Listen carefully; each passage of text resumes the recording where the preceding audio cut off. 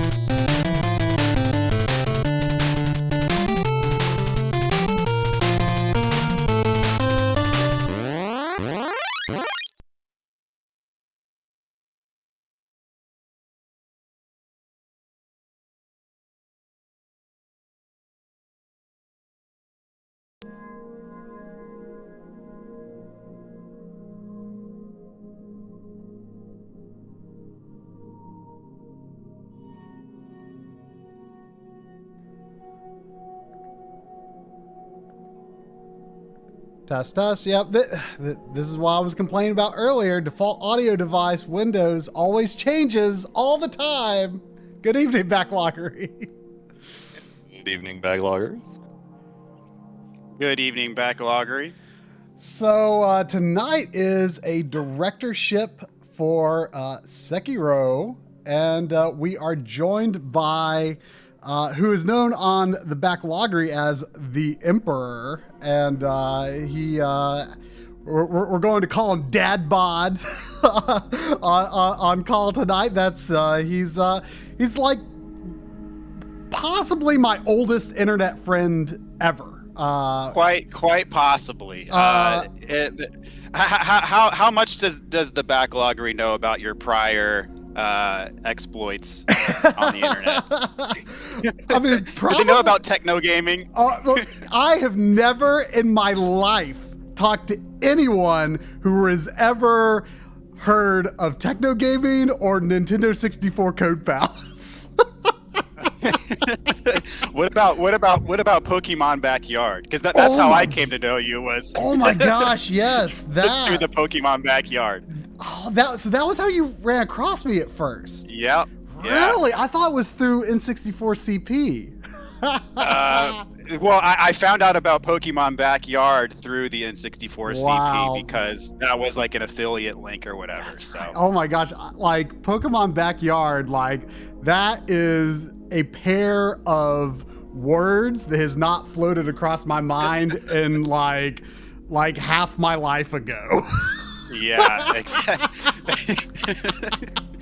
It's pretty crazy. You'll forever be the guy that taught me HTML when I was in 6th grade. So Which that dates it a bit. I'm sure Drum can attest. You had the worst teacher for doing anything. I don't think I knew you knew any HTML. I mean, I know how to ahref.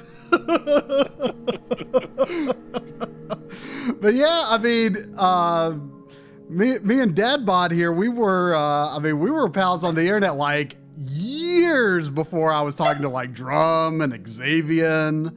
We were just talking on the yes, Sandy. We were just talking on before the stream started.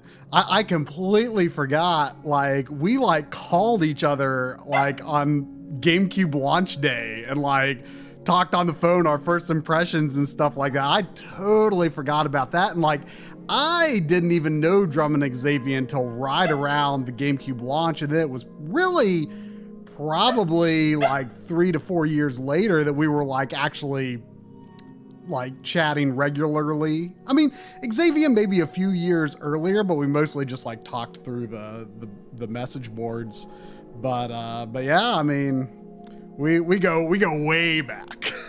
Yeah. I've been around on the Backloggery for quite some time myself. Probably almost since the beginning. I Pretty think. much since the beginning. I mean, I think like you're like 2 years younger than me. I think so. Something like that. Yeah, 2 or 3 years. So I think when you went to college was when like our messaging started drifting a little more and a little more and a little more infrequently, but.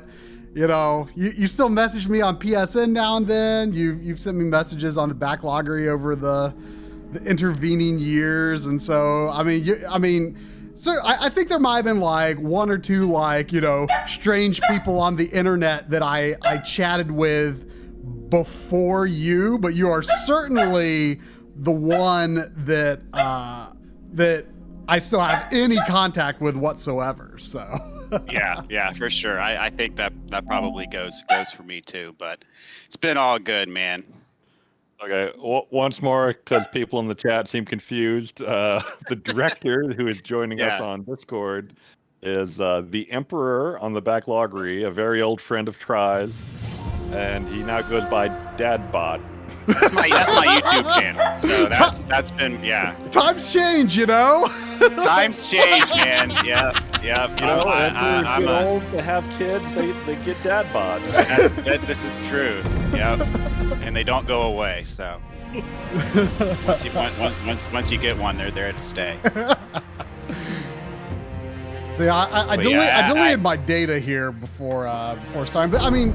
I know that you don't necessarily play games as frequently as you did back in our heyday, but it sounds like Final Fantasy, Resident Evil are still in your mainstays, and you've added to that the From Software Souls-likes. So, but this is the only one that I haven't played. It's a good one. It might punish you for a little bit, but once you get the hang of it, it'll be a lot of fun. It's probably of all of the Miyazaki games, it's my favorite combat system. So interesting. Yeah, I mean, I've heard nothing but good things. I remember people saying it was when it first came out, they kind of thought it was the hardest one. I think I was asking you about that, if that still seems to hold true, or if it just took a little while for people to adapt to how to play it. Yeah, I think it has the steepest learning curve, because especially if you're used to Souls combat, which is very slow and deliberate, it has to break you of your old habits first, because in this game you have to be constantly putting pressure on the bosses, otherwise they'll recover fully and you're basically starting from square one. So you have to be very aggressive. There's a component of it that is very highly timing based. So parts of it, like especially when you get to some of the bosses, might feel like kind of like a rhythm game almost. Oh no! Because like you really like there are certain points where you have to be pretty precise with your timing, that sort of thing. So it's very interesting. There's a lot of systems that you'll be familiar with, from the Souls games and whatnot. But then there's a lot to it that's kind of unique to this game, which is how it's designed. So there's some old familiar stuff and also a lot of new stuff. Oh yes, we'll fix this. But it was Game of the Year in 2019, and I would say rightfully so. It's a very, very well-made game. Yeah, I mean it's crazy that like the next From Software Miyazaki game is like seemingly not super far away, and I still had one to catch up on. So finally going to correct this error. Well, I hope you enjoy it.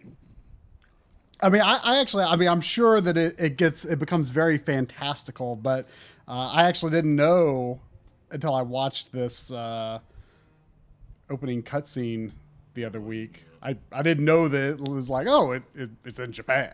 Like it's yes, it does take place in Japan. It's like a realistic fiction kind of thing, you could call it, a historical fiction thing, you could kind of call it. Because after playing this, like it centers around the Ashina dynasty, and I went back and like read some stuff that there actually was in history an Ashina dynasty and this sort of thing. It was kind of weird, but it's completely made up. But The story is. It's realistic in the giant enemy crab kind of way. yes. Dadbot, I don't know if you're familiar with Cookie for Your Thoughts, but the chat is giving you one right off the bat here. Okay. What? Let me see. Let me read the chat here. Is it just in the chat? Well, when you get one of those, you go to your backlog and you open up a fortune cookie of all of your games, and you have to talk about the game it gives you. Oh, okay. Let me log in real quick. So it'll show up on my page in the Backloggery. Right. Well, there's what do you go to? My games, and then you go down to fortune, or my Backloggery and go down to fortune cookie. Yeah. Okay. Give me just a sec here. And then you select all systems and all statuses, and then open the cookie.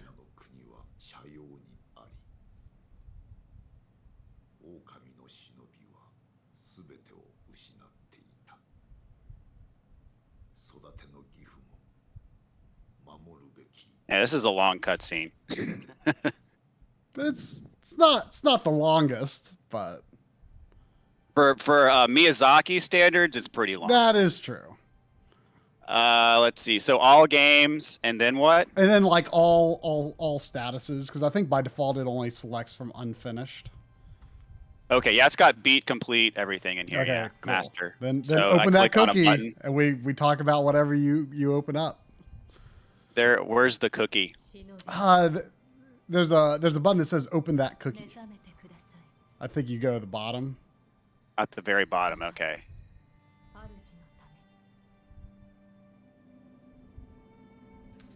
I'm not seeing it. Where's the button, Drum? Should be at the bottom right. Let me open my page up here. It's kind of like middle under the status, actually. If you got a lot of systems, it might be higher up on the page. The bad button placement. I don't know what this person was thinking making this page.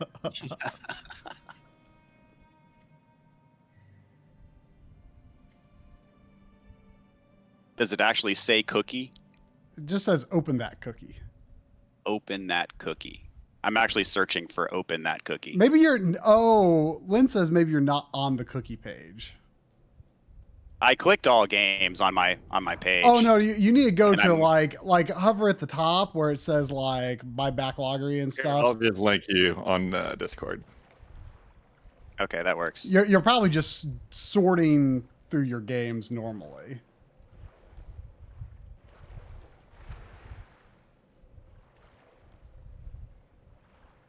Okay, the Emperor's Cookie of Fortune. Ah, yes. Okay, so I'll make sure everything is checked here. Open that cookie. Okay, here we go. Metal Gear Solid 2: Sons of Liberty. Ah. How do you feel about that one? How do I feel about that one? I know that game is a bit controversial in how it kind of blindsided people with the twist at the beginning.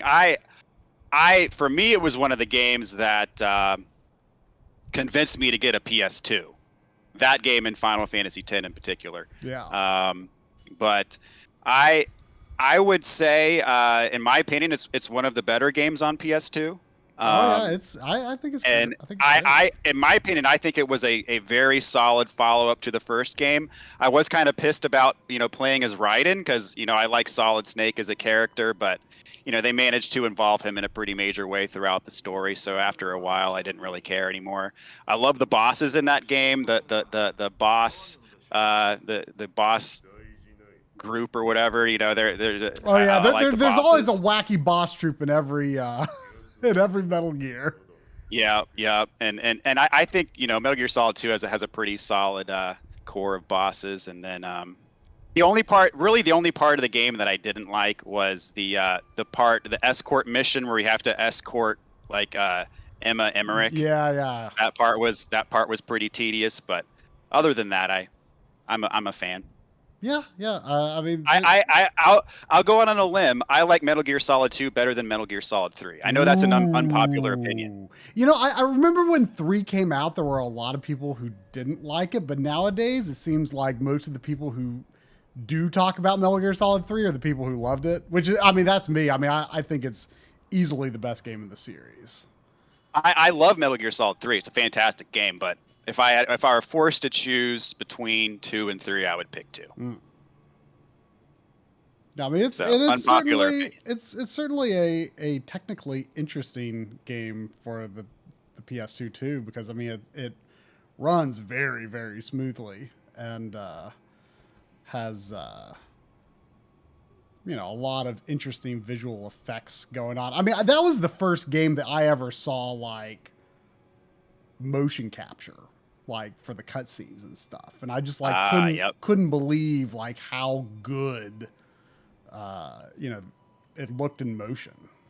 Yep. And going back to you know, the blast from the past, I remember you got a PS2 before I did. Okay. And I remember you were talking about this game, you know, because you had gotten it and I didn't have it yet, and you were saying it looks better than Final Fantasy X. And I couldn't believe that, because, you know, I was like, Final Fantasy is the gold standard for visuals in any game, you know.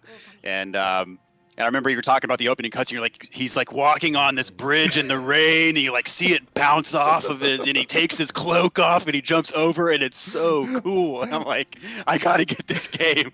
When Corey and I were shooting some stuff in New York City a few years ago, like I had never really been in New York City before, and like every single bridge that we pass, I'm like, is that the bridge Solid Snake jumped off of? No. Is that the bridge Solid Snake jumped off of? No. That's the only thing I know about bridges in New York City. Solid Snake jumped off of one of them. That's all I know. Yeah, I mean, I think it's funny that the game divides out like its segments between the plant and the tanker, because the tanker takes like 20 minutes, and the plant is like 90% of the game.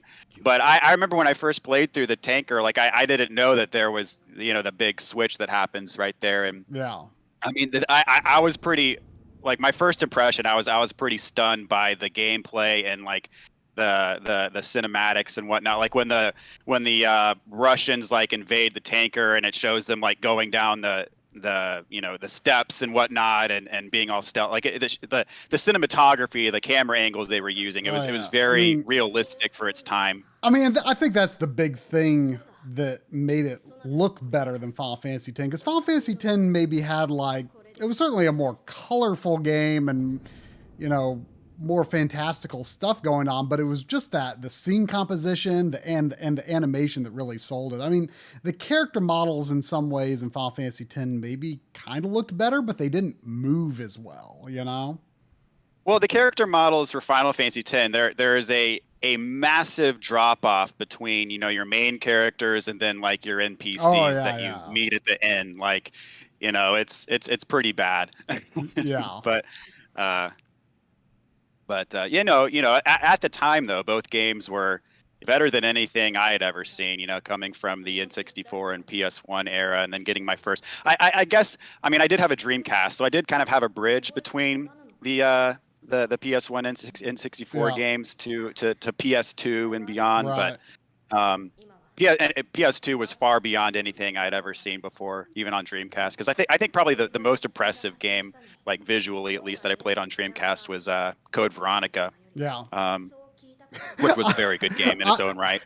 I remember you had me so scared about Code Veronica, because you were like, if you ever use a gun before the airplane, like, you will not have enough ammo to finish the game. I remember that because, you know, on the Dreamcast, the game was split into 2 discs, and the end of the first disc was when you fight Tyrant and the airplane that you take off to go to Antarctica or whatever, to go to Umbrella's like secret base. And I was fighting Tyrant at the end of disc 1 on my first ever playthrough, and I did not have enough ammo to beat him. And so I had to restart my game and be much more conservative the next way through. And I had bought the guide for it, and the guy's like, you should, you know, on the easier zombies, use the knife more and that kind of stuff. Because I remember in, you know, earlier Resident Evil games, the knife is worthless. But in Code Veronica, the knife is actually surprisingly powerful. So it was, you know, a viable way to go about the earlier parts of the game. And then doing that, I then got back to Tyrant and was able. I had more than enough ammo. Yeah, because I remember when I got the game on GameCube, and I remembered your words like, oh, never use anything but the knife until like you're so far into the game, and I was just like, is this really necessary? I can't do this. And I was fine. I was fine using guns. Well, I had gotten burned, and I had learned from that lesson. But that's literally the only game that I use the knife outside of like Resident Evil 4 or Resident Evil 8, where you use the knife to break open boxes and stuff. But yeah, that's the only time I use the knife to kill people or to kill zombies. But I mean, saying the knife but is really good in Code Sephi, yeah, Veronica? validating the point that the knife is legit in Code Veronica. So. I had no idea. I just never used the knife in classic. You can go to town with a knife on Code Veronica, and you can kill you can't kill like hunters with a knife, but I mean basically any zombie you can kill with a knife. Yeah, I mean, I kind of appreciate how like Resident Evil 4 and onwards kind of made the knife more of a supplementary weapon, where it's like, oh, you can like slice enemies with a knife after they've fallen down or something like that, rather than, thinking of it as like your last resort if you don't have ammo. Right, and I will say, Resident Evil 2 is the remake of Resident Evil 2 is a near perfect game as far as I'm concerned. But one thing that drove me crazy about it was the knife durability that they had. I hated the knife durability. No, see, that's what made it so interesting, I think, because you like had to make the choice of like, oh, is this, like I really got to get out of here. Is this knife worth like going back into this room and like pulling it out of this zombie's corpse because there's other zombies in there and it was almost broken anyway. Like taking the whole like, I mean, I kind of thought of it as a throwback to like the GameCube remake of 1, where you had like the counter weapons that was really all you could do with them, was just do a counterattack with them, and then you consumed it, it was gone. But this was kind of like a mixture of like, you can use it, but it's also a counterattack weapon. Then when they took that out of the 3 remake, like that just kind of felt like a step back to me. I was just a missing game element that I thought worked really well in 2. But a lot, I mean, I get it though. A lot of people think that, durability, having durability on weapons in games always equals bad. Well, I have to say, I mean, changing the subject a little bit here, Breath of the Wild, the weapons durability took me a long time to get the hang of it. It really was it annoyed me for a long time. But then eventually, once I began to appreciate it, I understood, why they had to put that in the game the way that it was. And I don't feel like I truly appreciated the weapons durability in Breath of the Wild until I did the Trial of the Sword. I don't know if you guys have done the Trial of the Sword, but that in my opinion might even be the best part of the game. I don't know if you guys have done it, but is that the DLC? That's the DLC. The first DLC that was released is the Trial of the Sword. Yeah, I've unfortunately not done any of the DLC. Yeah, me neither. The second DLC, it was all right. It was good, but not great. But the Trial of the Sword DLC, which I actually was less excited about when it was announced. When I actually played it, it was a pretty thrilling experience. It puts your skills to the test for sure, and it's a very intense experience, especially when you get to kind of the later levels. But once it was the first time in a long time that I feel like I really accomplished something difficult in a game, because it is not easy. But when you get through it, it feels very rewarding. Yeah, I really like weapon durability when it's done right. It can definitely be done wrong. But I loved it in Breath of the Wild, and I loved it. I think I'm remembering this right. In Resident Evil 2 remake, you could like stick a knife in a zombie and like it would be there, and you have to kill the zombie to get it back. Right. That's what we were talking about earlier. That was really good. I'm not sure if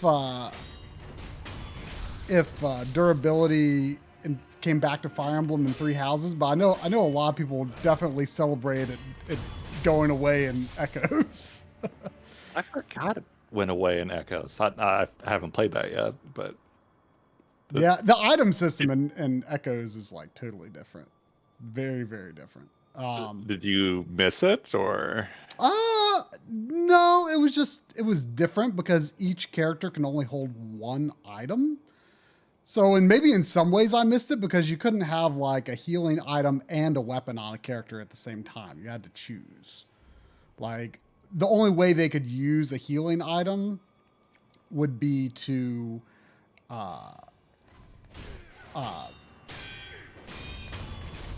only way you could use a healing item would be to go next to the main character, whoever the main character was at that point in the game.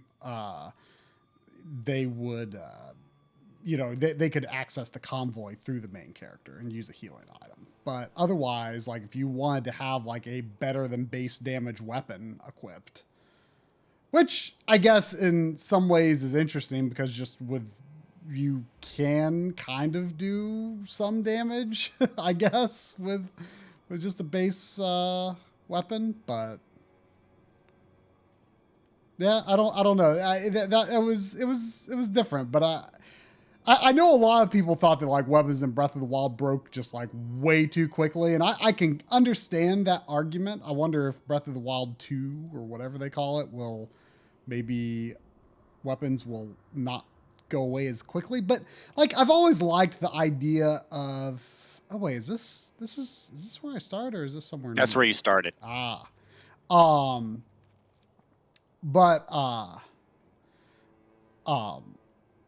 I like the idea of, I mean, it definitely kind of makes a survival element to it to have to kind of be like, okay, like what do I take with me? What do I leave behind?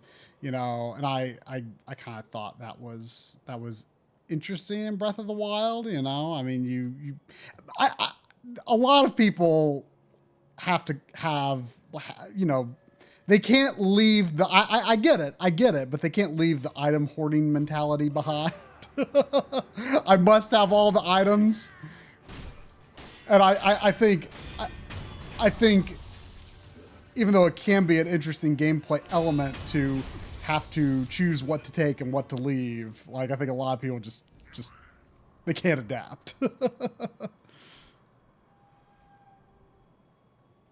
Yeah, that was one thing when I played Resident Evil 8 that kind of surprised me was, the inventory system doesn't make you backtrack as much. Like you don't have to make those kind of decisions as often as you did. I missed it because it's very much a Resident Evil 4 style system, which I think people probably liked, but I missed having to make those choices of, okay, what do I take with me? I missed having the item box and stuff like that.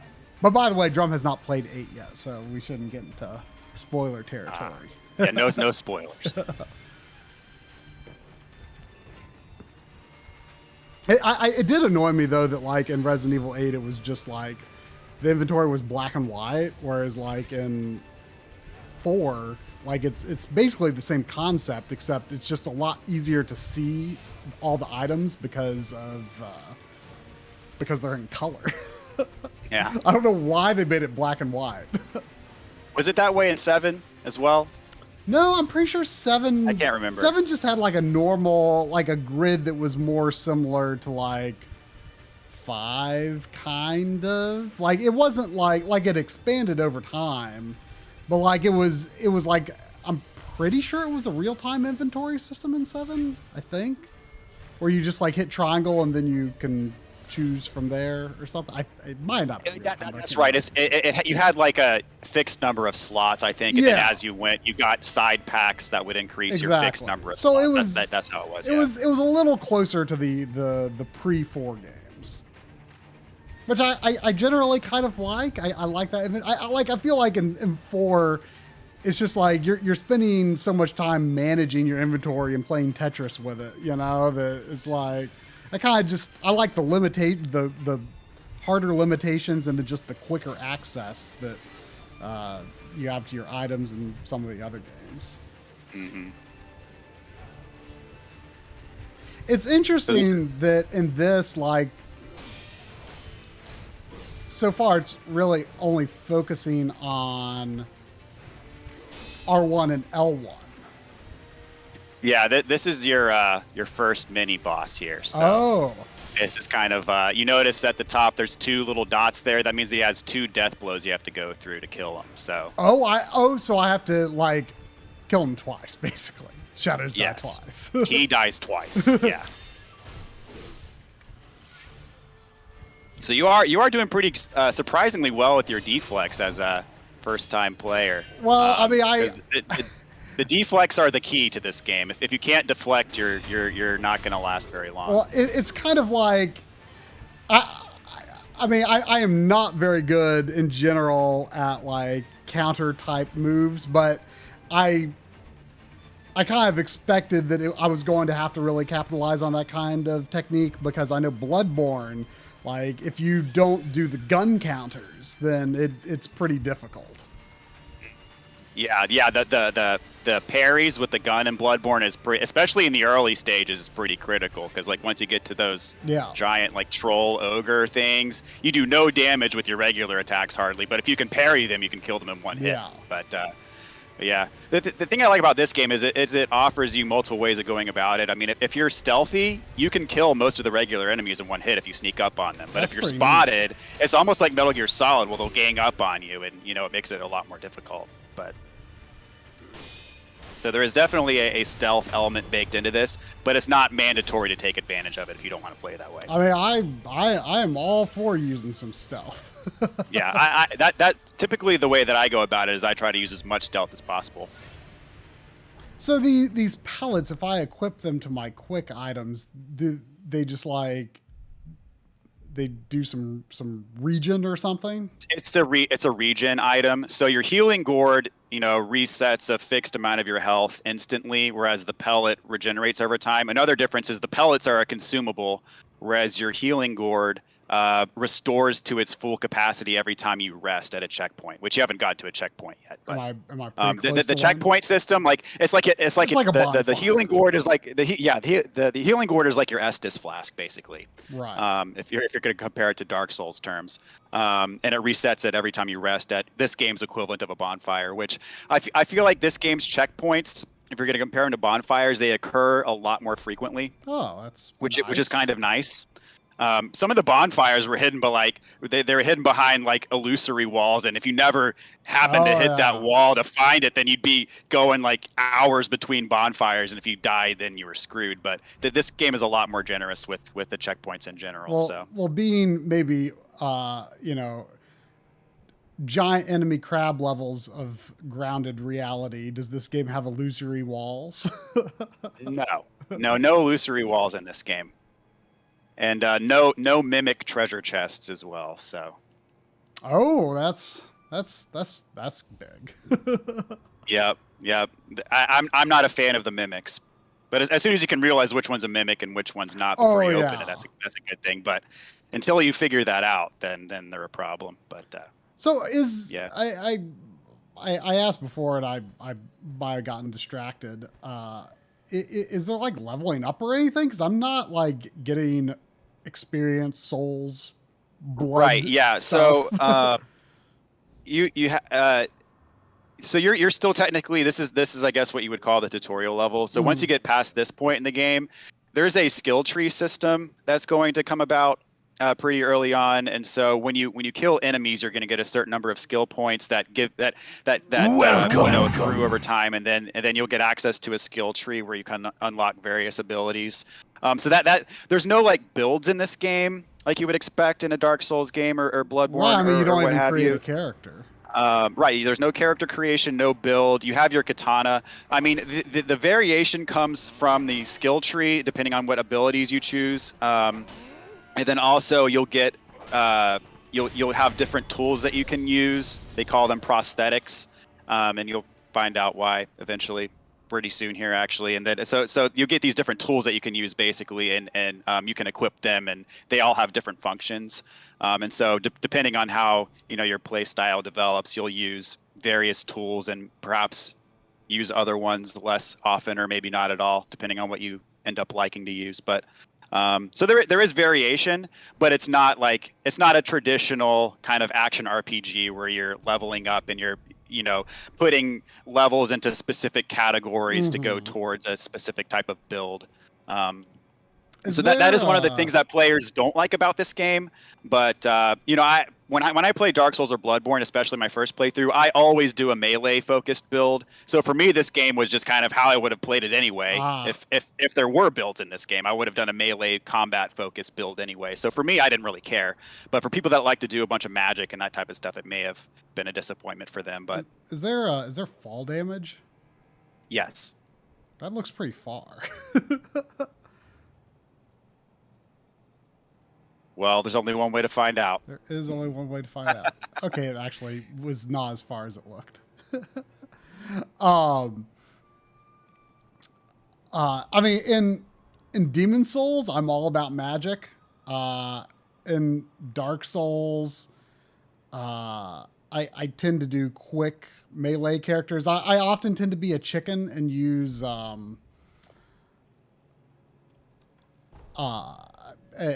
like lances so that I can like hold my shield up while stabbing. Yeah. You have no shield in this game, so you're a bit more exposed. I mean, you have the deflect, which if you hold the deflect button, you negate all damage done to you for the most part. The problem is that you take posture damage if you're just holding up the block button. And so eventually they'll break your posture. And a lot of the bosses, once they break your posture, they can almost one-shot you. But I see. That's something you have to. Oh, it looks like one of the people that's very, very active on my channel, Brock, has joined the chat. So welcome. I put a link to this stream on my YouTube channel, hoping some people might come join in on the fun. So my channel is very, very Souls focused, I guess you could say. So I have a lot of Dark Souls and Bloodborne, Sekiro type stuff, but. Yeah, I saw when I took a look. I saw you had a lot of Final Fantasy VII stuff on there too. Yeah, I did play through Final Fantasy VII and then the Yuffie DLC as well, which I really enjoyed the Yuffie DLC. Yeah, so it was a lot of fun. I still have not gotten around to getting Yuffie yet. I end up getting sidetracked by playing through Ratchet and Clank a second time to complete it and get the platinum trophy. I have no idea. Platinum for it. Are you back to your old ways of playing games to completion? I don't know where that came from. I mean, well, for one, it was like the game does a very good job of like spelling out like how much stuff like there was to collect in each area, and it was like not that hard to collect all the stuff. And by the time I was ready to beat the game, I only had like 5 or so trophies left, and I was like, well, I may as well do this. Right? Yeah. So yeah. it was a really easy platinum. So I just I started a new game to just like because I had to level up one of the weapons to get one of the trophies, and like it was just going so fast. I'm like, well, I'm just going to play through this. Finish this on the highest difficulty and be done with it. I'm just going to do it. You go. So me and my son, my oldest son, we started playing Astro's Playroom a couple weeks ago. We got the platinum on that one. That was a pretty easy. Yeah, platinum. I mean that was a lot of fun. I actually enjoyed Astro's. I didn't know what to think going into it, but it ended up being a lot of fun. Oh, it's so good. I love. I love. I'm probably not really meant to win this fight. This I would compare to fighting Lavos at the beginning of Chrono Trigger.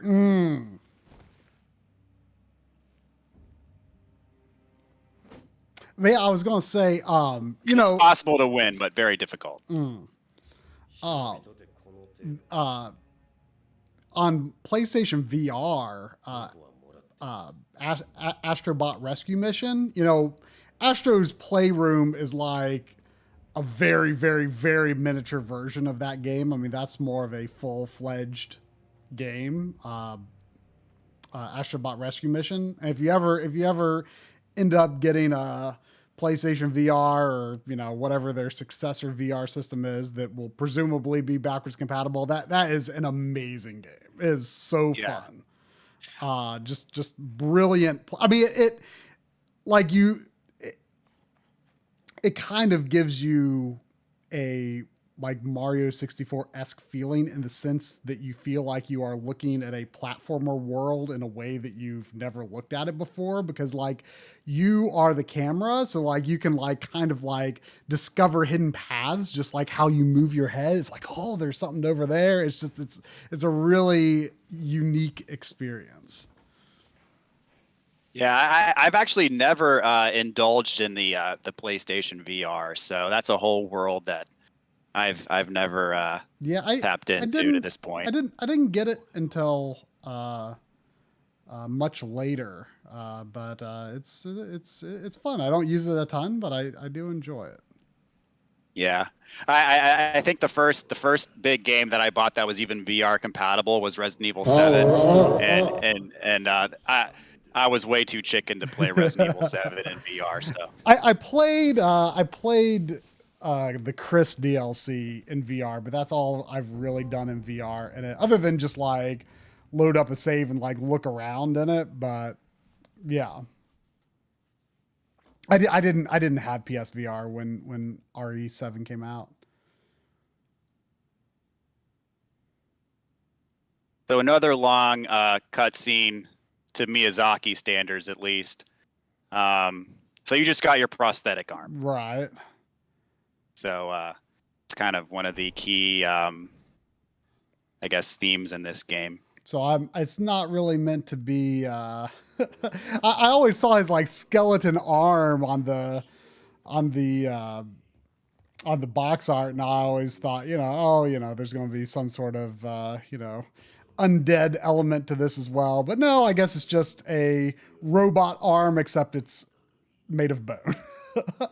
Basically, yeah. And the funny thing is even if you do beat that boss that you just lost to, which everyone does, even if you do manage to beat him, he still cuts your arm off. So okay. There's no way to get around that. Yeah. Is there any reward for beating him? A slightly different cutscene, but that is it. And the satisfaction of knowing that you beat him when you're not supposed to. But no trophy or anything? No trophy, no. Wow. Nothing. Yeah. So. Oh, so this is watching what other players did? No, what that is, you'll get an item eventually, and then you can use that item at that statue, and then it takes you to a different area. Oh, okay. So, but I mean, does it have like the, soft multiplayer elements that the other games have? So originally, no, it had zero multiplayer elements to begin with. But then they added a DLC. Gosh, it must have been like last October, something like that. And then they added where you can leave notes, like you see a note. And so, that has been added, but there's no PvP. There's no invading anyone else's game. There's no, co-op being summoned to help with the boss or anything like that. It is very much a single player type game. But yeah, those notes are left by other people. Yeah, that's the only element of multiplayer. That's gonna be a new experience for me, because like my you take advantage of, you do multiplayer. Oh, my modus operandi, or however you pronounce it, is like leave my soul sign down in front of a boss door, get summoned, practice the boss a bunch of times, and then when I'm revived, then I summon my own team. Yeah, I mean, having even just two players, even if the second player doesn't know hardly what they're doing, just dividing the boss's attention completely changes everything, Absolutely. Yeah. The aggro is a big factor. If someone else distracts them even for just a little bit. Yeah. So it's, I'm going to have to toughen up for this one. it is. Yeah, it is an adjustment, especially if you're used to taking on the bosses with friends or, random. Yeah. I always do it. I mean, I might have played through Demon's Souls one time, kind of, sort of going concurrent with a friend, but otherwise, it's been totally random. But I really love that kind of multiplayer, because it's it's completely non-social. There's no, everyone's there just to do the job, and Yeah, there's not even an option for chat. Oh, I love it. I love it. It completely removes all expectations of. If anything, you can do like an emote. You can bow or wave to whoever your companion is, but no vocal interaction, which is some people would think that's kind of weird, but it's down to, as you said, it's kind of down to business. It's multiplayer for us old folks, right? Mm-hmm. Yep. But yeah, I did especially with the Demon Souls remake. I did quite a bit of multiplayer with that and had a lot of fun with it. So why did he draw his sword?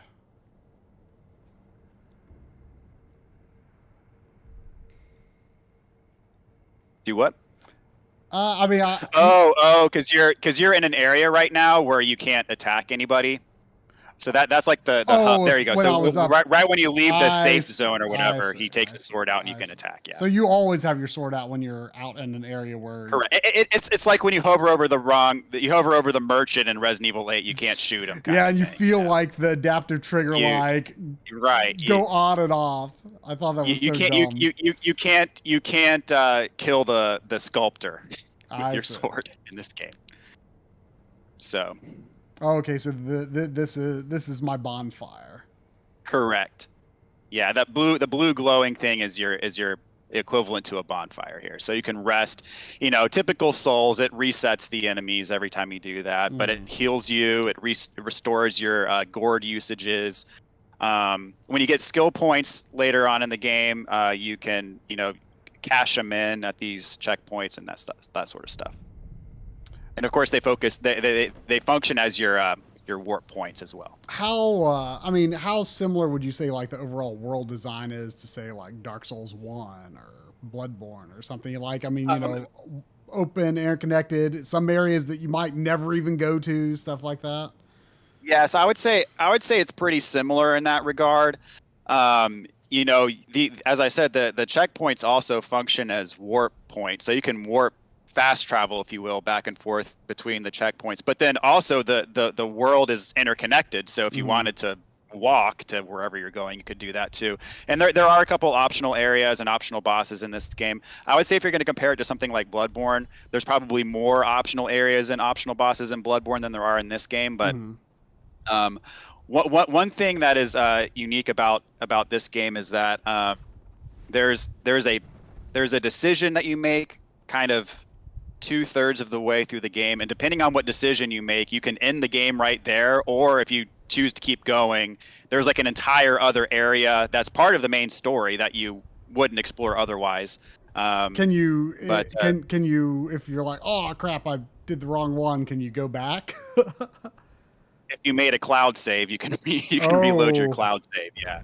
Because that's the way these games work. It's kind of weird where like you can't create backup saves in this game. That's always kind of annoyed me because like in the Souls games, for instance, I finished them all, but like if I wanted to like go back and record footage, it's always like at the beginning of a new game plus. Like I can't just like go somewhere else in the world to just record something.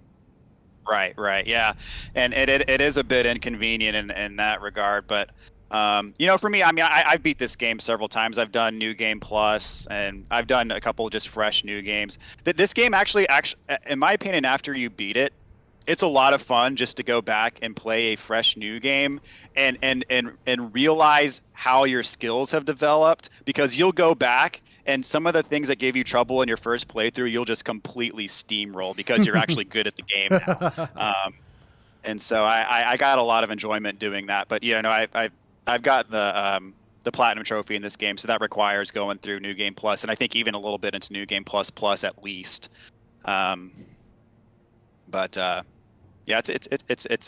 It's a lot of fun, and I get it. I get why people kind of gripe about it. There's a little bit of controversy around. I remember reading a bit of controversy around this game in particular because there are no difficulty settings, and so people say that that's kind of a no-no because it makes it less accessible and that sort of thing. But You know, I do understand why they. I mean, he's you know he's trying to curate a very specific experience, Right.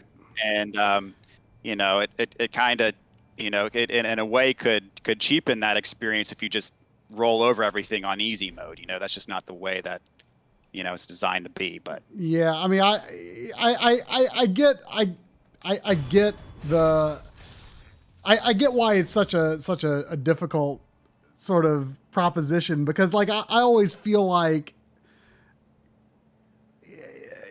I do feel like it's good for the game designer to be able to like really balance the game. Like, and I feel like when you have like 50 different, I mean, no game has 50, but you know, a bunch of different difficulty levels, I kind of wonder like how like really curated is any one of those difficulty levels. You know, I mean, it's right. But I also appreciate difficulty levels are nice too. But it's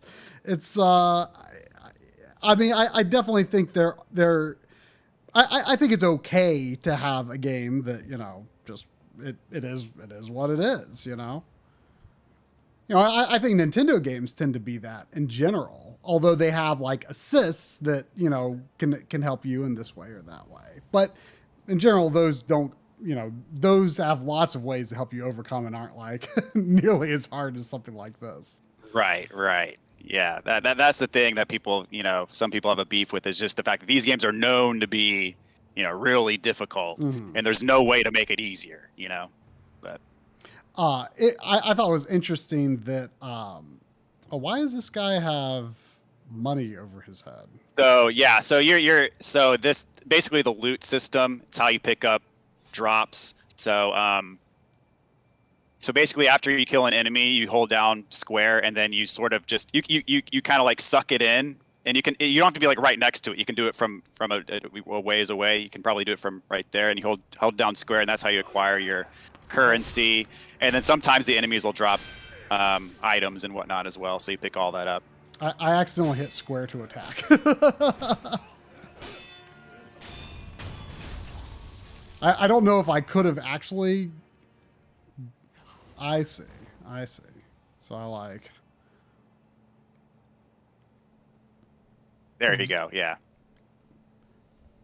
But could I, if I had hit the right button, could I have just like gotten that guy from the wall as he approached? If you maintain stealth, yeah. If he doesn't realize that you're there, you can, like, for example, you can be hanging from a ledge. Could I have done it without leaving the wall? I think so, yeah.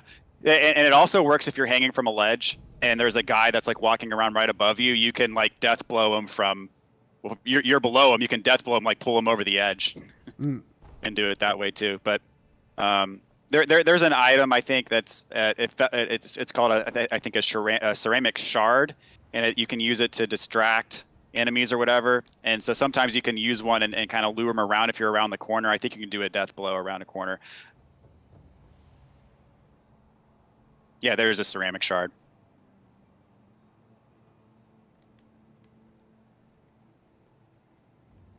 But one thing that I like about this game that's kind of unique to it as well is the grappling system. So it gives you kind of like a vertical element of exploration as well. And so it gives you a lot of flexibility with how you decide to go about an area, and gives you a lot of opportunities to kind of see enemies that are ahead and how you might like to approach a situation, as opposed to just kind of going in guns blazing. So another thing is you can do a death blow from above. So if you see an enemy below you, you can jump down and death blow them. Such as what I you know, I had this problem when I played the oh, this guy like totally did not see that somehow. I had this problem when I played the new God of War game, which put attack on the shoulder buttons. And like I kept feeling like, man, the face buttons would feel way better. And then I was like halfway through the game when I discovered, oh, there is an option to put them on square and triangle instead.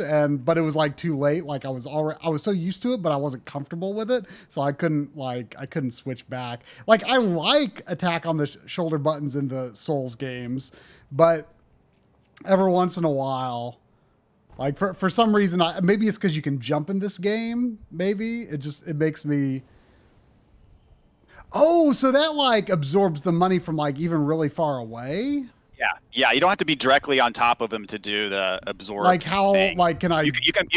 You can be running along, killing people, and then you can just keep running, and you can absorb them kind of like on the move. You don't have to be right there on top of them. How you far away can you yep. be? Well, you pull them over from that guy all the way over there. So I mean, you don't have to be right on top of them, but you can't be too far away either. But it gives you it's pretty reasonable with what it lets you get away with. You'll eventually just get in the habit of holding down square whenever you kill something, and it becomes pretty intuitive.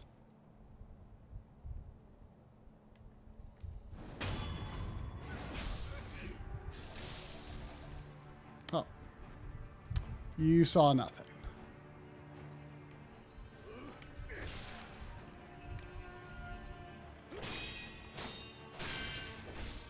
There you go.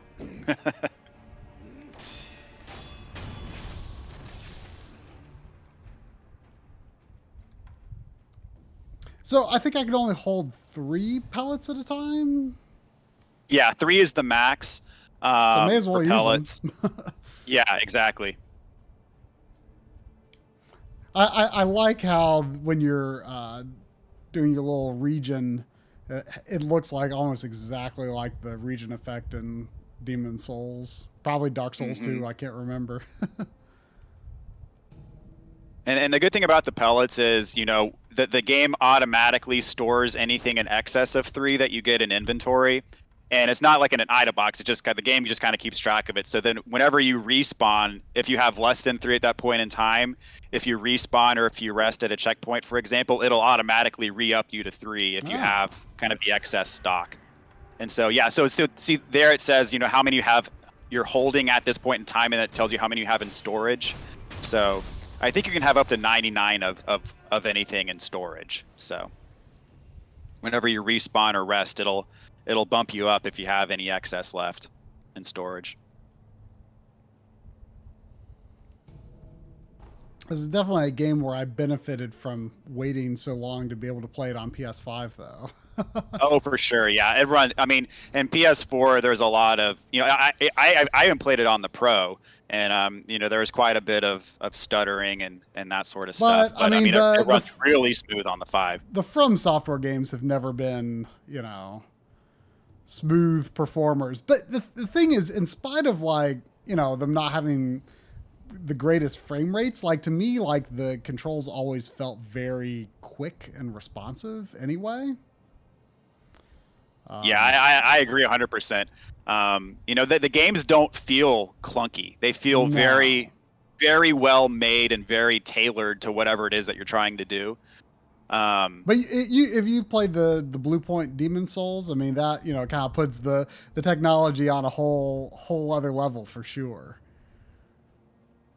Oh yeah, that was a pretty much a perfectly. I mean, people debate on because Blue Point, when they remake a game, they remake the game warts and all. They don't add their own spin on anything other than kind of updating the performance and in some cases in Demon Souls, for example, or Shadow of the Colossus, if you played that one on PS4, they completely remade it updated the graphics as well.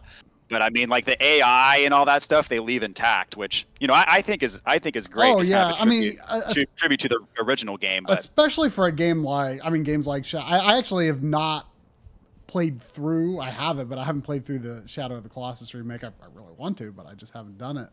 But for games like that and Demon Souls, the way the enemies behave, is so carefully crafted. You cannot, they are not in a position, I would say, to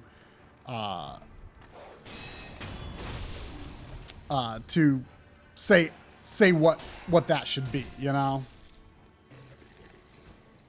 Right, yeah, for sure. And I know there are some bosses in the Demon Souls remake, that are or in the original Demon Souls that are kind of infamous for the AI being, pretty terrible.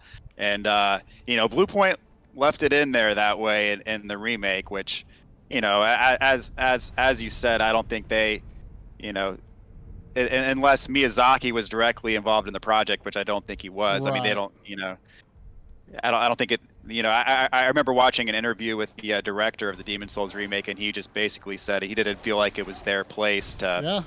to make the creative decisions on, you know, how Oh, how that's. enemies I, act and react and I just whatnot. realized that's why there's wolves. I'm like, where were these Yeah, wolves hiding? I'm like, oh, I you just rested. respawned them. Yeah. I mean, the thing I like about these games though is really just how, you know, how it, it extremely intentional the enemy placement and everything is. Like there's just so little like it where they're not where you know, it's not like, oh well, let's just throw a bunch of these enemies in there and, you know, have you fight a bunch of monsters. And it's like this enemy is there for a reason, and there's a flow to the level that, you know, takes place in between. And, you know, it's very much like, you know, the best 3D or 2D platformers, you know, from 8 and 16-bit in that way. You know, that's you know, it's kind of like, you know, what Castlevania could be, you know, in 3D, if, you know, they made a Castlevania of this caliber in 3D. Yeah, the closest thing to that you might get is one of the optional levels in Bloodborne. That's like Yeah. it's Canehurst Castle. That's one of my favorite areas of the whole game, and it's a shame that, you know, it's optional. But yeah, that has kind of a Castlevania feel to it. Yeah, I think So yeah, you just picked up a prosthetic tool. So can I change it? So when you get a prosthetic tool, you have to warp back to kind of your hub area where the sculptor is, and then he fits them into your arm. So then do I like have to switch between them or something like that? Or do I, Yes. So I forget how many there are, but there's several, and you can equip up to 3 at a time. Oh, okay. And so you have to choose which 3 you equip, and then those 3 that you have equipped, you can cycle through them depending on what you want to use and when. Maybe I should go do that. Yeah. Wouldn't be a bad idea. And one thing that's kind of unique to this game when comparing it to the other, you know, Souls series games is that there's a true pause. Whenever you pull up the menu, your game is actually paused. Yeah, I did notice that. That is, I guess that is a one advantage to not being online. Yeah, for sure. But that might be the only advantage.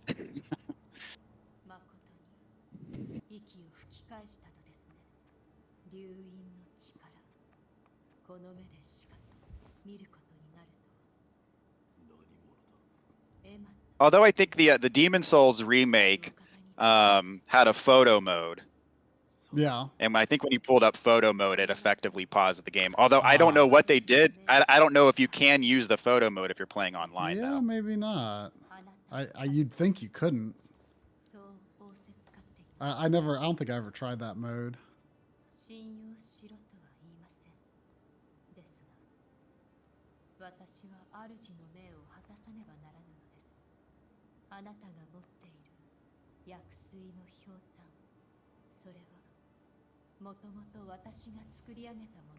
Well, give me another gourd then.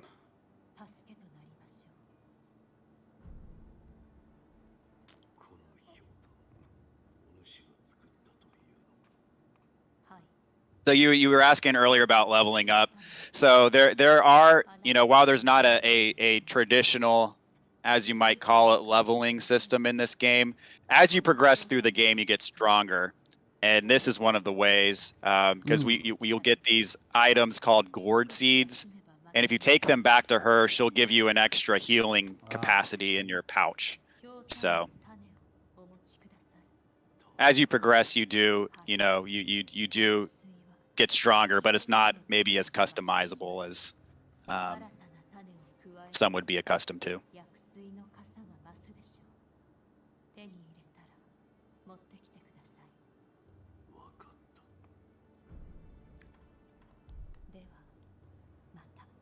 So do a few NPCs start to gather in this area over the course of the game, kind of like the Nexus or whatever?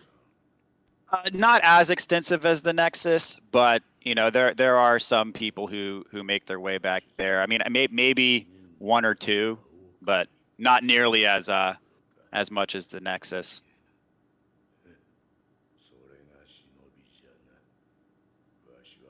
I think eventually you get like a merchant that pops back in there.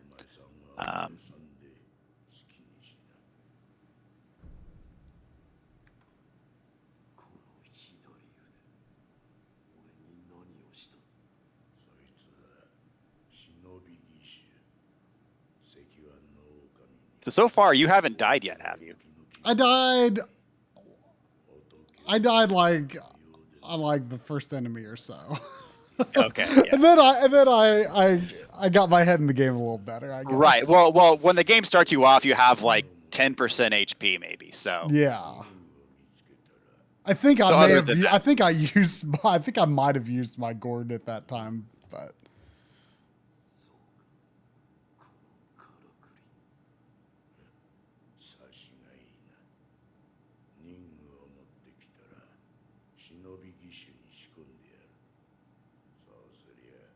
yeah, just jam them tools into the prosthetic. Yep, they all fit somehow.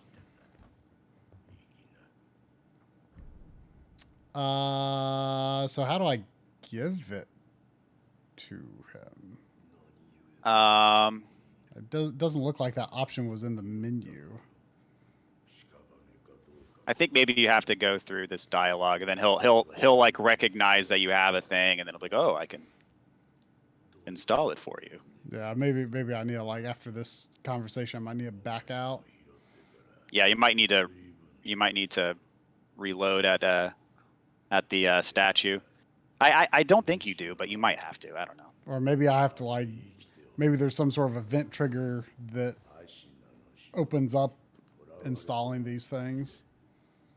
No, I'm pretty sure once you pick it up, it's available to be put in.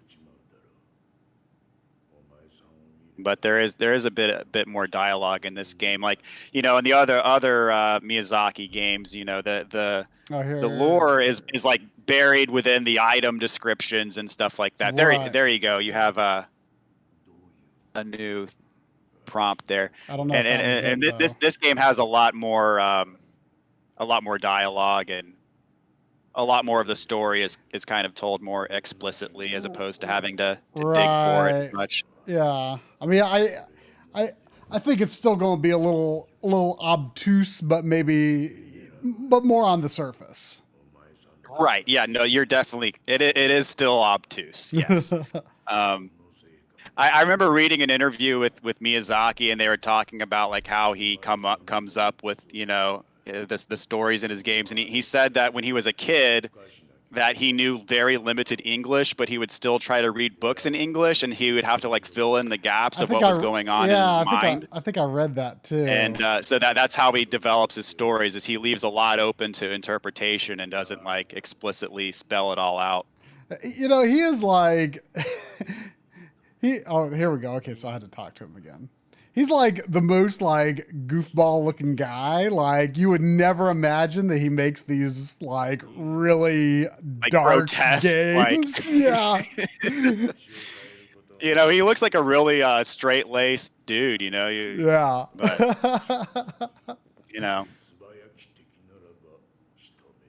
But it was interesting because I was reading about him one day, and apparently before he started making games, he was like an account executive for Oracle in Japan.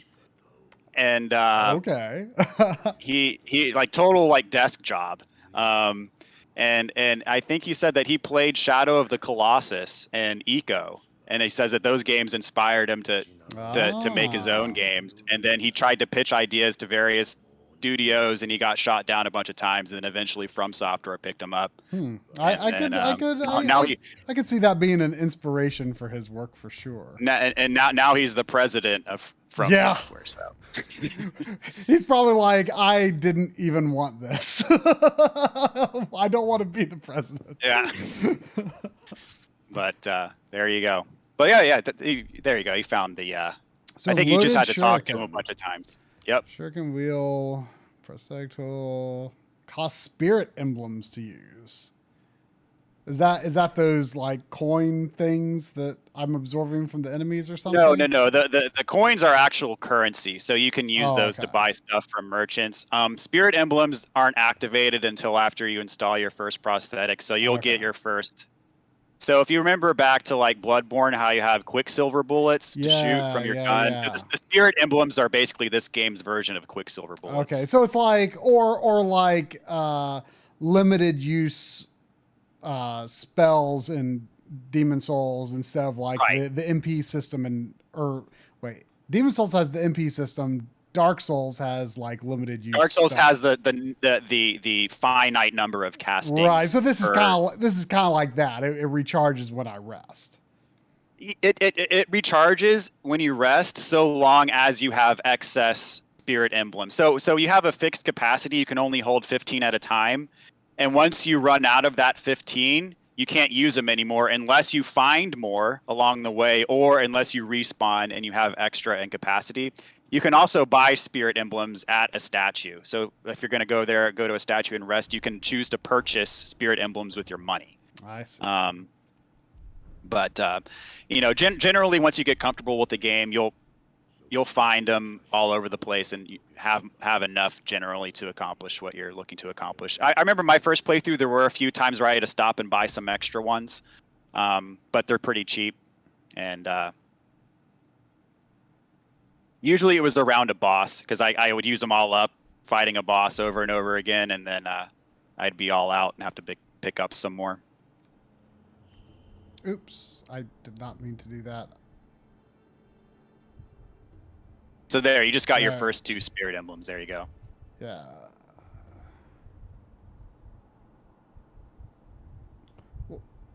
What button did it say changes which prosthetic I'm using?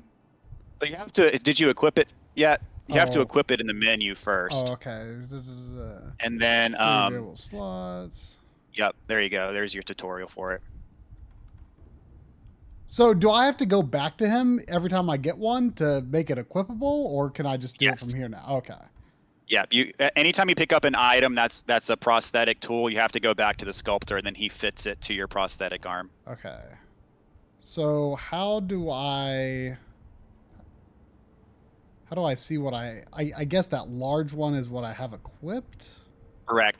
And then there's a button if you have multiple, you can have up to 3 equipped at the same time, which right now you only have 1. But when you have 3, there's a button that cycles through them. There's a way you can check the button mapping. Yeah, That's actually one of the buttons that I changed. So currently, triangle is cycle through your prosthetic tool, and you have the up button to use your items. I flip the 2. I always want triangle to use my items, and I want up to cycle my prosthetic, because I want to be able to move while I'm using an item. And if it's equipped to up, you can't really do that. So yeah, I think I'll leave it on default. That is the one thing that I changed.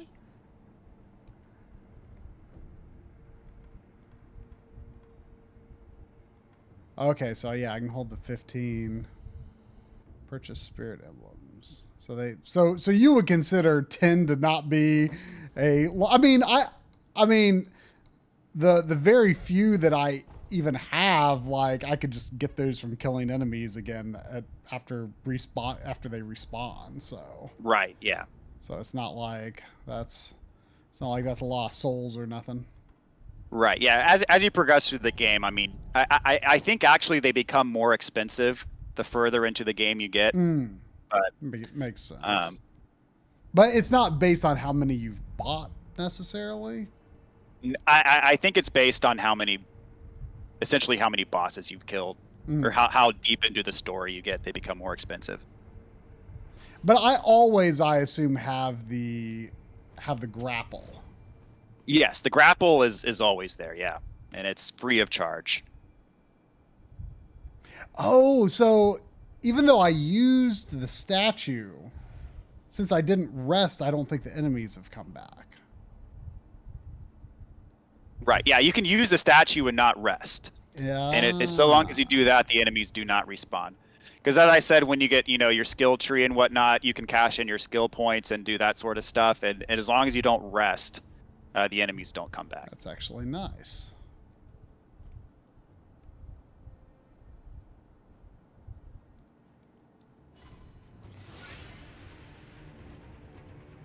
Perilous attacks. That sounds bad.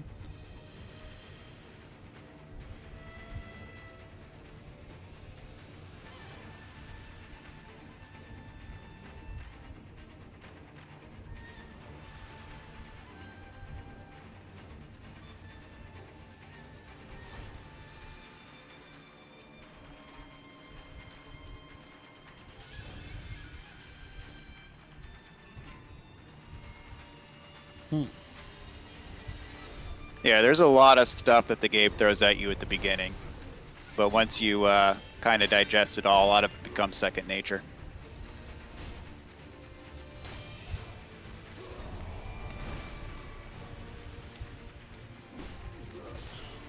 Oh, I just realized that's kind of a mid-boss.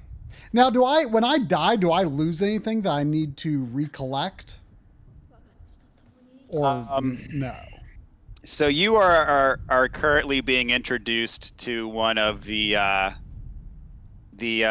core mechanics of this game. Oh, I have a choice. So, right. So you can take the death or resurrect. I very rarely, if ever, just take the death. If I have the ability to resurrect, I pretty much always resurrect. And so you'll come back, and it'll be as if nothing ever happened. Why did I have that choice?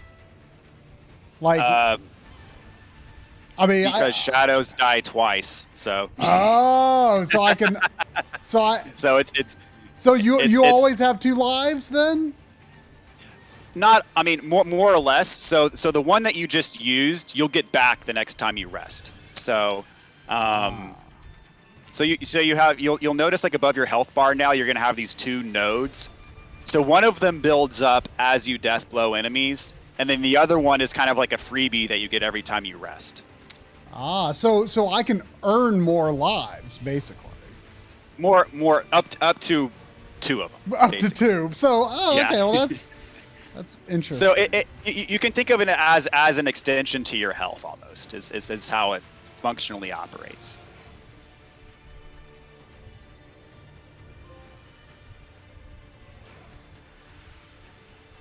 Okay, let's explain it now. There you go. You just got a trophy.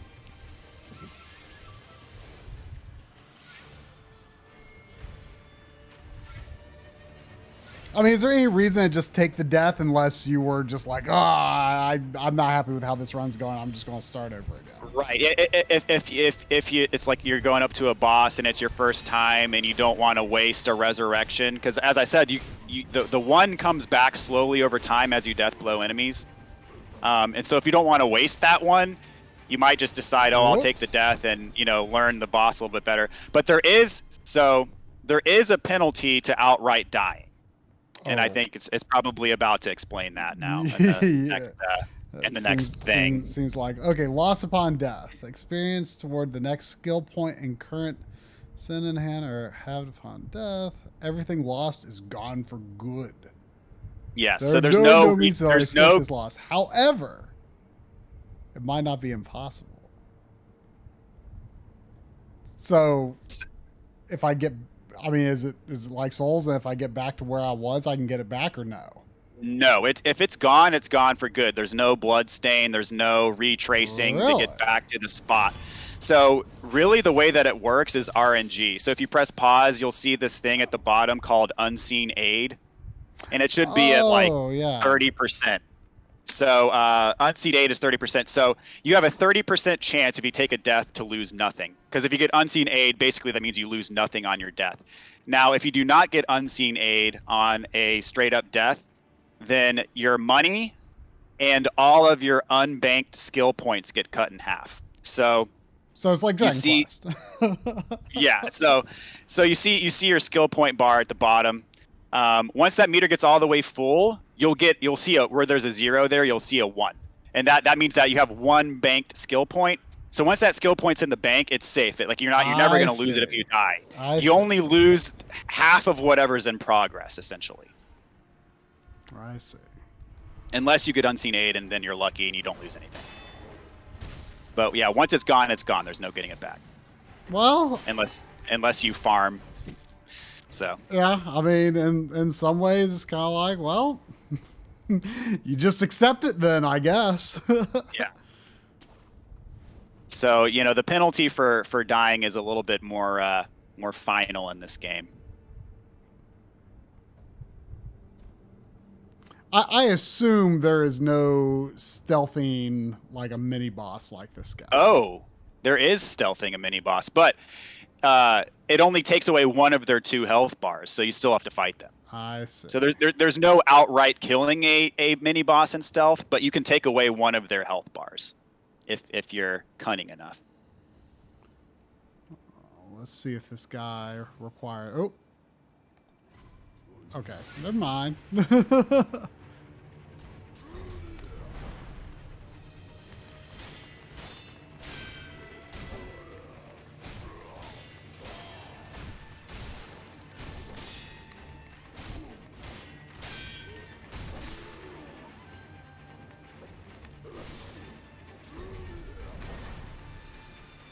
Is there a different symbol for like whether you should jump, roll away, etc.? I think so, but I've never been able to tell.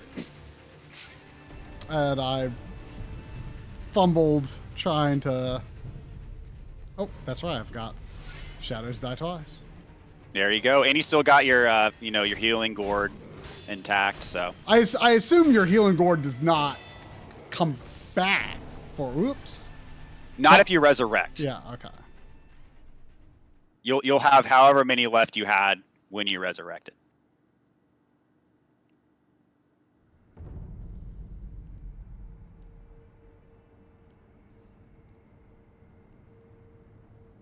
But actually, that second attempt there was pretty impressive. You got a couple good deflects off in that one. So this is the first, I think, truly what I would call, difficult test. Yeah. I guess you could say. Yeah, he seems a bit tougher. I keep wanting to look out there. I'm like, okay, where are my souls? Yeah. I miss them. So in that regard, there's a little bit less anxiety in this game because, like, other than the anxiety when you die, but and you lose your stuff immediately, but you deal with it all at once. You don't have to deal with the tension of like, can I make it back there or not? Yeah. I mean, but that's what I've always thought is so fair about the Souls games, though, is they never ask you to do better than the furthest you've been, Yeah, that's true.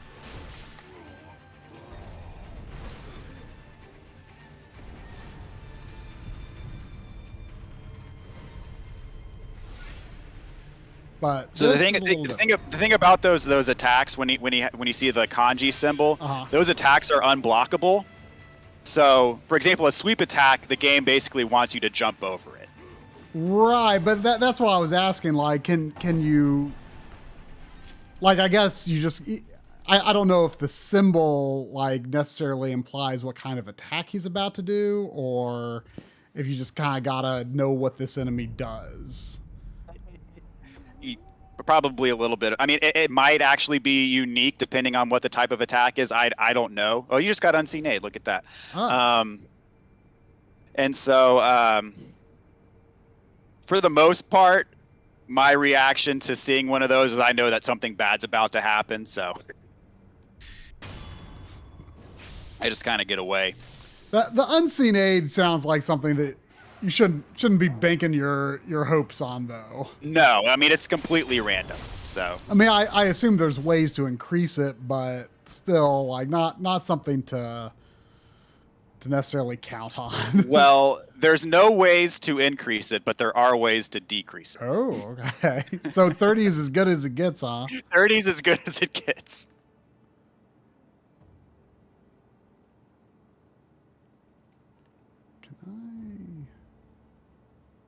Yeah, Dog Dragon. He said dealing with this guy's danger attacks is primarily a game of reactions. That's kind of what I said earlier. This is parts of this game feel almost kind of like a rhythm game.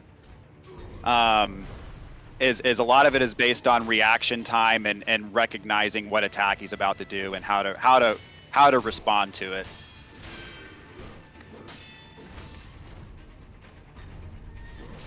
Oh, okay. So that was a grab. Yep.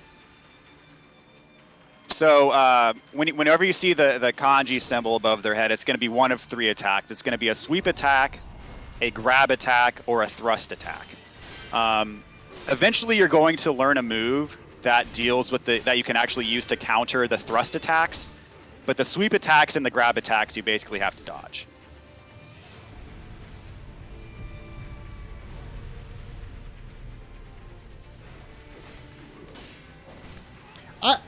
I can kind of understand now why you put item use on triangle, because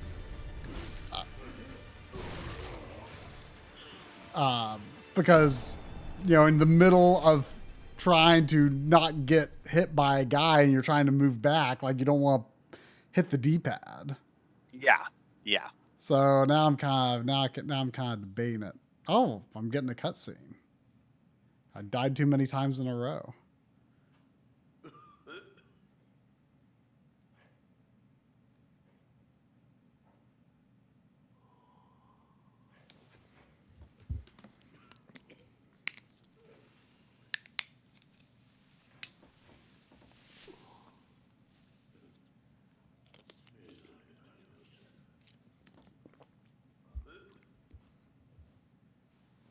This feels like that first scene. Yeah. So have you heard of Dragon Rot? Dragon Rot? Yeah. Well, it looks like I got Rot Essence Sculptor. Right. So that's what just happened was you're being introduced to the Dragon Rot mechanic of this game, which is not as big of a deal as you might think it would be at first, but it does have some implications.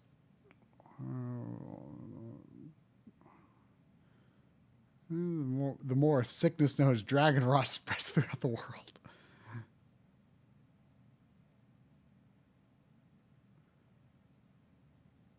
Oh.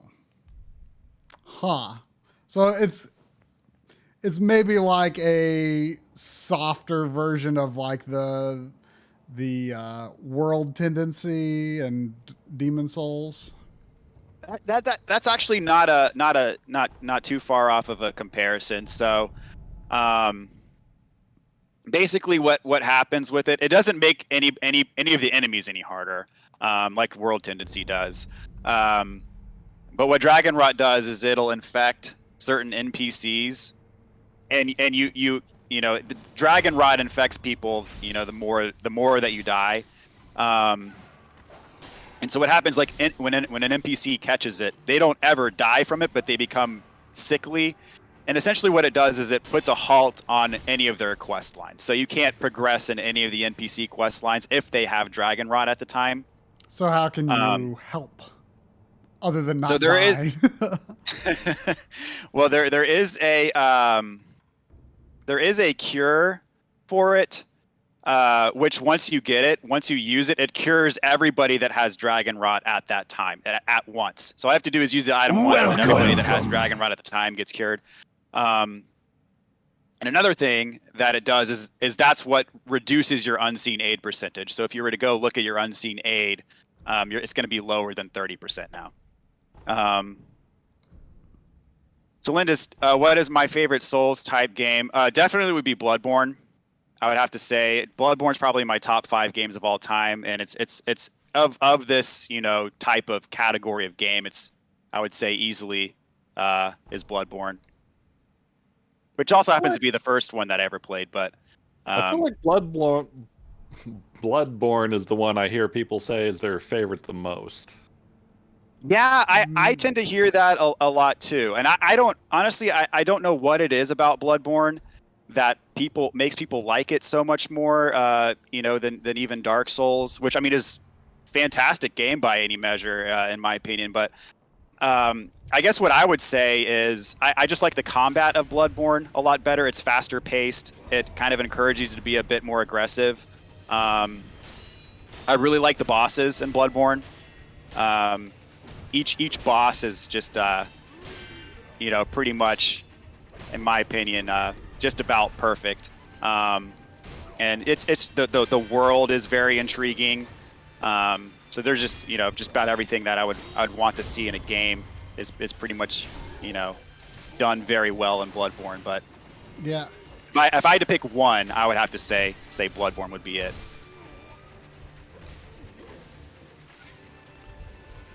What about you, Try? I would. I mean, Bloodborne is. I really need to replay Bloodborne, obviously.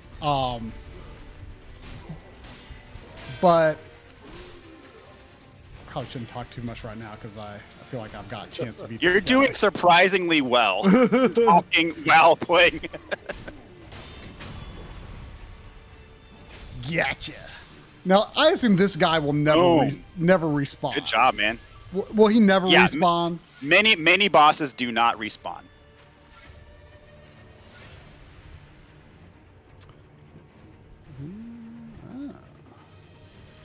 Do I can't lose these prayer beads, I hope. No, they're yours to keep.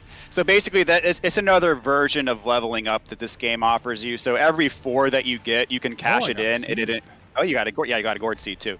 So every 4 prayer beads you get, you can cash them in, and then it increases your health and it increases your resistance to posture damage. But yeah, I really should replay Bloodborne sometime. But like I feel like the world of Dark Souls 1 is the one that why can't I?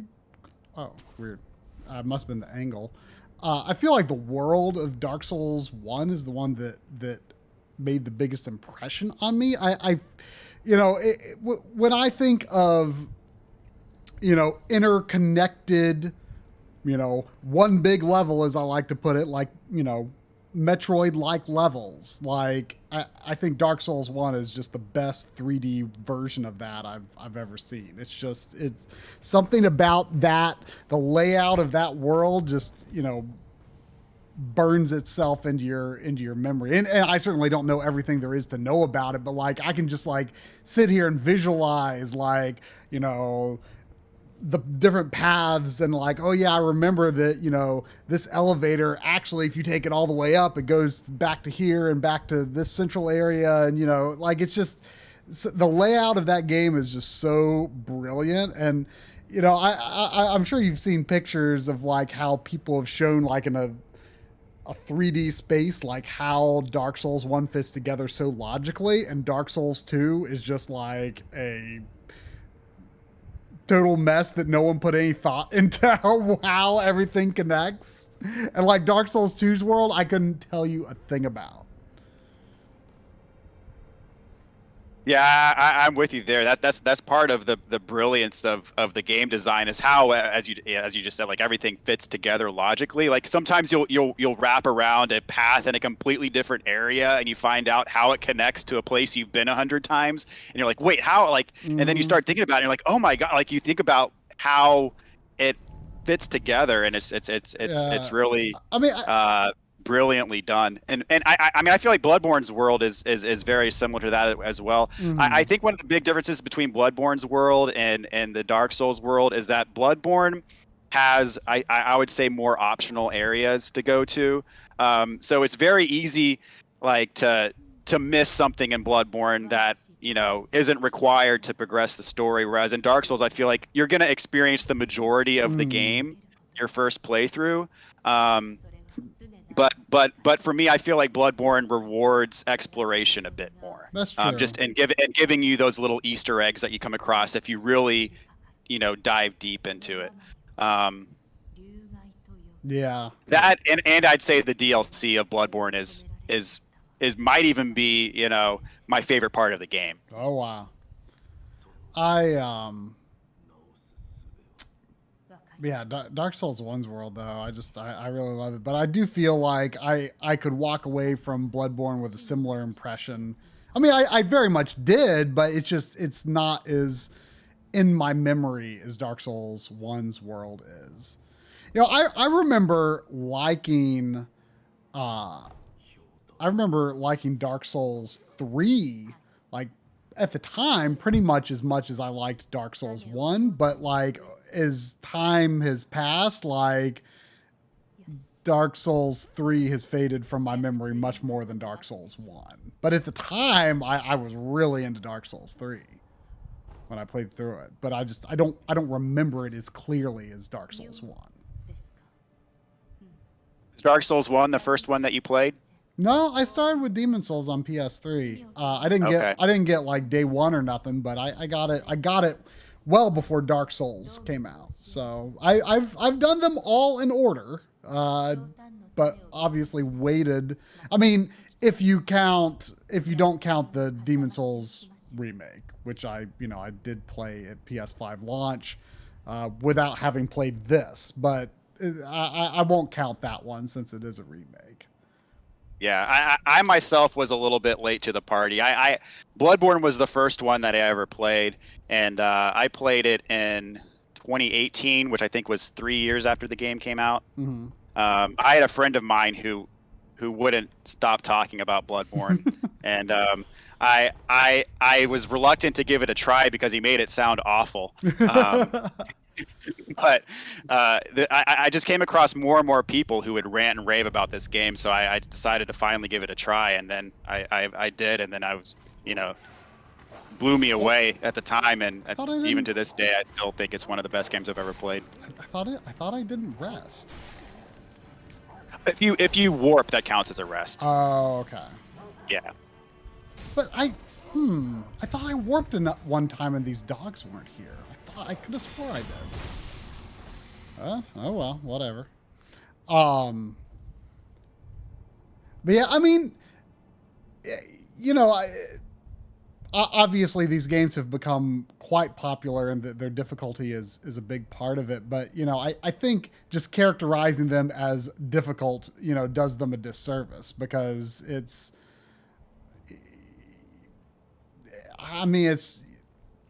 like I say, it's that very intentional design that really makes them work so well.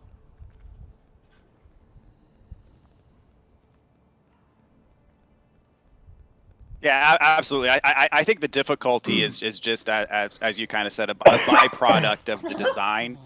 And they're designed to be rewarding, to bring some level of fulfillment, like of accomplishment. You know what I mean? Right. Because I feel like when I first played Bloodborne, that's what drew me in so much was when I finally accomplished something in the game. The sense of satisfaction was unlike pretty much any other game I had played at that point. And that's, I think a product of, how intentional the game design is. And as you said before, you get to an area and you might die, but then the next time you get a little bit further and a little bit further, and then you find a shortcut, and then you can, cut out, 30 minutes of exploration. That shortcut in of itself, even though it's just meant to be kind of sort of an object in the world, it sort of functions as a reward for getting far enough, and just those little bits along the way kind of make the exploration aspect of it really enjoyable. Am I invincible when I'm when I'm doing a death blow on another enemy. Yes. If you're mid death blow, you can't be hit.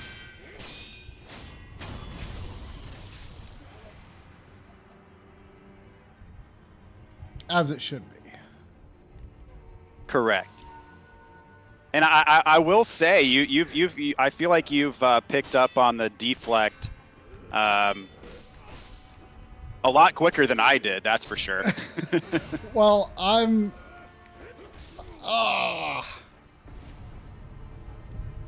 certainly not the best at timing in games in general, but like, you know, I with the new Metroid game that was announced recently, like I've been talking a lot about how you know, Mercury's team that did Samus Returns on 3DS, you know, that game has a very much focuses on a deflect mechanic, and like I think it works really, really well the way it's implemented into that game. So, you know, I don't know if that's confirmed to be a mechanic in Metroid Dread, but it definitely worked well in their last game.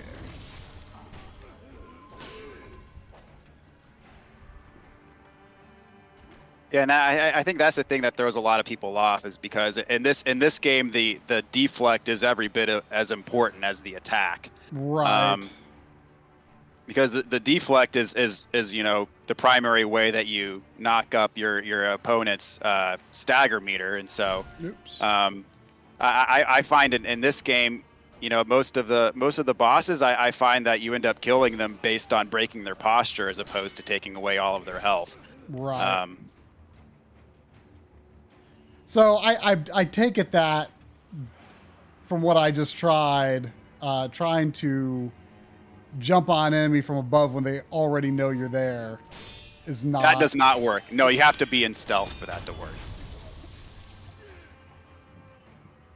Yeah, in general, it seems like killing enemies is not that much about taking away their health, really. Like, it's not right. About like enemies with high HP or low HP, you know. Right. Yeah. I mean, it's you. If you knew the enemy placement well enough, you could conceivably make your way through this entire area without anyone ever spotting you and killing everything. Like, I mean, you'd have to have a base level of familiarity with where everything is to do it that way. But it is possible to do it that way if you want to. It's looking like getting enemies to like fall off a ledge or something isn't terribly likely. Again, yeah, you can do it if you're hanging from a ledge and you're in stealth, but I don't think you can push an enemy off a ledge in this game.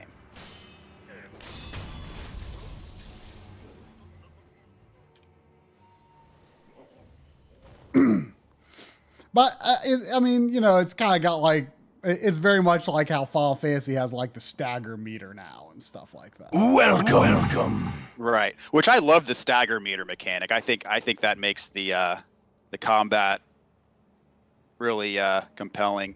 I know people love to hate on Final Fantasy 13, but I actually really like Final Fantasy 13. Same. I think I kind of appreciated the idea of a you know, just why don't we make a really straightforward RPG? You know, I mean, talking to all the NPCs in town and stuff, like, you know, sometimes that can, sometimes that can be interesting. A lot of the times it's actually kind of boring. So I kind of liked how it was relatively straightforward.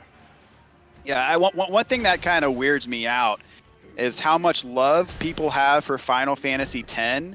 Yep. And how much hate they have for 13. Yep. Because 10, in my opinion, is every bit as linear as 13 is. It absolutely is. You can make the case it's more. You can make the case that it's more linear because there's no, except for one very small area, there's no capability to just freely roam and explore just about anywhere. Yep. and for some reason that's a sticking point for people in 13. But Yeah, I love both games, but yeah, it's it's very much a case of, you know, I feel this happens all the time. People find something they complain about, and it's like, well, you know, the old game was that way too. Like Resident Evil 5, like it is pretty much the same gameplay as 4, but came out, people didn't like it for some reason. You know, yeah, it's like, I mean, I get it. Some people didn't like, you know, when they were playing it single player, they didn't like the AI. I don't think the AI in single player mode's that bad, but you know, a lot of, I know what the complaints are, but like I just don't agree with them. I think 5 is much closer in quality to 4 than most people will admit. But you know, I think stuff like that happens all the time. They just don't remember, like, oh, you know, the old games are actually this way too. yeah. But yeah, I've like, never heard anyone who liked 4 hate 5, but more it was like 5 was disappointing comparatively. I mean, I don't know. Like, doesn't almost everyone like 4? But like 5, like I feel like I always have to defend it. I mean, 5 is definitely a bit of a black sheep for the franchise, but I see. The thing is, I don't even think.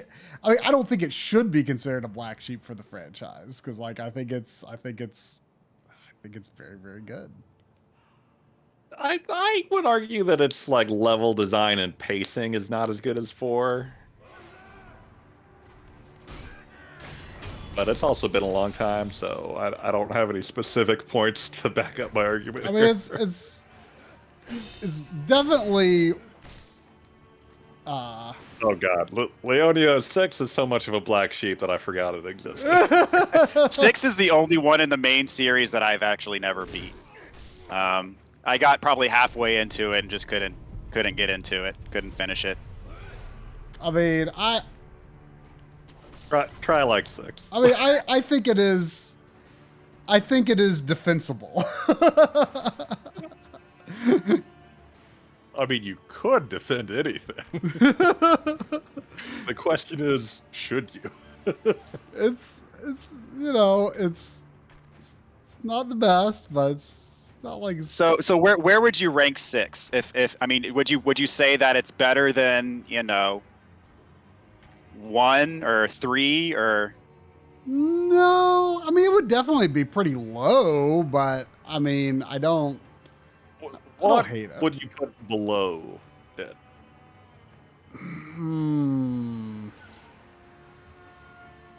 I mean, even in a series that has a lot of different gameplay styles, it's like so different from even then. I would probably put Revelations 1 under it. Well, you know, I don't know that I agree, but I could see that. I kind of liked Revelations 1. I mean, I feel like it kind of had sort of the old school Resident Evil mood to it in some respects. I would say the new characters were so bad. What was her name? Jennifer? Jessica? Something like that. But then there was like those two like super obnoxious like hacker guys. I don't even remember them. They were, oh gosh, they were horrible. I still want to go back and play that like on a big screen instead of 3DS. I mean, I do too. I do too. I mean, I mean, don't get me wrong. I didn't hate the game. I don't know if there's any Resident Evil game I hate, although Outbreak is still to be determined. I kind of hate it, but I I feel like there's potential to not hate.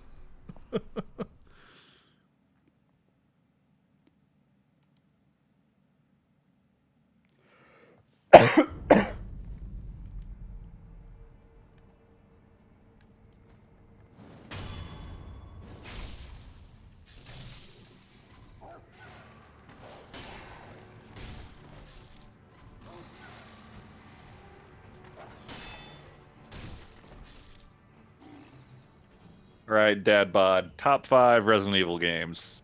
Top 5 Resident Evil games. Let's see. So, number 1, I would have to say is Resident Evil 4. Number 2, I would say is probably 2 Remake. I really liked 2 Remake. I thought it was very well done. Yeah, that's probably number 1 for me. That has kind of been becoming number 1 for me. Yeah. For me, I mean, I think 2 Remake owes a lot to 4 though. So, Absolutely. You know, I feel like 4 was such a groundbreaking game at the time. That part of it probably has to do with some form of nostalgic attachment to it. But so I'd say 4 would be number 1, and then 2 Remake. And then from there, I would have to say probably 1 Remake. I do like 1 Remake quite a bit. I like what they added to the game, you know, with the you know, the Crimson Heads. I think really adds to the tension and whatnot of really having to plan out your route and, you know, do I want to go back to this area or not? And then from there, let's see, I would say probably I would put 8 next at number 4. I know 8 is another divisive entry into the series, and without, you know, I'm not going to give anything away, but I feel like it brought a lot of different elements of gameplay together in a very cohesive way, and you know, there was a lot of different unique aspects of gameplay in the game, and I feel like it flowed together very well. And I just had a lot of fun playing that game. And then after that, I would probably put, let's see, I'd probably put the original Resident Evil 2 after that one.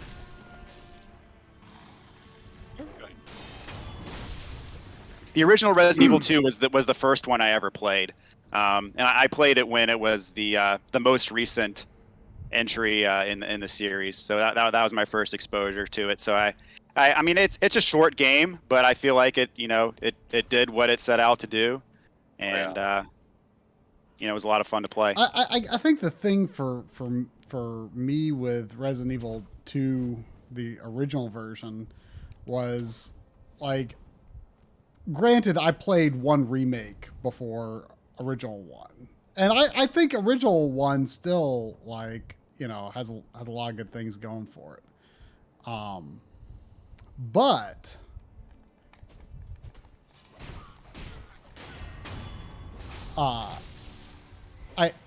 I also kind of feel like it was just always so obvious to me that at least one remake, and maybe even one original. I definitely think they are better than 2 to me.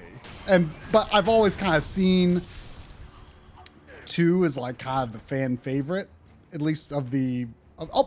Whoa! It's fine. It might not be fine.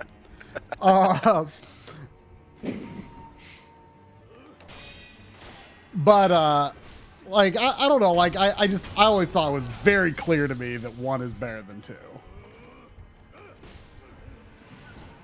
Yeah, I have a big soft spot for the original one, where in my top 5 might have the remake of 1 and the original 1 on it.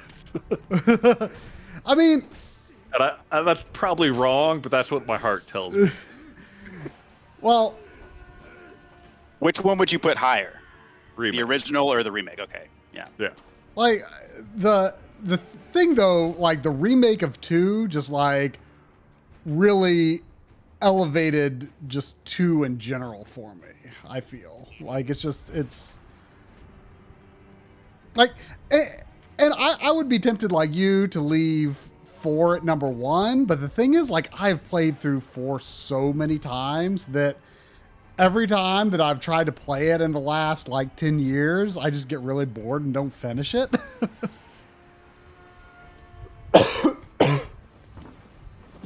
Actually, one of my fondest Backloggery streams that I remember from back in the day was the no merchant, no healing upgrade, or no health upgrade run that you did on professional. And, that was a lot of fun. And I've never gone into that level of challenge with the game, but that was fun to watch. I don't know if I've like finished a run of the game since then either. So like that, maybe that was what did the game end for me. Wait, did you do that too, Troy? Yeah, I streamed it. Don't you remember? Yeah, it was.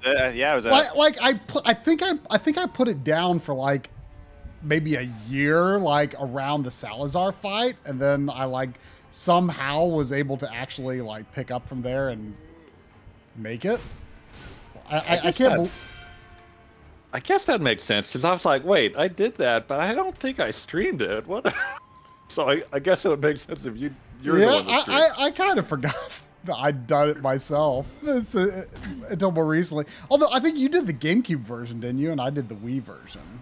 Yeah, that's right. Which obviously the Wii version, you know, is a little easier to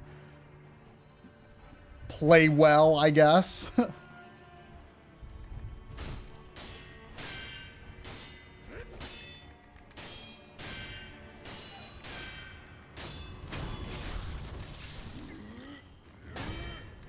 Whoa. So yeah, this big ogre guy, like I'm guessing he's more of a dodge rather than block. If you block him, dodging doesn't seem to work that well. Yeah. The main thing would be to try to dodge to the side. So one thing about this game is you don't have a stamina meter, so you can run around however long you want without any penalty. But the thing is, his swings are so awkward that, I mean, you can block his attacks, but his swings are so awkward that it's kind of tough to get the timing down. But yeah, he is problematic. Whoa, that was one of those unblockables or whatever.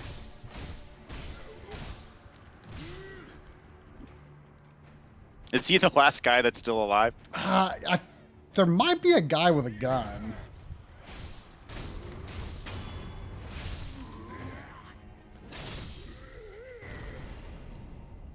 There you go. A Mibu balloon.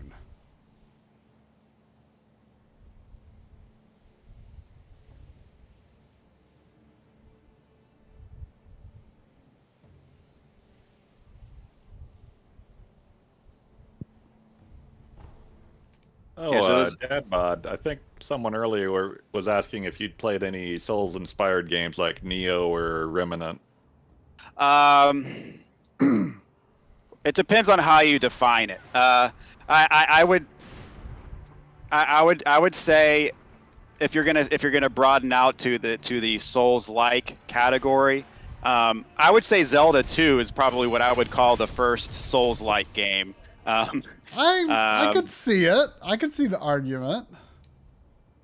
But as for, you know, the if you're going to talk like Neo or like Mortal Shell or those types of games, the only game that I've played that I think would be remotely considered a Souls-like is Jedi Fallen Order. So that game combines a lot of different elements from a lot of different games. I mean, it has some Souls-like components. Like it has the checkpoints where you rest, you can regain all your stuff, and then you respawn the enemies.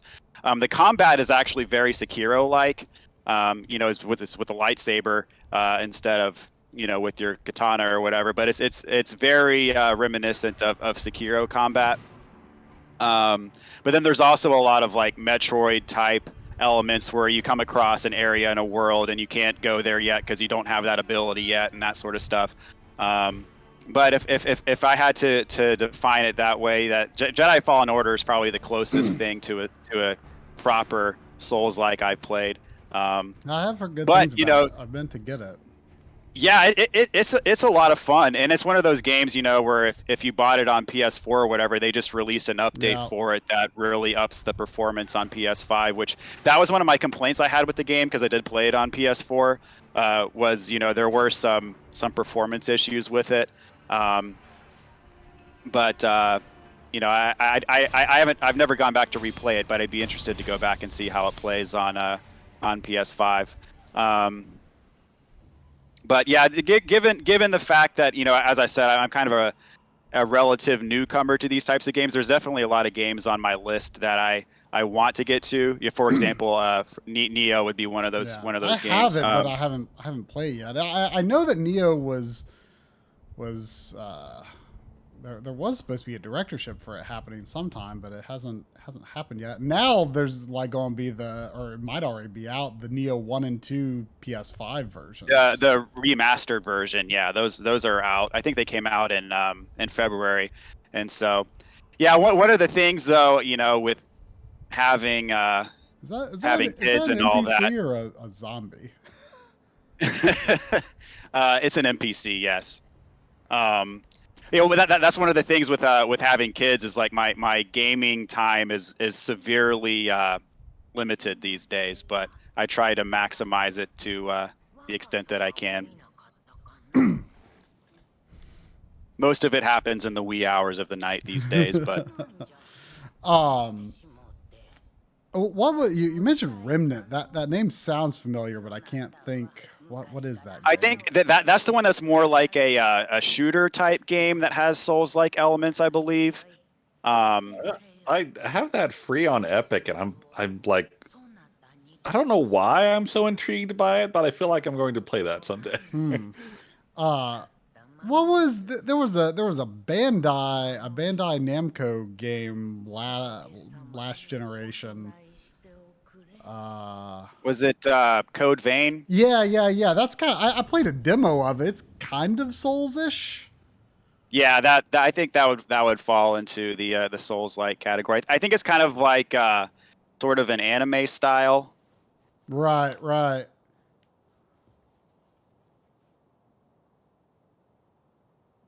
But I would stand by my categorization of calling Zelda 2 almost like a Souls-like, just in terms of it is it has the leveling up and a very primitive version of a build you can come up with, and of course it is punishing, and whenever you die you reset and the enemies come back and all that kind of stuff. But that is a larger turkey than it appeared at first. Those are deadly, yeah.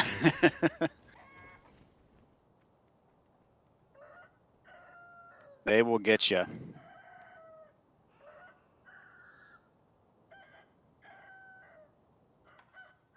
But speaking of games that get a lot of undeserved hate, I think Zelda 2 is fits that bill as well. We're all friends of Zelda 2 here. I get a lot of crap from people because I think Zelda 2 is better than Zelda 1, but if I had to pick my NES games. But I get a lot of flack around here for I mean, you just don't like Zelda. I do not like Zelda 1. It's fine. Zelda 1 is fine. I just don't think it's amazing. I mean, you're going to hate what I say next, but it's like Mario 1.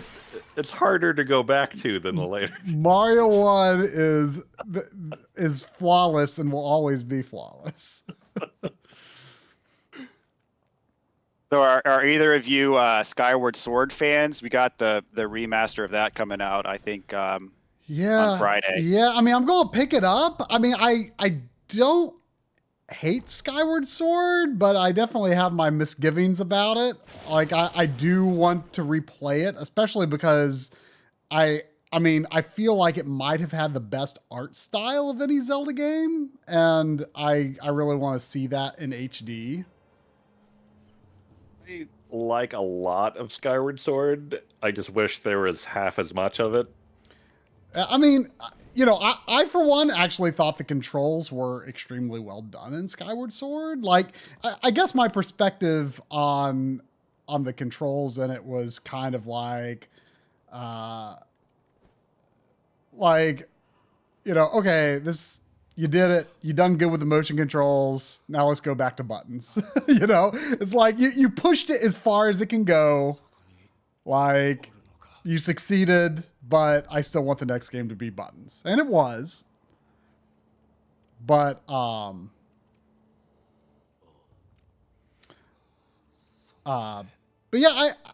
my main beef with the game was there was no real satisfying overworld to explore. Like, there was there's like the sky that you fly around in, but it's like nowhere near as interesting as the Great Sea from Wind Waker. That's hilarious because I was about to say the exact opposite thing. Oh, I prefer the sky to the sea in Wind Waker. See, I thought the sea was just so incredibly compelling to like, oh, what's over here? What's over here? I loved it. See, my memory with the sea is trying to go somewhere and then like being pissed off that I have to like reset the wind direction to go there, and then I get going somewhere, and then I don't know, it just got really tedious to me for some reason. They I never went. They did make it a little faster in the HD version. Yeah, I have never played that. That is one thing. I have never played the HD remaster, which I think they addressed some of that. Yeah, there's like a super sale that you can get like really early in the game, and I don't think it lets you just freely sail without a care in the world, but I think it's like double speed at least. But yeah, I mean, I've always loved Wind Waker. Like, and then like once you are on the ground, it's like, once you're on the ground in Wind Waker, it's like it's like a level. Like it's, which, I mean, now that I know what I'm getting into for the next time, maybe it won't bother me as much, but I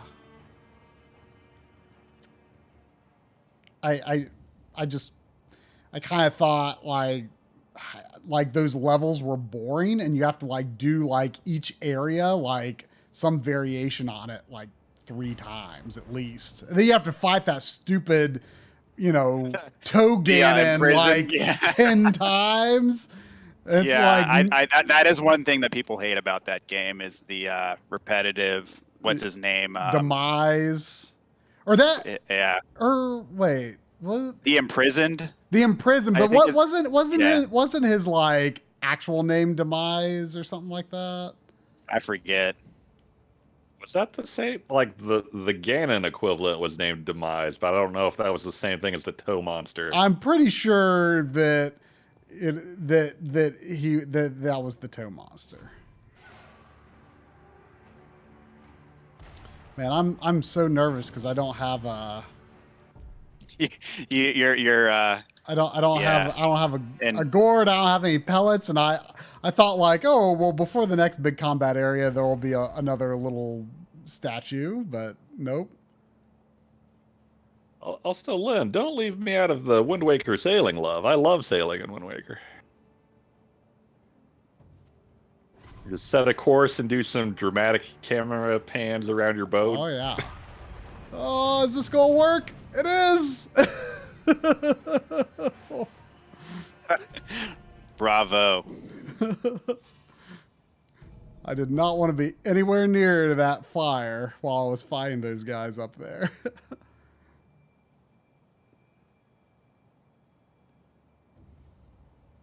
I gotta say the grapple mechanic is pretty cool in this. Oh, I love it. In my opinion, it's one of my favorite things about this game. Just how it opens up the area so much. You know, speaking of underrated games, and speaking of grappling hooks, I mean, I haven't played it in a long time, but you know, the 3D Bionic Commando game is it has the most obnoxious characters in the world. Like, everyone is completely unlikable, but the grappling hook is well done, and it's actually a pretty fun game. Uh-oh. Does this thing know where I am? I heard it fire.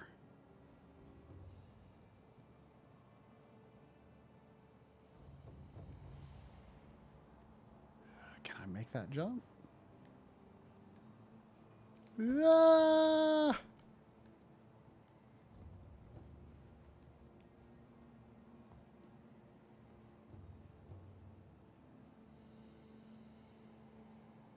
Oh, Lynn, the game I mentioned earlier was Remnant from the Ashes, which is like a Dark Souls game with guns, basically. And thinking about it more, I think the reason it keeps intriguing me is because watching people play it reminded me of Guild Wars 2, where we're all running around fighting a boss and desperately trying to revive each other while not taking too much damage. That sounds like a good memory that is bad. An enjoyable memory, like Final Fantasy XI. It's a good memory that's bad. I'm surprised you would admit that about Final Fantasy XI. Well, you know.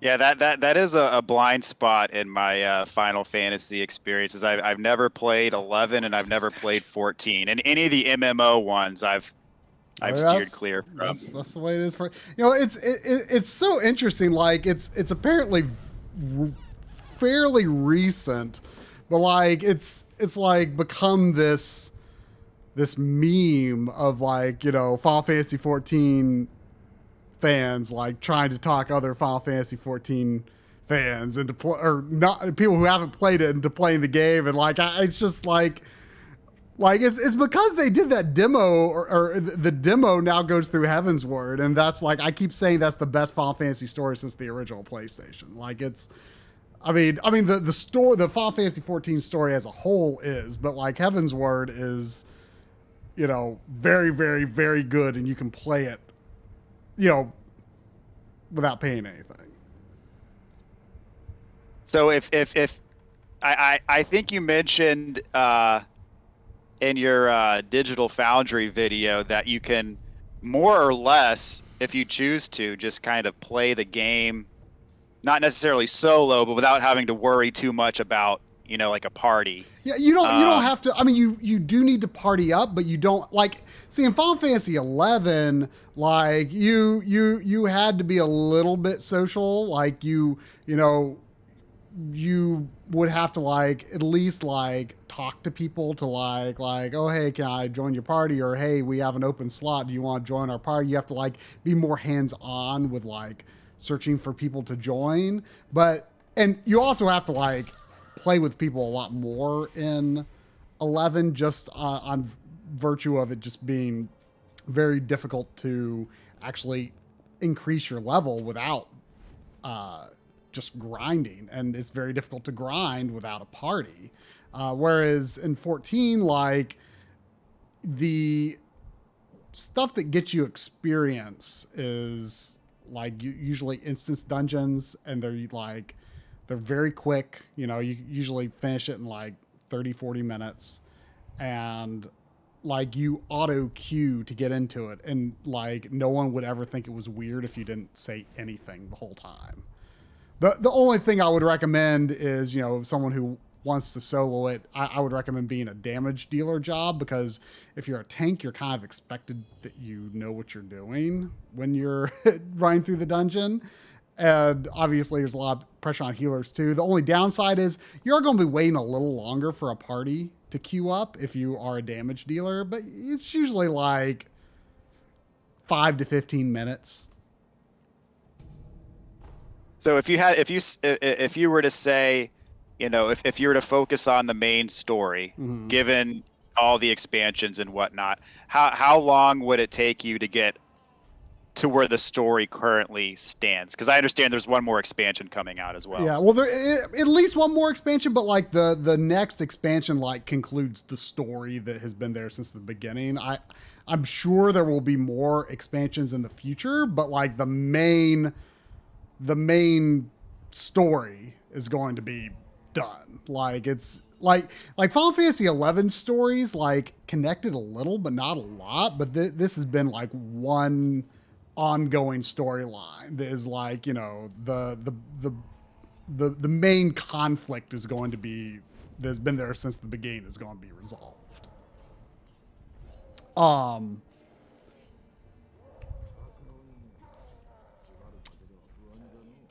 So let's see, there's, you know, the base game, which they trimmed down a bit, and is, you know, admittedly the original story, the storyline you start on is not super exciting. And then like the expansions are really good. But like there's three expansions currently. And then there's like an interim storyline that's like not that long that you have to do between each expansion, because they released each expansion the interim storylines, like they released them piecemeal. Like when the expansion comes out, like you can play the expansion storyline all the way to the end. But the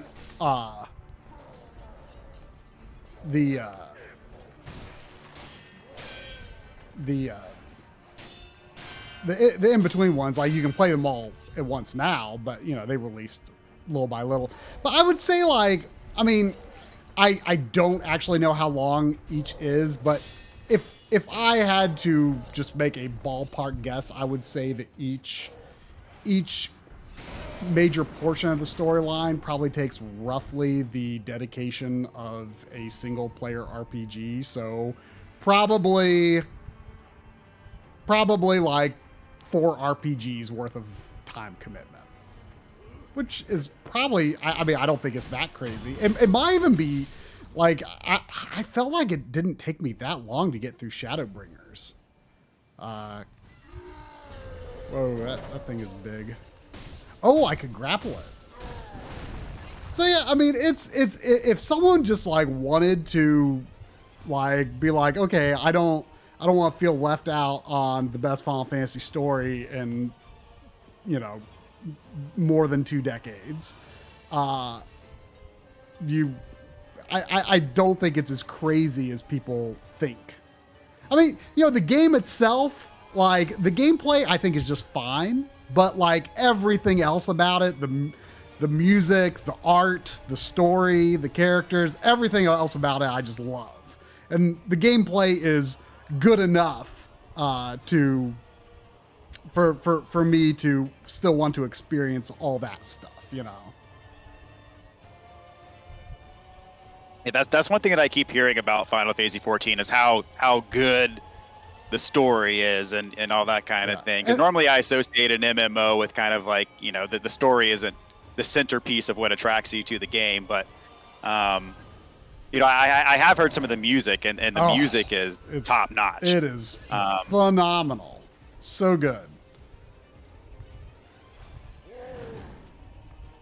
I was actually, you know, several years ago, went to one of the Distant Worlds concerts that came through, and they played some of the stuff from Final Fantasy 14, and you know, it was stuff that I didn't immediately recognize, but I mean, it was every bit as good as you would expect. Whoa! that guy just did a.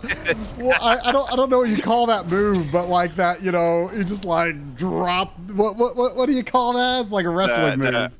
The elbow. The people's elbow. That is an elbow drop. There you go. That is not the kind of enemy I expected to see do that.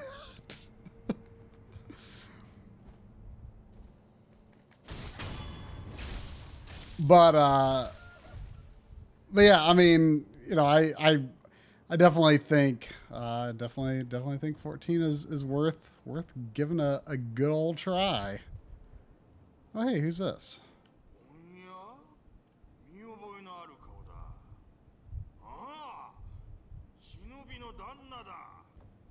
But yeah, a lot of people do get like sort of bogged down in the Realm Reborn section, which is, like I say, the story that you start on.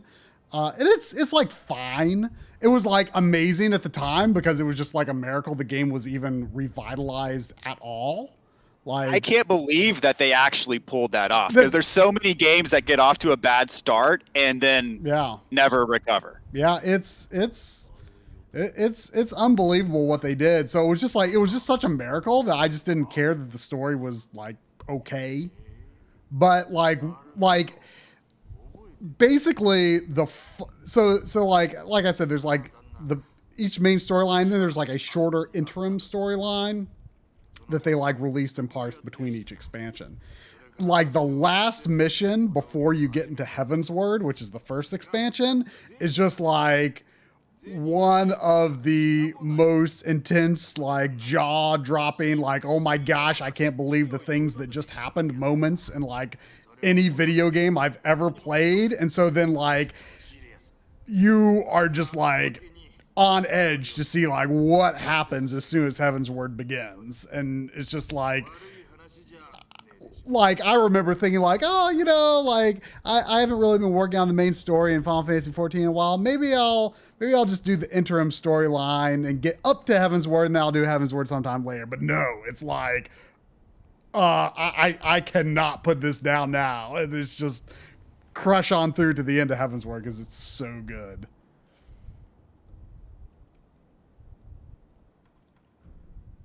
Yeah, you do make a compelling case. I've always told myself, I've always been somewhat resistant towards MMOs in general.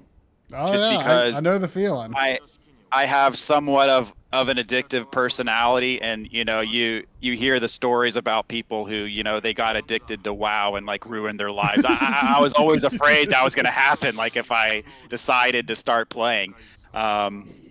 But yeah, and so I remember when Final Fantasy XI was first announced as an MMO. I mean, I was pretty mad about it. Yeah, oh yeah, I remember too.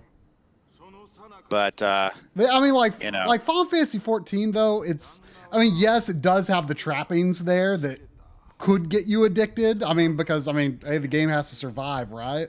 And there's certainly a lot of people that's the main game they focus on. But like the thing is, the game offers like such a wide range of activities that if you just wanted to do the bare basics, you could still feel like you have done something worthwhile with your time. And like you can, like, even if you just like log in for like 30 minutes, you can still at least feel like you can like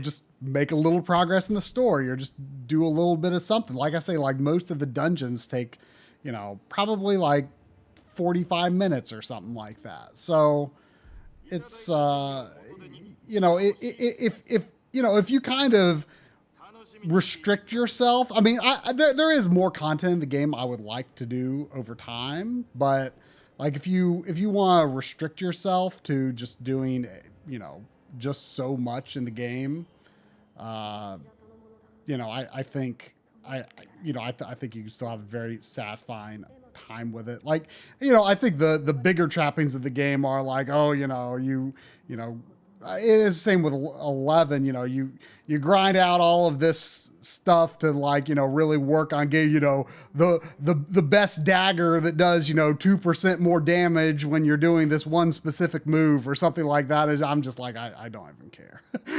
You know? Yeah. You know, so just doing the basics, like the game equips you pretty well for the most part without having to like do anything too crazy.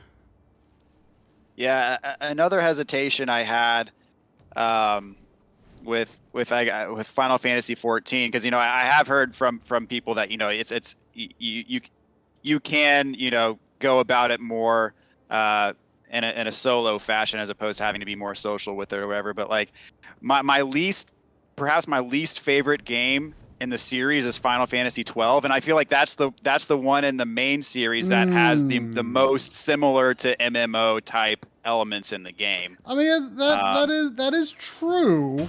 I mean,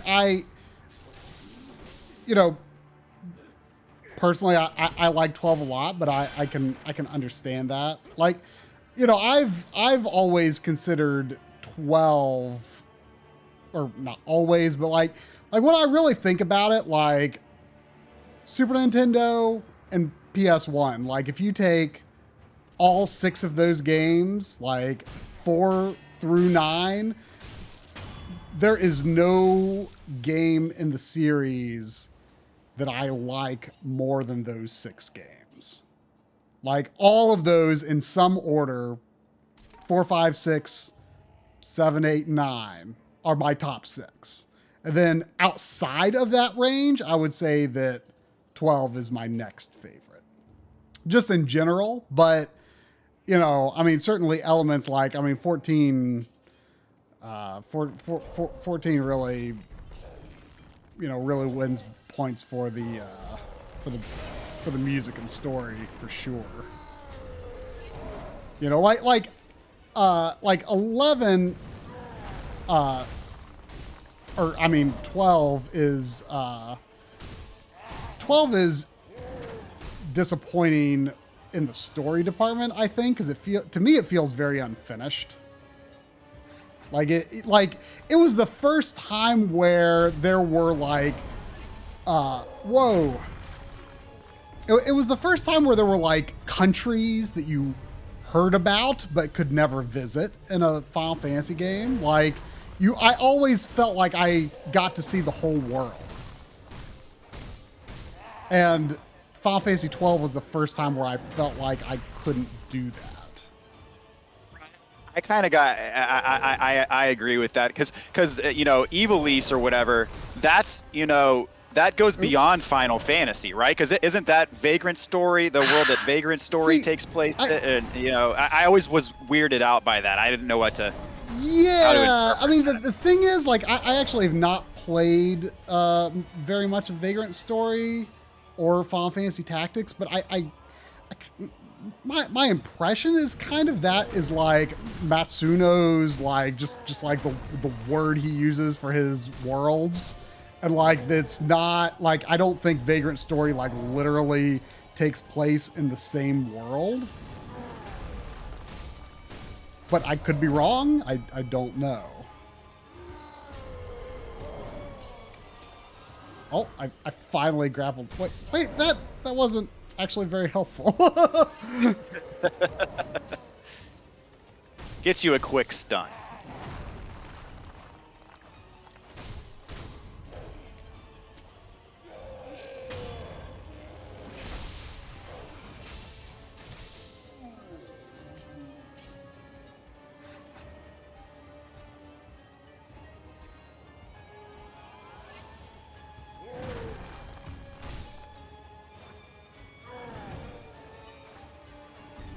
Whoa. No.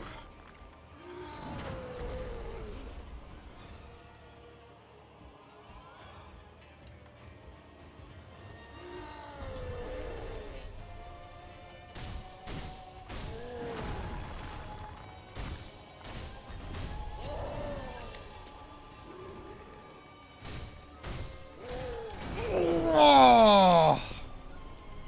That guy takes some time. That was actually a really good attempt.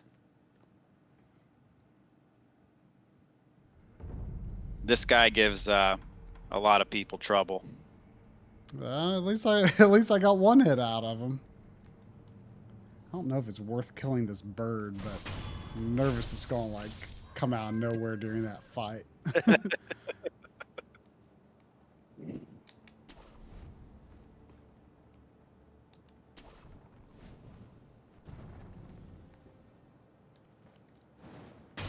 At least they're nice and they give you a checkpoint right there. Yeah. There's not a whole lot of... I feel like I've skipped something because of how I worked around when I worked around that mortar.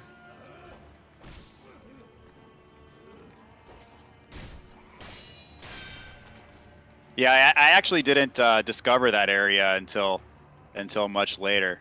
But what area? You took the right the path like around the valley that you went. Oh yeah. Because what I did is if you go around the other side, you can attack the guy that tries to shoot you with a cannon from behind. So that's how I did it. That's kind of what I thought I was going to end up doing, but I guess it didn't end up being that way. But given your circumstances, I think you made the right call because I think you had like one hit left, and then you managed to find the way that didn't have any more enemies. Which... Dang it! I didn't. For some reason, I have this urge to hit triangle. Maybe it's because it's green. I keep having this urge to hit triangle to use the grappling hook. Because of the symbol that appears. The green symbol, yeah. I think, is what's doing it. Yeah.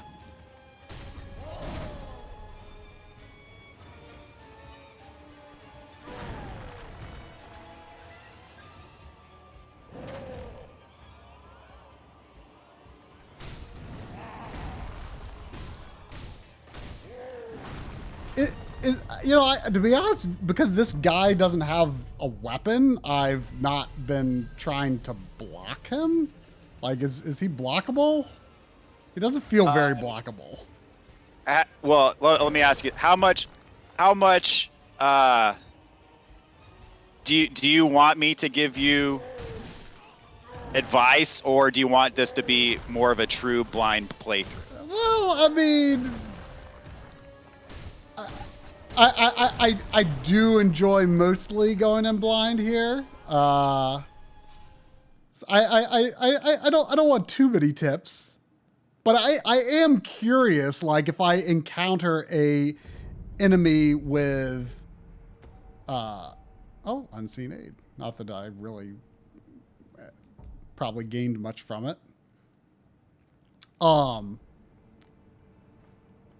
But like.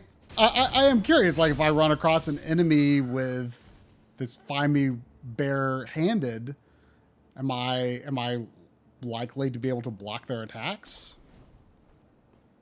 Yeah, I would say, pretty much the vast majority of attacks in this game are blockable.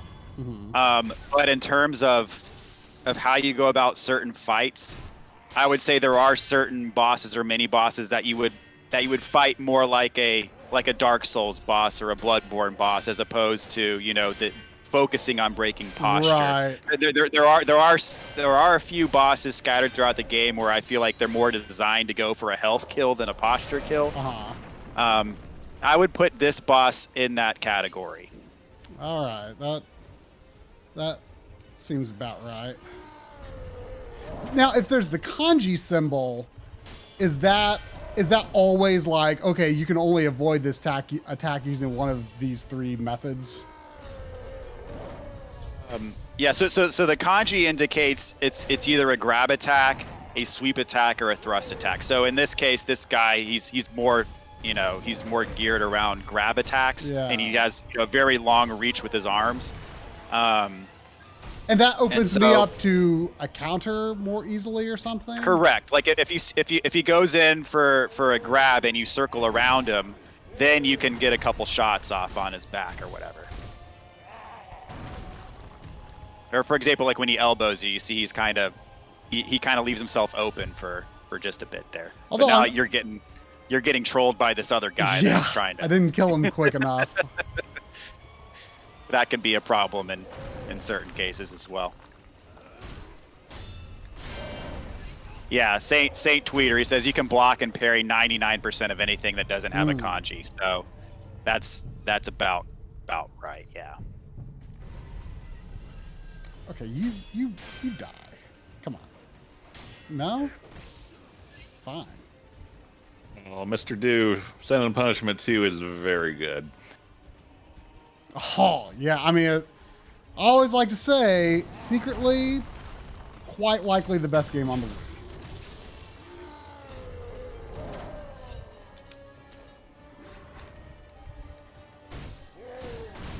Like when I do that grapple, like it doesn't feel like there's like an obvious like it just puts me near him, but it doesn't seem to like trigger like an obvious like, oh, you're doing an actual counterattack thing.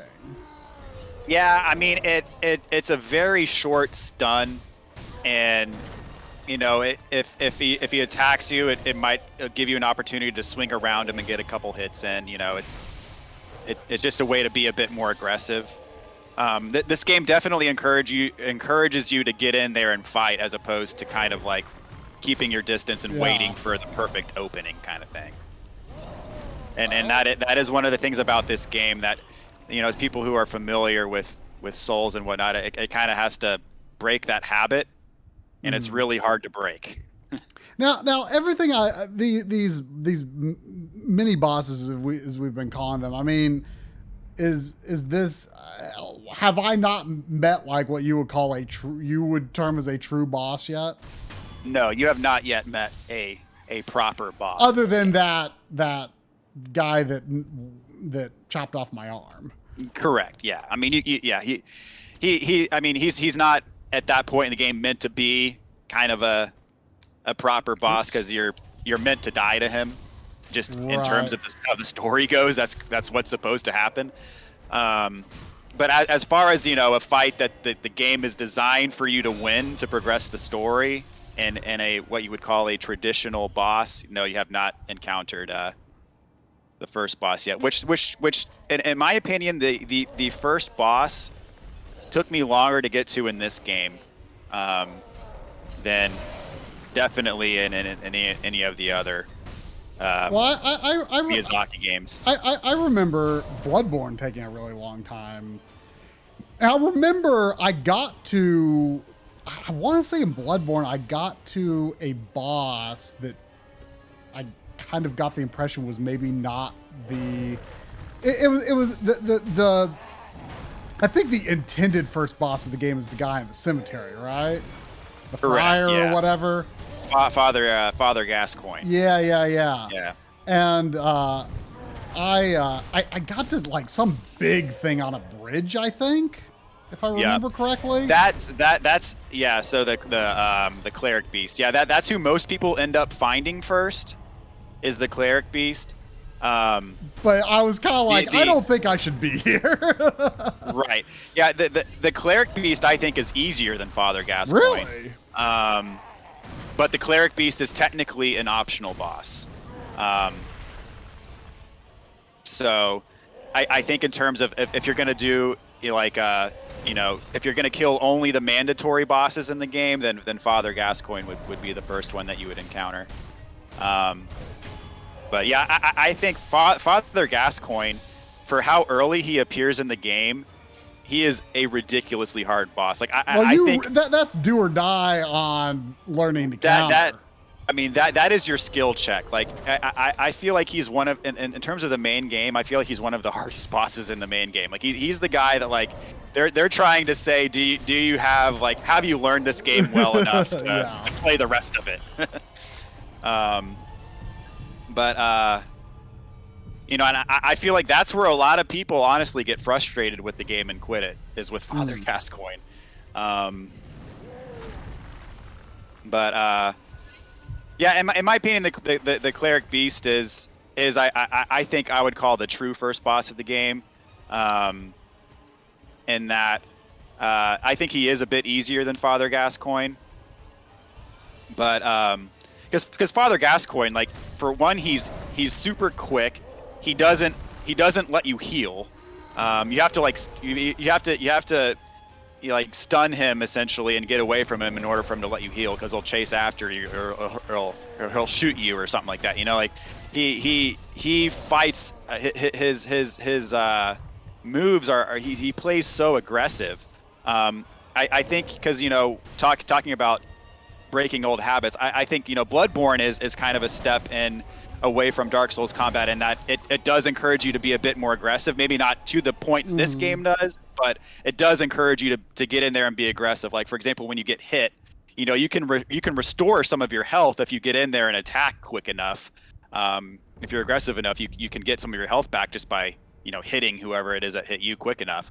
And so, you know, he kind of model. I think Father Gascoigne is designed to model how they want you to play the game. Yeah. And, I mean, I mean, I think you're 100% right. I mean, that's kind of the impression I got too, because it's like, I was like, you know, probably playing it very much like I was playing Dark Souls, you know, and it was kind of like, oh, okay, whether I want to learn how to use the gun or not, I have to.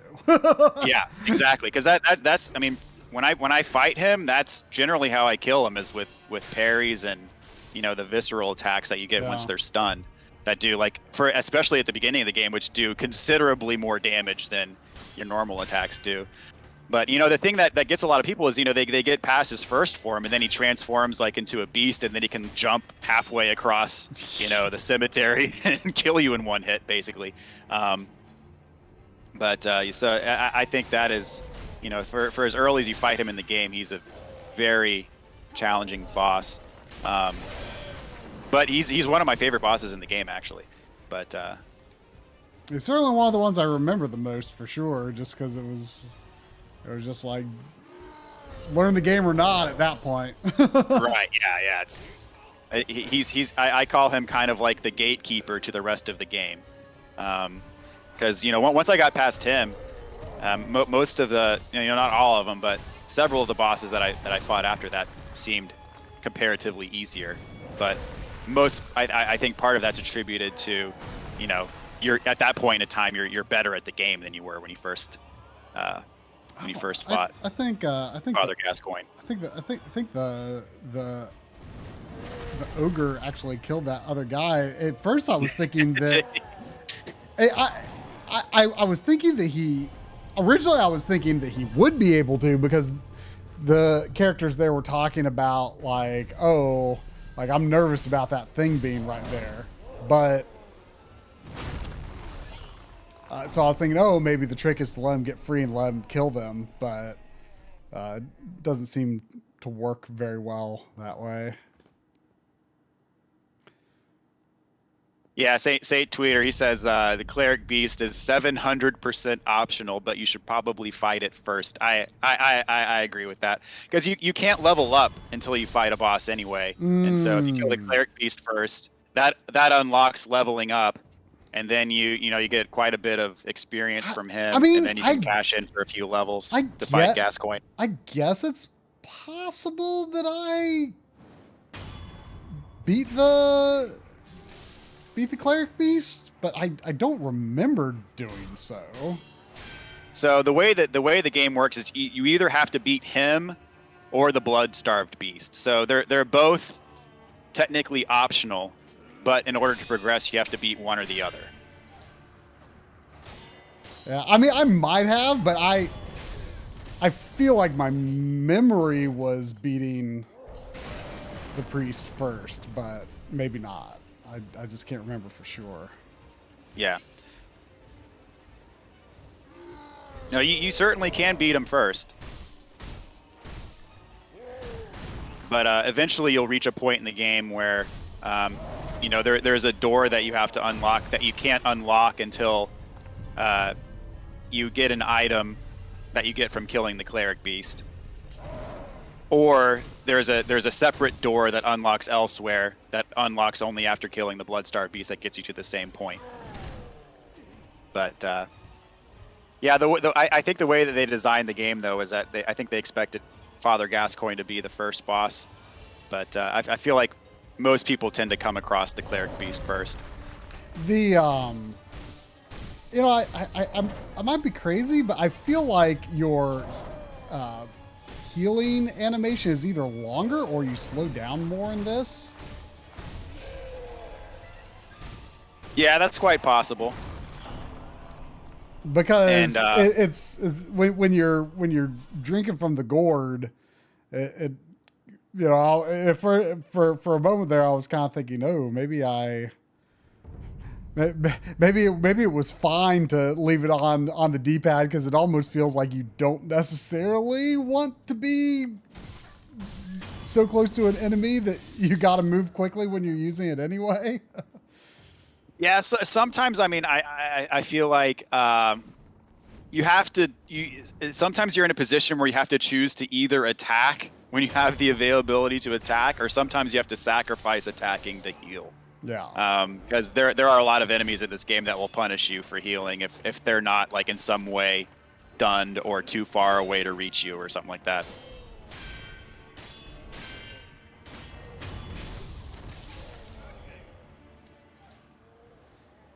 Yeah, that guy, like I feel like once you start hitting him, he never tries to hit back for some reason. Yeah. I was kind of struggling with that.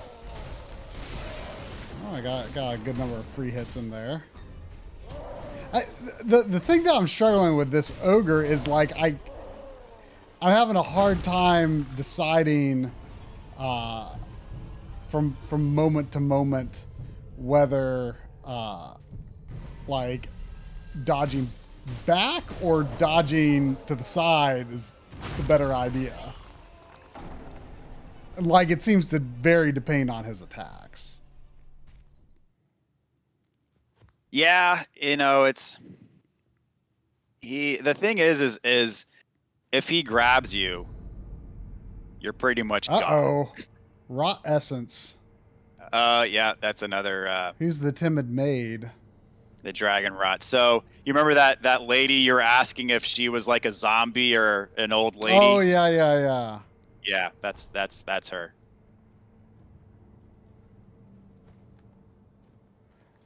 I'm mostly nervous about the woman that expands the gourd.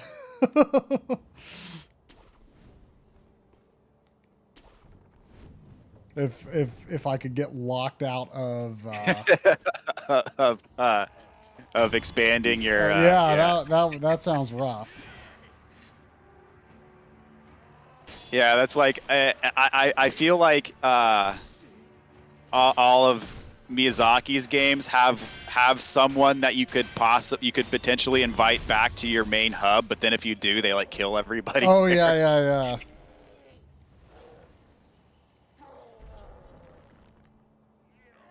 I remember in Dark Souls 1, the Law Trick, you bring him back and then he kills like the Firekeeper soul there, and then like you can't use that bonfire anymore. Saint Tweeter, he says, I can't remember. I don't think that lady can get the dragon coronavirus. Man, yeah, that grab attack is just like it's over. Yeah, and sometimes even if the slam that he does first doesn't kill you, he'll still throw you backwards over his head and throw you over the edge, and that'll kill you. Is there a run in this game? I feel like there's no run. Like a sprint? Yeah. Yeah, you hold down circle. Now you can't do it if you're locked on. Right. But like I think if you like hold to the side, you can, and hold down circle, you can run. I'm pretty sure.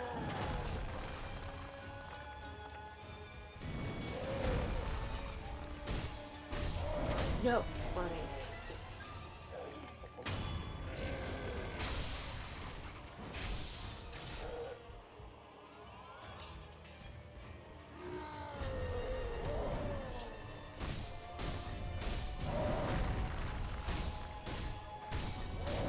Uh-oh.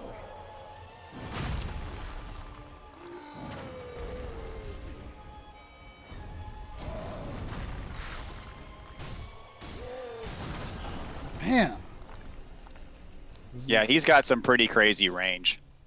Yeah, it's just like really hard to decide like left, right, because like just dodging out of the way doesn't seem to really help that much sometimes. Like it just feels like you gotta get really far from him.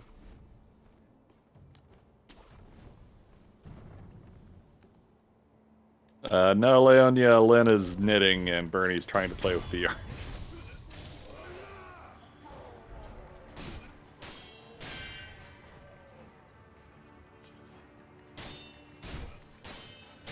Well, one thing's for sure, you do get really good at fighting these guys.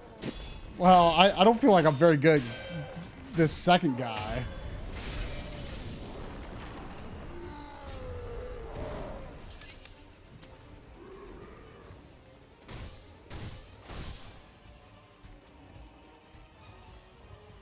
I need to try to utilize the grapple over him a little bit more, but it feels kind of fiddly.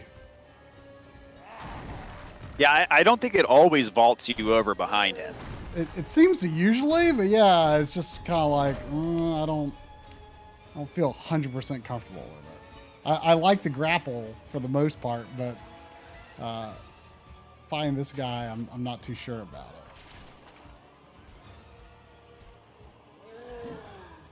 Mr. Do, I'm making a sock. Very exciting, I know. Just one. Just one sock. Currently, I'm gonna make 2 at a time. It would be impressive. You know, apparently there are ways to do it, but it sounds too complicated. Yeah.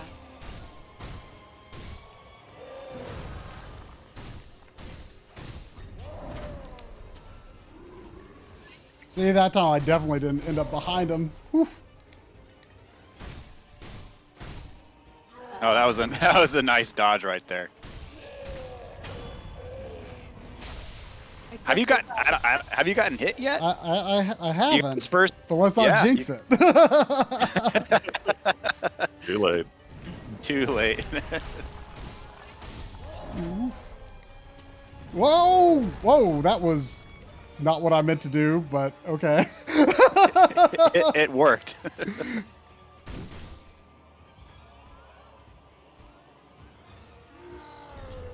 Whoa! Okay, now I have been hit.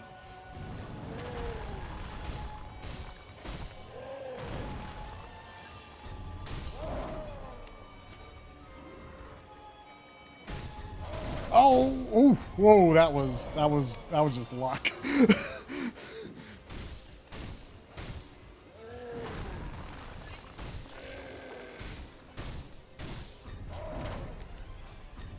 Whoa, no.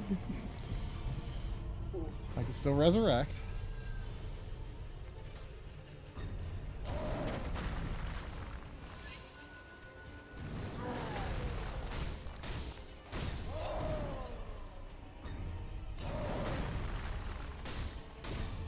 Oh no. No.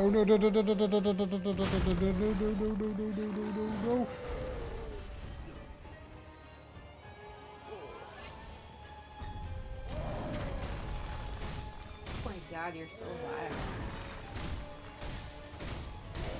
Gotcha.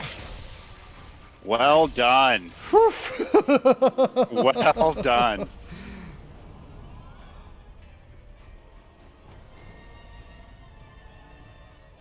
Shinobi medicine rank.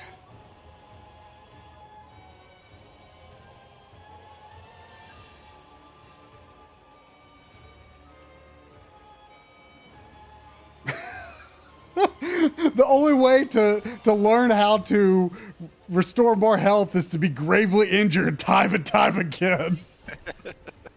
I'll take it. Wow.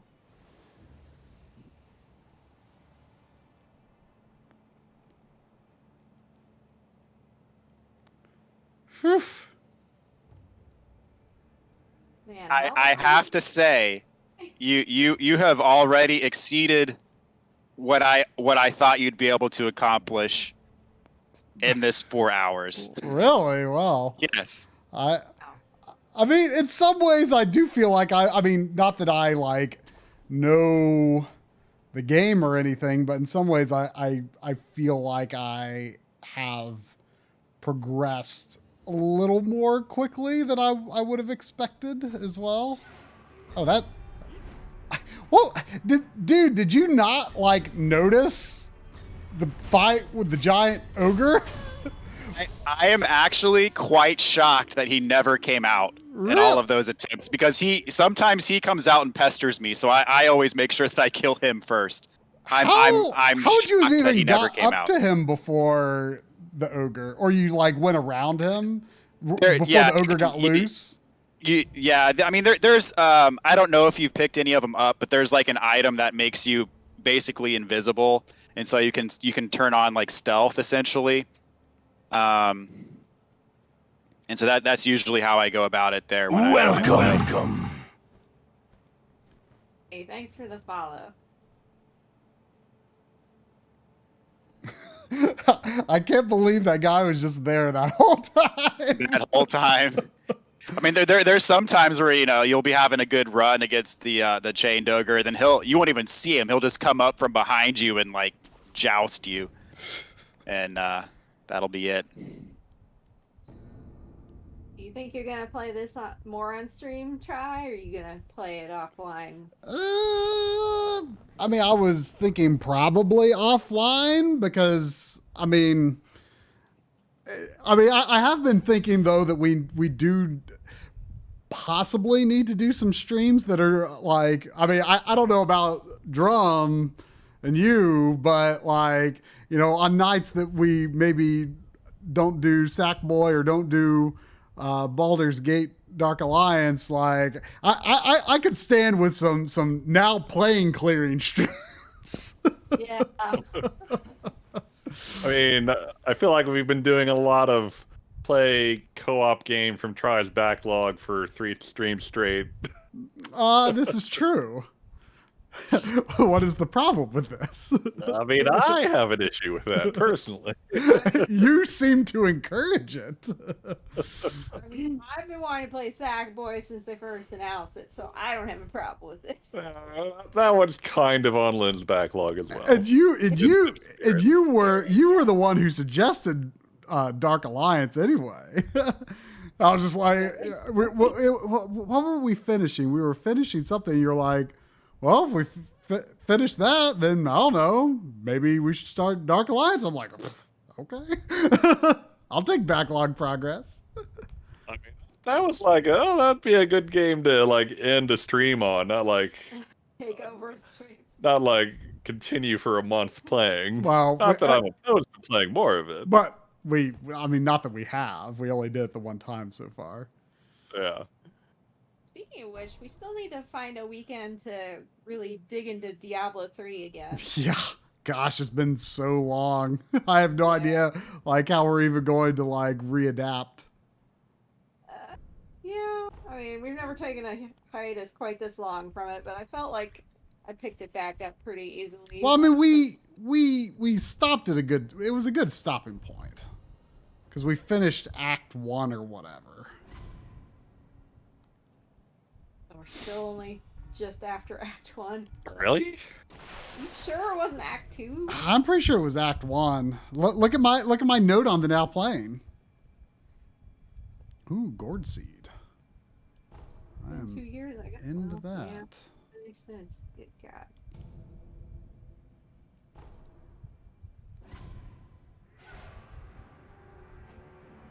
Oh, ow! Okay. I didn't see that. you just got sniped. Oh, I guess I got extra resurrection from yeah, being the you ogre. from killing the. Yep, you did.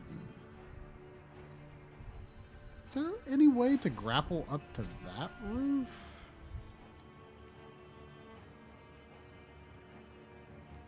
You would think there would be.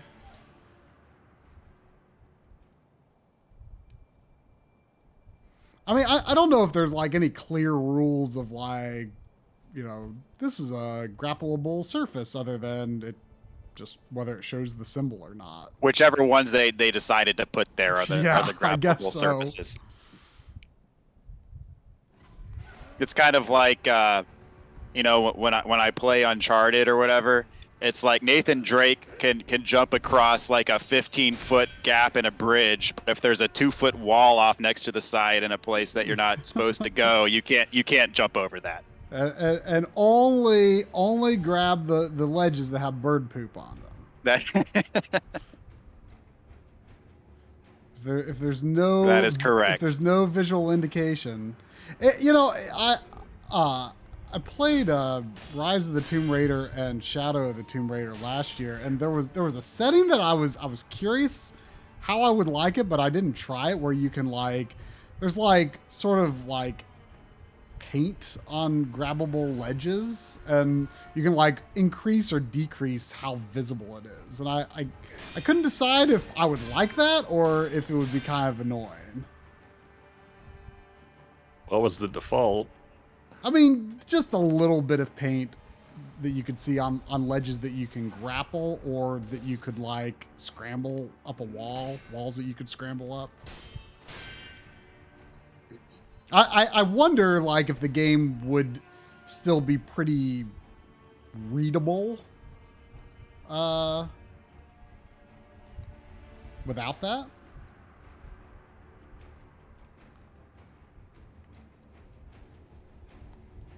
Is this guy So just, it's like forgotten you I'm can here? completely take away any indication of which walls you can Right. grab onto or not. Yeah. I don't know why you would want to do that unless you just Yeah. Well, I Like mean, an just for immersion, like like, immersion you just- is really what I was thinking. Like you know, certainly. I mean, you know, when you think of like a 2D platformer, you know, there are definitely games like Earthworm Jim or something where the game is actually, I think, very difficult to read visually. It's like, okay, where can I stand and where can I not? But like, for the most part, 2D platforms is pretty easy to tell where you can go, and there's no like, you know, obvious like tells of like, is this a, okay. Oh, that's a big guy. Okay. I don't feel totally ready for you.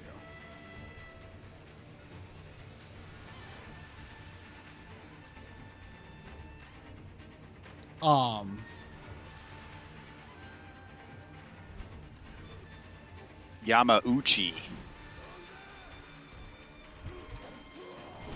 Rest in peace. Yeah, Isn't that the name of the old president of Nintendo? Yeah. Did you ever used to call him Yamauchi? I want to say they used to say he used to, Grouchy Yamauchi. Yeah, that was like this something. thing that I read in Nintendo Power that like, oh, some people call him Grouchy Yamauchi. And like, so like for the longest time I assumed it was Yamauchi, and then, you know, eventually I realized like, oh, that's not how Japanese words are said. I want to say, do you remember that the publication? I think it was called Ant or something like that. Oh yeah, like AOL, like keyword ant. Yeah. Oh yeah, I remember that. They were the ones who called him Grouchy Yamauchi. Really? Okay, well maybe it was, That's right. it wasn't. For some reason, I thought I read that in Nintendo Power. I mean, and Nintendo Power would be an official like publication. I don't think they'd be allowed to call him Grouchy Yamauchi. He would probably never hear it of it though, from like the American branch. Like he would never, it would never come his way. You never know. Oh, you know, I just realized I should go. I should go get my gourd upgraded. Oh yeah, there you go. And since you killed the chained ogre, that increased the potency of your healing. Oh as yeah, well, yeah, so. that's true. Yeah, keyword and I remember that for sure. Like I checked that out a lot. I remember, like, for some reason when I think back to that. Oh no, where's the gourd girl? Did she? I think she's next to the sculptor now because he's sick. Oh. Because she's Oh, like yeah. Let's go next to the sick guy so that you can eventually get sick and not upgrade my gourd. Yes, this sounds great. maybe she's built up immunity. Maybe she's tired of upgrading boards. She's researching dragon rot though, so maybe she's the key. But for some reason, the one thing I remember from Keyword Ant was like I'm honestly unclear. Like, was it a company? Like, was it like, or were these just like people on a website or something? Like what was it as big as like IGN was? Like, were these actual employees that were being paid, or like I honestly don't even know. But like I think it was like AOL's in-house, gaming review branch. I don't like. Maybe, yeah. I remember though that when the Xbox was first announced, like, the idea of Microsoft making a game console like was like people just didn't even know what to think at the time.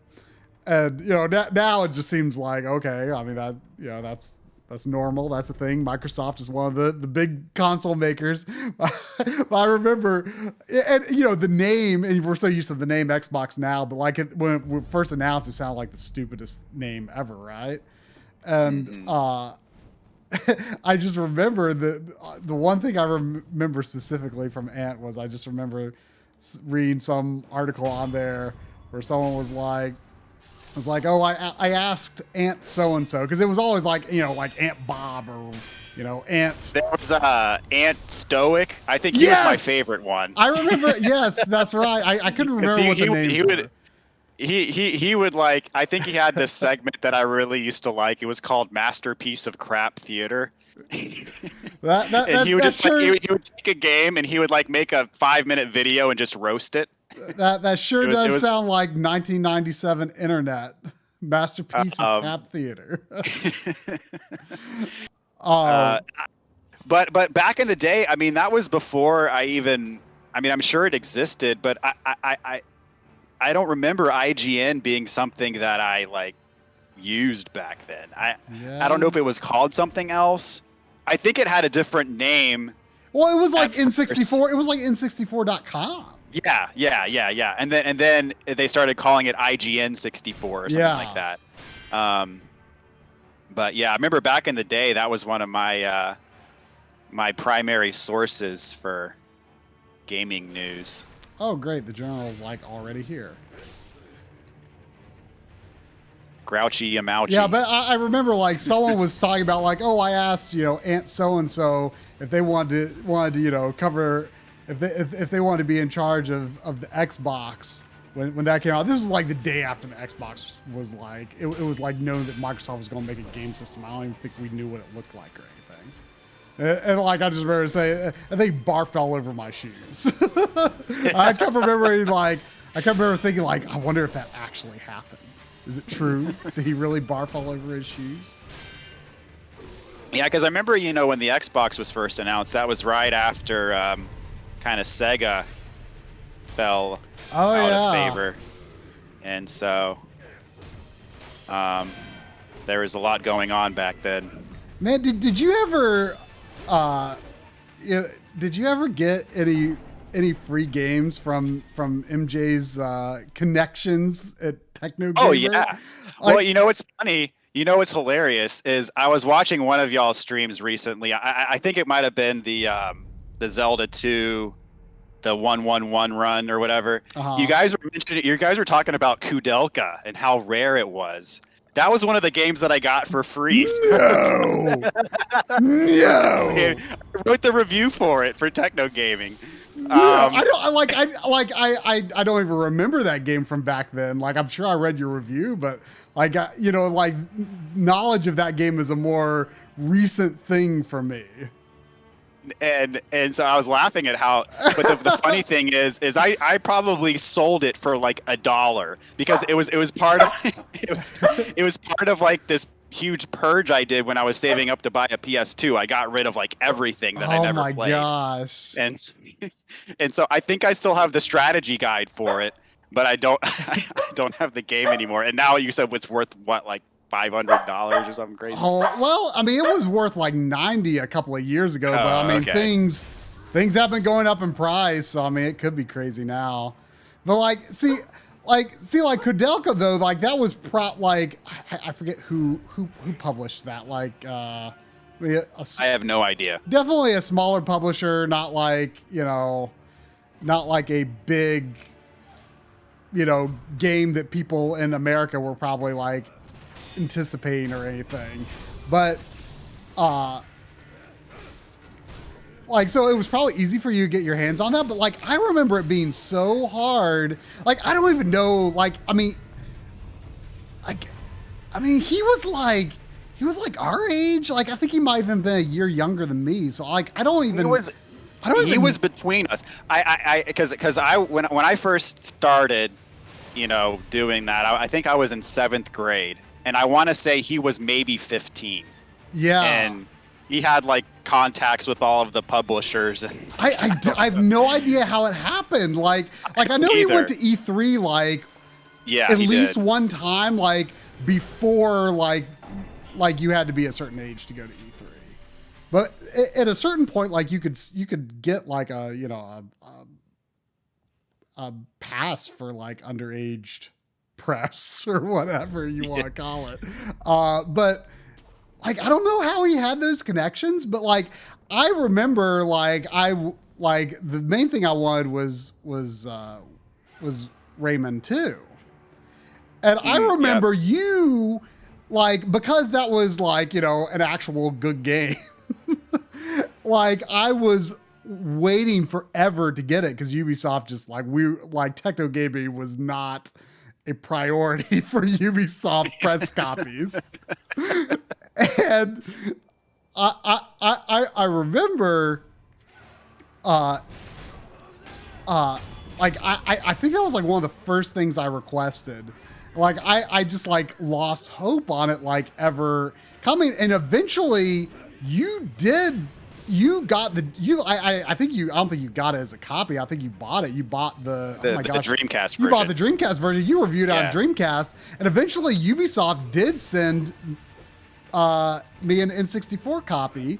Really? And like I didn't have to review it because you'd already done reviewed it on Dreamcast.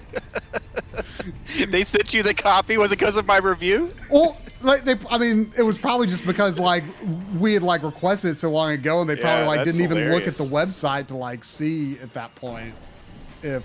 Yeah. So well, they probably read my review and figured it would get another positive review, and they said, maybe, what, I don't know. But like the thing was, so like I never had to do anything with it, but that's the only one that I've like, I still have that copy of the game, and wow. That's the only one I kept. But like once I was like so disillusioned by how hard it was to get that copy of Rayman 2, I was just like, wait a second, I could ask for bad games and I could review them really quickly, and I would have these new games to like trade in at Funkoland. And like I quickly figured out like if a game was like brand spanking new, like it only been out like a week or something, like they gave you like $35 for it. Like it didn't matter if it was a bad game or not. Like I got $35. Like I remember one time I think it was like Wildlife Country Club or something like that for the N64, or it was some other like realistic golf game that I ended up with. And I want to say like we actually were sent that before we were sent it before it actually released. And I remember like trading it into Funkoland before the game was even out. Wow. But I got like a bunch of like Army Men games and like all sorts of stuff that I just didn't care about, and I just did like a really quick review of it, and then just got like a cool $35 from Funkoland, and that was that was how I funded my N64 and PS1, and that was how I got like Final Fantasy VI and Secret of Mana and like all of like the Squaresoft RPGs and stuff. That was that's hilarious. I think I can't remember what the best game that I got to review was that I got for free. I mean, Krudelka is probably surely the most notable in retrospect. I gave it probably a spectacularly mediocre review in hindsight. I remember not being like that, impressed with it. I didn't ever beat it. I mean, I got probably like halfway through the game. It it was nothing to write home about for me, but I just thought it was funny that now it's like this rare thing that I used to have it. I didn't even know what I had when I had it. Yeah. I want to say, gosh, what I think the best game that I got, and it wasn't even for review. I think MJ just had an extra copy of it. He sent me Soul Calibur on Dreamcast for free. Oh, okay. But I didn't even review Soul Calibur. There was already a review for Soul Calibur. I think he just had an extra one lying around, and he was like, "Oh, do you want this?" I was like, "Okay." But sometimes, no, I'm not kidding. Like sometimes I sit back and I wonder if I wonder what he's doing these days. I have not heard from him. Probably since he could have college. a more generic name. Like with social media the way that it is, I mean, good luck finding a Matt Jones on, wherever. I have no idea. Like, I don't even have like any recollection of like techno gaming like dying off or anything. Like it just kind of fizzled away because the N64 Code Palace I feel like was kind of a phenomenon for a while. And then he rebranded it. Just so it didn't have to be. I feel like it just kind of died only. away. Yeah. Do you remember the? I can't remember if it was you or if it was Chris. I can't remember if this was before your time or not. But do you remember there was? I did a April Fool's. Article that was you remember Tip Tup from Diddy Kong Racing? Yeah. And I did the turtle? Is that the turtle? Yeah, the turtle, yeah. And I did an April Fool's article about Rare making, Tip Tup's Adventure. And I did this like little Photoshop where like I just had like, it was just one of the renders of him from Diddy Kong Racing with I just like photoshopped like a gun into his hand. I can't remember if it was you or Chris, but like I like legit, whichever one of you it was, I like a legit got you. I want to say something like that sounds familiar. I mean, that would have been such a long that does ring a bell.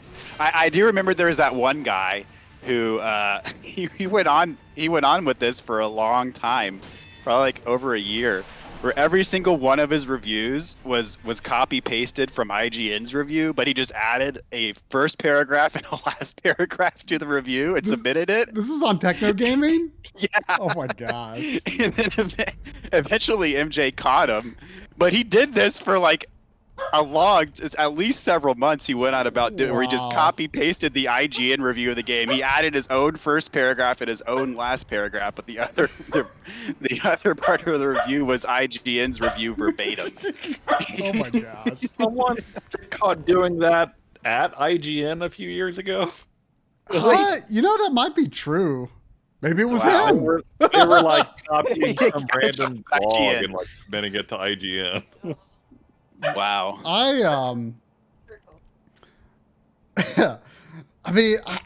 honestly don't remember anyone from that website other than you, Chris, and MJ. Yeah. Like I don't remember anyone's name or anyone like interacting with anyone in any way at all. Yeah. There is the guy I remember there was a guy, Bob. I think his last name was like Biata or Biata, Bob Biata. That maybe And sounds a little I familiar. I chatted with him a bit, on Instant Messenger back in the day, but that was about it. Yeah, it was you and Chris and MJ. I think you were the one who hooked me up with MJ. I'm sure I was, yeah. Because I was so impressed with your Pokemon website. Which I literally, I remember trying to do like a Zelda website. I remember trying to do, Oh, they remember when we it was, I think you did fully probably 95% of the legwork, but it was the Final Fantasy Kingdom website that was basically a ripoff of the Mushroom Kingdom. was that what it was called? I don't remember. Yes, it was Final Fantasy Kingdom. Yeah. I remember. I remember trying to do a Zelda website. I remember trying to do a Final Fantasy website. I remember trying to do a Rareware website, which is like kind of how I, in a roundabout way, met Drum and Xavier, because I did not care about message boards or forums at all at that time. You, MJ, and Chris were like the only like internet people that I had like gotten to know, and that was through our websites, not I should probably use like a ceramic shard or something. He didn't even react.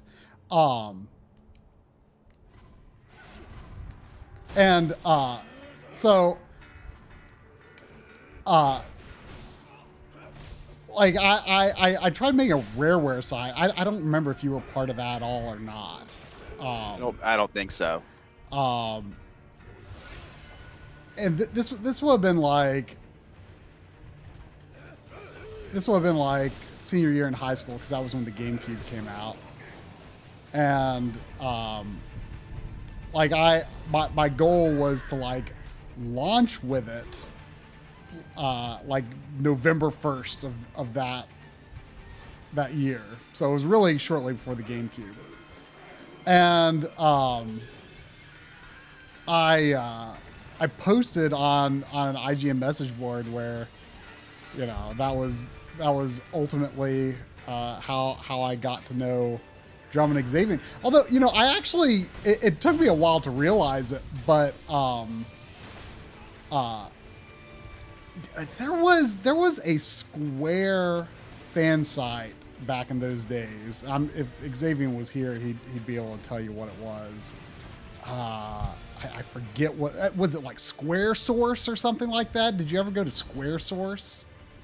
No, that doesn't sound familiar. I might be wrong on the name, but there was a Square web fan site that I went to back in the day.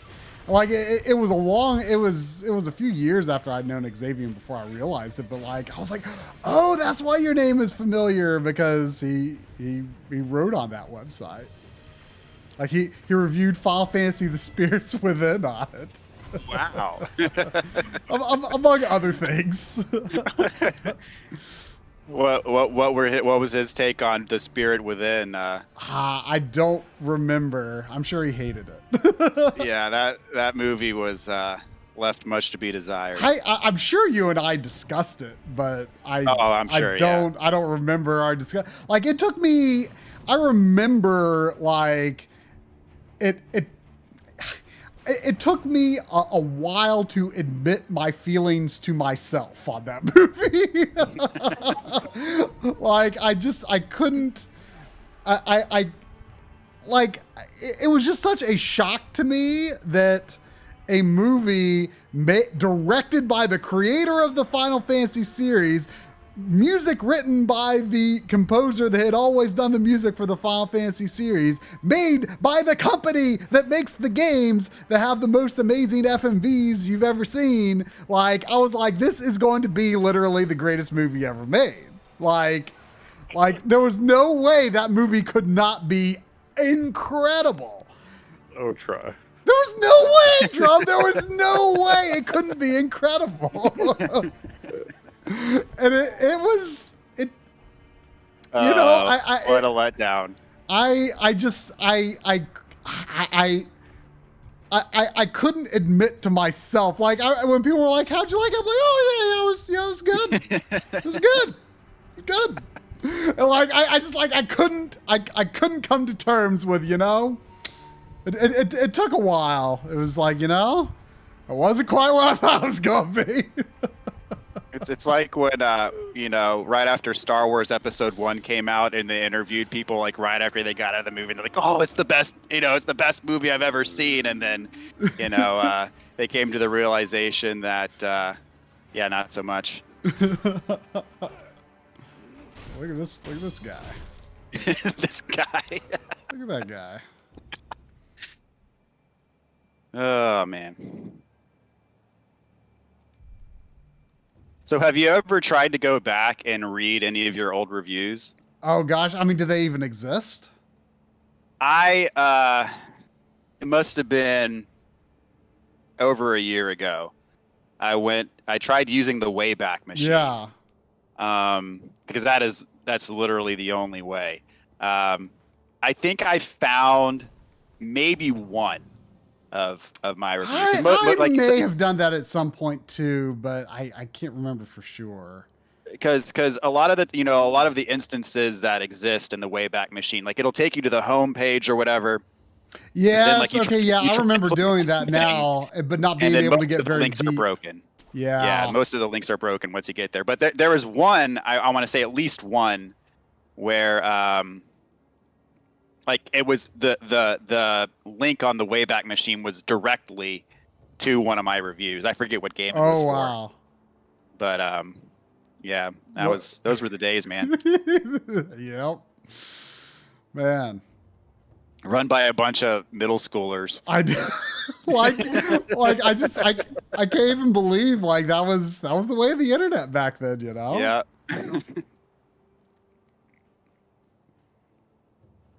Yeah, it was. You remember GeoCities? I used to have a GeoCities homepage or two. Yeah, I was all about tripod.com.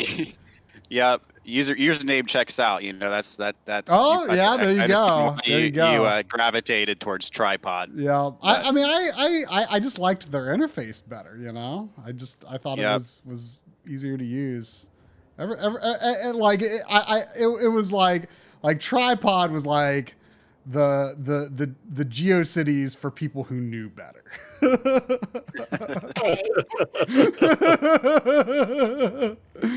Who knew not much better, but a little better. Right. I remember when I think I mentioned earlier the HTML lesson you gave me. I remember you were like, you know, tripod has a lot of ads, but if you put at the top of, you know, your page, if you put within, you know, the caret, you know, the HTML tags, or if you put no script, it keeps the pop-ups from popping up anymore. Oh my gosh, I don't remember that at all. But back in the day, that was all you needed to do to be a hacker. Oh man. Elite hacker. That's right.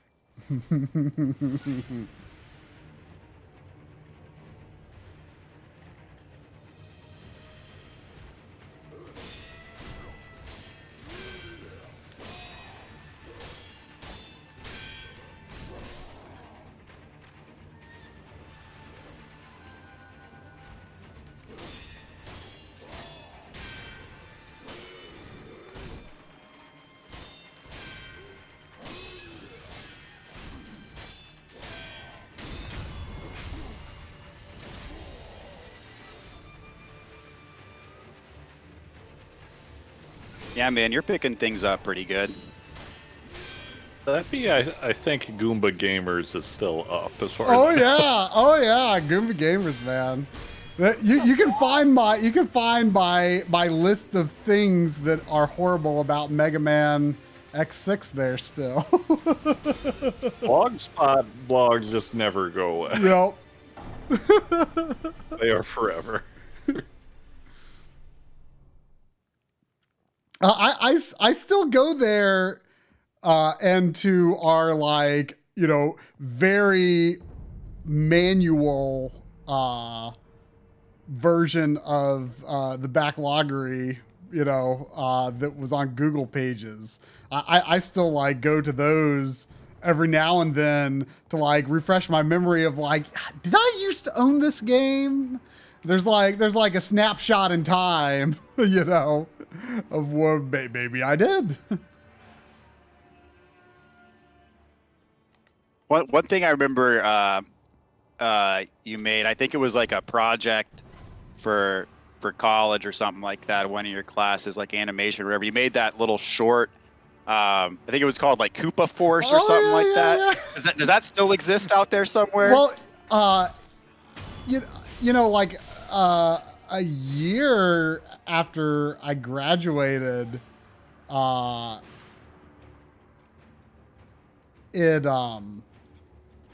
was a Nintendo like fan film contest, like an official like Nintendo of America fan film contest, and I got second place at it.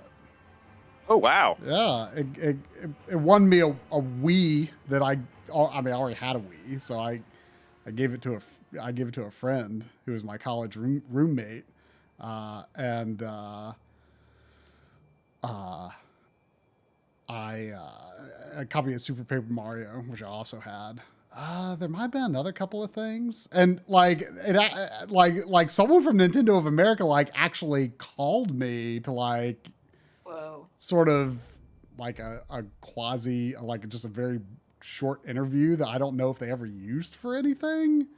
And the following E3, there was like a clip from Koopa Force in like the like hype reel that like played at the beginning of Nintendo's E3 conference. Like they had like a bunch of like clips from the fan films in there. What? Wow. Yeah, Koopa Force That's the was big at time E3. right there. You were at E3, man. God. Yep. I remember there was something that you did. You won a copy of Twin Snakes. Yeah, and I gave you my original. You sent me your extra copy or whatever. Yeah, you got one that was like signed by the developers or something like that. Yeah, it was signed right? by Silicon Knights. Yeah. It's a valuable game now. I don't know if you probably don't even have that copy anymore, but it's no, like it's I worth absolutely still Oh, have you it. do? Okay, yeah. Yep. Yeah, I remember.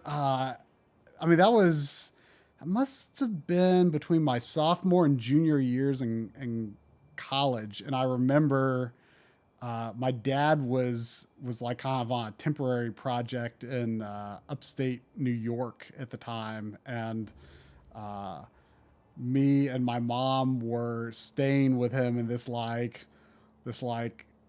cottage that he was renting. And I remember like that was where I mailed it from. I mailed it to you from upstate New York. But yeah, I've still got that signed copy. I've got Dennis Dyak's autograph on it among the rest of the team, but no Kojima, because Kojima didn't really have anything to do with Twin Snakes. Well, what was it that you did to get the autographed copy? For a second, I got scared because I saw that guy there. It was, so you remember playing GameCube, which is now Nintendo World Report. They had before it must have been 2004. They did a video contest where they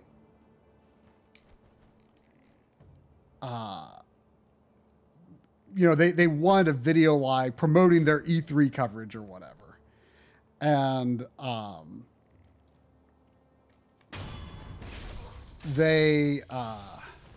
I gonna be able to stealth this guy? That'd be nice.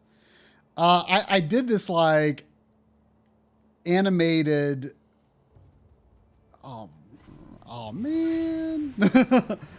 I wonder if I can like run away from him and get him like to get into unaware of me mode again. Also, this guy with a gun. Let's kill you.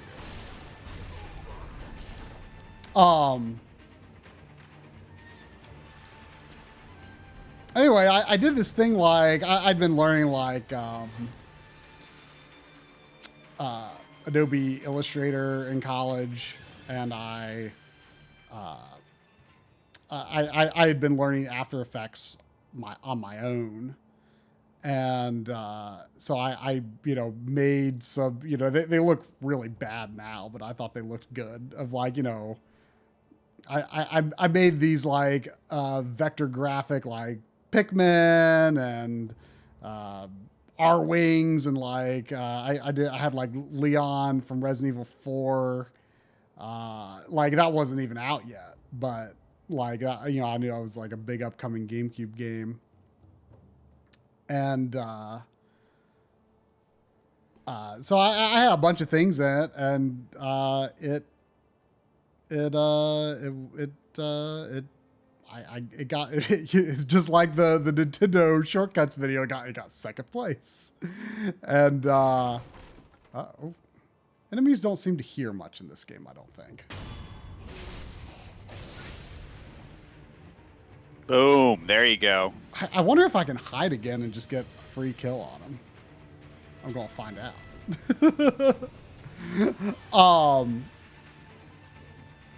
So anyway,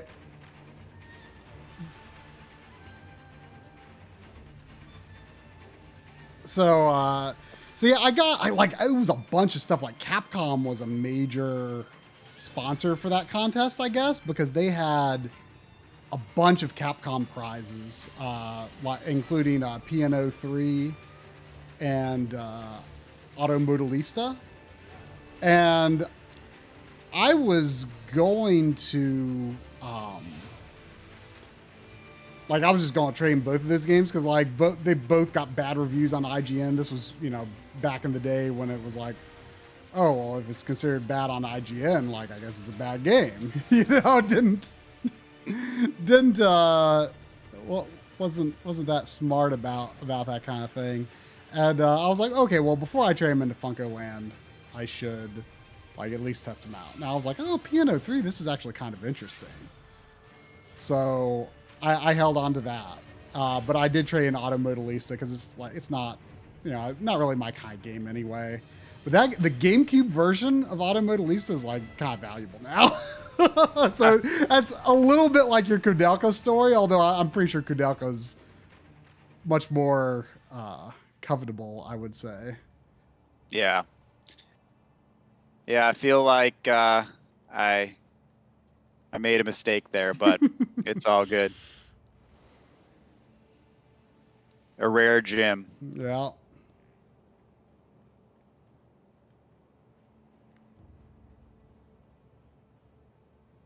But yeah, I remember when I was trying to get a PS2. I traded in my Dreamcast, and all my games.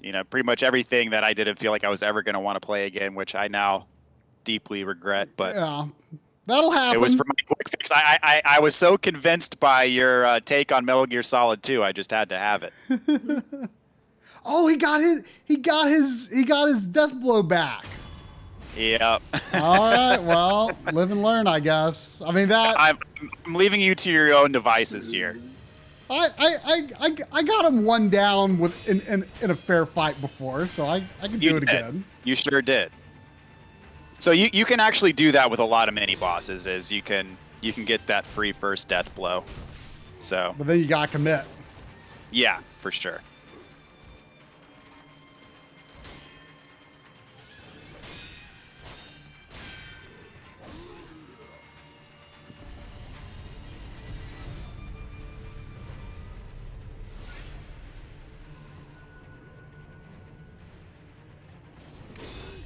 Which I do think it is, in terms of the pacing, I do think it is kind of strange that they make you fight so many mini bosses first before any proper bosses. Well, I guess they want you to really learn it. Yeah. I feel like most of these they teach you a different facet of the game early on.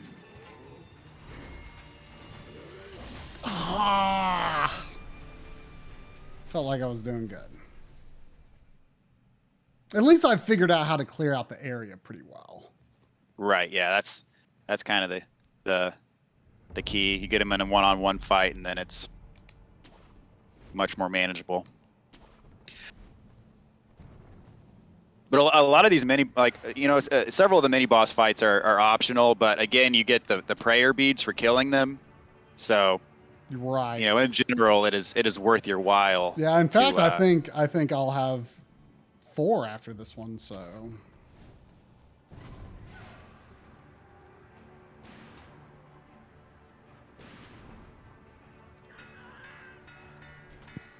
Yeah, get your first upgrade. Yep. For your health. Now, where do I take the? Do I just use them at the statue? You can use it at any statue. Yeah, there's like an option for, I forget what it's called, but.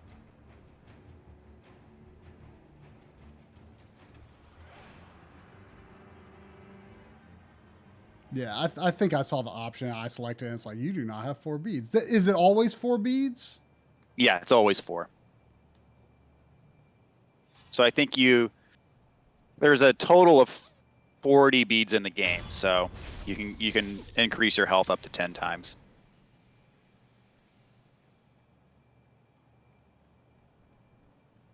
Oh. And I feel like the increased portions of health that they give you are fairly generous. Oh, so that's good.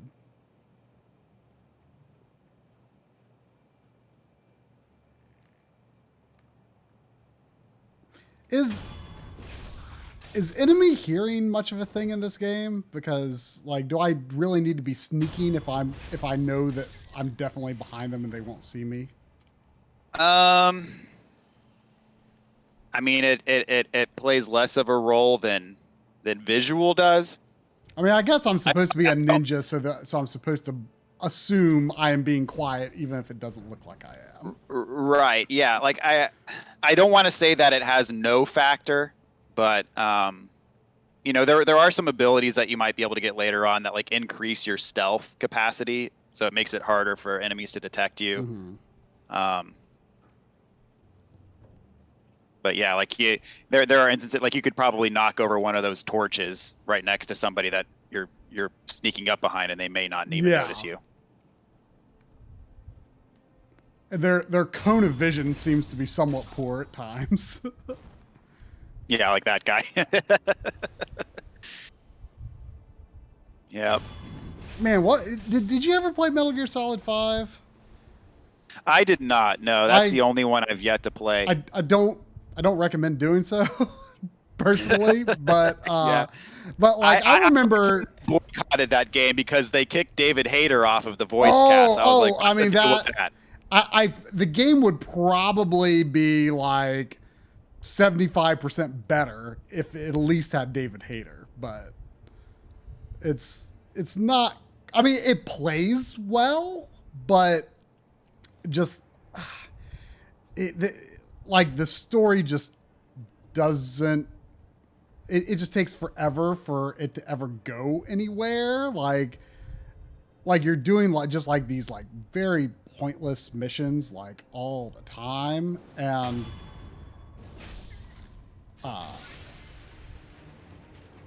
isn't it like a pseudo open world game? It is, yeah, and it's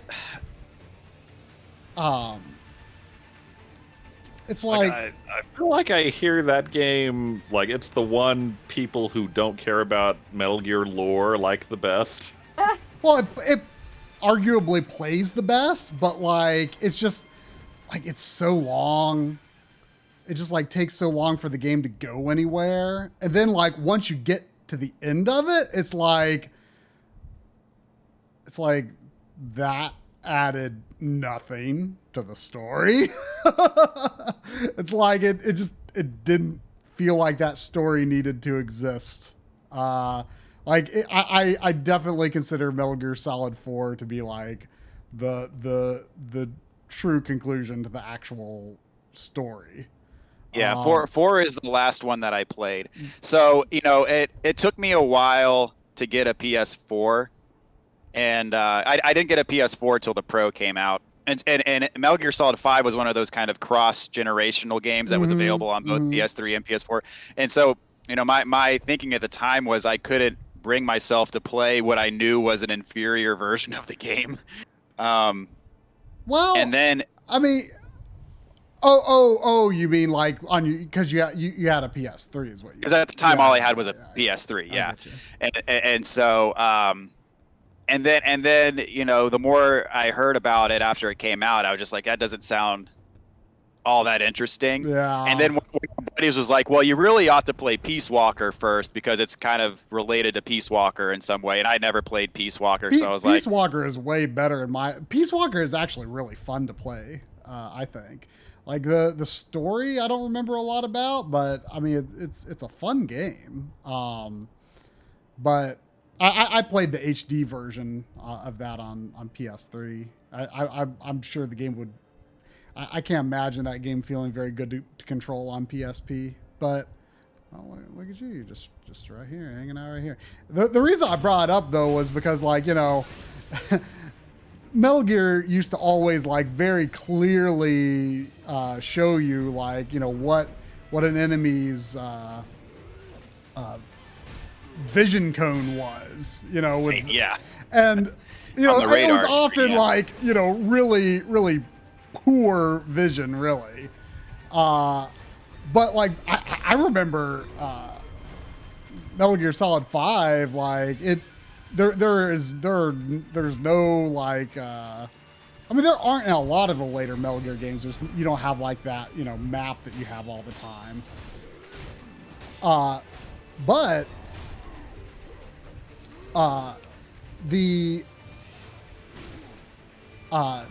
like I just feel like enemies in that game, from what I remember anyway, I mean, it's been a long time, but I remember just feeling like they were way more realistic in terms of like what they could actually see, and from a distance, than like any game that I can recall having played. So it's interesting. I mean, it is a good playing game, but it just is adding anything of value to the Metal Gear lore and not having David Hayter, just ugh. Yeah, do you know why they did that? I mean, honestly, it's hard for me to believe, but I've heard it was Kojima for some reason, which gotcha. Which surprises me. Well done. I don't know why Kojima would care, because they like I mean, do you know anything about the story? Like, do you know the ending? No, I do not. I mean, I guess I won't spoil it unless you want me to. I mean, I'm probably never gonna play it, so I don't recommend it. Well, anyone who has also not played Metal Gear Solid 5 and actually cares about spoilers, I guess, you know, mute the stream for a moment. But you are not the real big boss. The real big boss is like off doing other stuff, and like they like groomed you to be sort of a leader of sorts, I guess. And like there's definitely enough reason to believe that you like to have an inkling of that being true throughout the game. And like I was thinking, like, okay, if this isn't the real big boss, then I guess it makes kind of sense that it's a different voice actor. But the thing is, you are the real big boss in like sort of the little sort of demo game that came out sometime before the actual Metal Gear Solid 5 came out. You know, Ground Zeroes. You are the real big boss in that. And it's still Kiefer Sutherland. So like if they had David Hayter in that and Kiefer Sutherland in the main game, I would be kind of okay with it. But it like he just falls. So it is not Snake. It's not Snake. Right. And you know, all that aside, David Hayter plays Solid Snake, But then David Hayter also plays Big Boss in Metal Gear Solid 3. So he's already spanned multiple different characters. So for me, that kind of twist in 5 wouldn't actually necessitate a different voice actor anyway. Yeah, it was such a bad decision, and it's just all the more insulting that the Japanese, the Japanese players got the voice actor they were used to, and we didn't. Yeah. My impression of that choice was always just Kojima loves Hollywood, and he got the chance. So right. Yeah. I mean, that's part of the inspiration for the series as we know it, but it's very Hollywood kind of movie inspired, but it wasn't because David Hayter just, to me, he was that character. Absolutely. And he did it so well. It's such an iconic role. I feel like we're done with spoilers now. If chat wants to let people know, they can unmute. I feel like Metal Gear Solid 1, like maybe it's I don't know if it's if this is necessarily considered a good opinion or not, but like I think of it as like the first video game that I played that had like voice acting that was good. Like I mean, agreed. Yeah. I mean, I'm sure a lot of people would say, "Oh, it's actually not good voice acting," but it's like I feel like it was the first game that I played that is relatively close to the quality of voice acting that we tend to get in games today. Right. It was way, in terms of quality of voice acting, it was way ahead of its time. It's better than, I would say, even the majority of PS2 and PS3 games. The original Metal Gear Solid. Yeah. And I mean, you compare, the original Metal Gear Solid to, say, Final Fantasy X. Huge difference in the quality of voice acting. Because Final Fantasy X is almost unintentionally comical with how bad the voice acting is, in my opinion. I mean, you have the Tidus and Yuna laughing scene, which has since become a meme. Oh, that's interesting. You don't actually die for falling. Yeah, you do take a hit to your health, and so if the hit to your health is enough to take your health bar all the way down, it does count as a true death that you can't resurrect from. I am not quite sure where I should be going. And I've revived all these enemies. But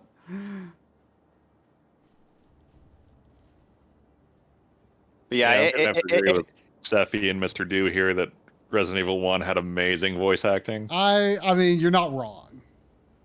You're not wrong. Possibly untopped to this day.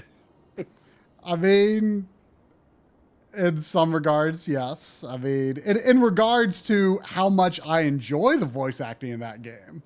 Let us not speak in terms of good and bad. Let us talk in terms of enjoyment, which is oh look, it's a not crystal lizard. Man, that spewed some nasty stuff. Yeah, this game is a bit over the top. Drop anything? Come on, lizards don't drop stuff. Those are not crystal. They're not the equivalent. They'll poison you if you're not careful. Which is probably why they spew such nasty goop. There has got to be kill them. some. Oh, there is further. Or did I already go further down? Oh, I guess I didn't. Well, what did I just collect? That was a spirit emblem. Oh, okay. It was just sitting there. So yeah, when you pass by them within relatively close proximity, they just kind of fly right to you. I don't know why I didn't see this path going further down here. Well, it does look like, when you first look at it, it looks like it'll kill you if you drop down that far. Yeah, I mean, in general, fall damage has not been a problem thus far. Right. It is pretty forgiving.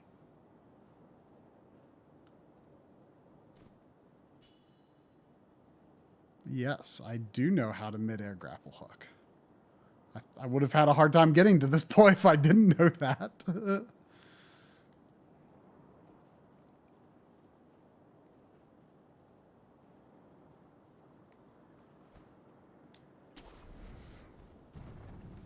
I mean, even though, you know, there's a couple of areas where I hit a brick wall for a little while. I mean, this game does seem to have some good sort of forward momentum. It sort of feels like you're pressing forward into the world relatively quickly, I guess. Whoa.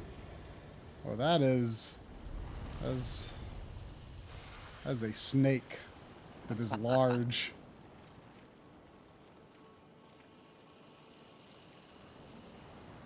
Okay. Yeah, as I said before, I think you're making some pretty quick progress.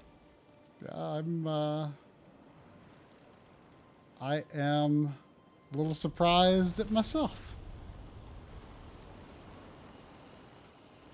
Maybe it's to your benefit that you haven't played the Souls games multiple times over. Maybe. I mean, I guess some of the mechanics might be a little burned into me, but oh, hello. I'm going to resurrect and you're going to have no clue I'm right here. Oh, I almost forgot. Try. Are you going to buy the Swish OLED? No. Really? Are you going to end up with it somehow anyway? I won't count that out, but you know me. I mean, I think I have, other than like the Game Boy Light that was only in Japan, and yeah, there's actually several things I don't have. Like, you know, I don't have any 2DS systems, and I don't have a Game Boy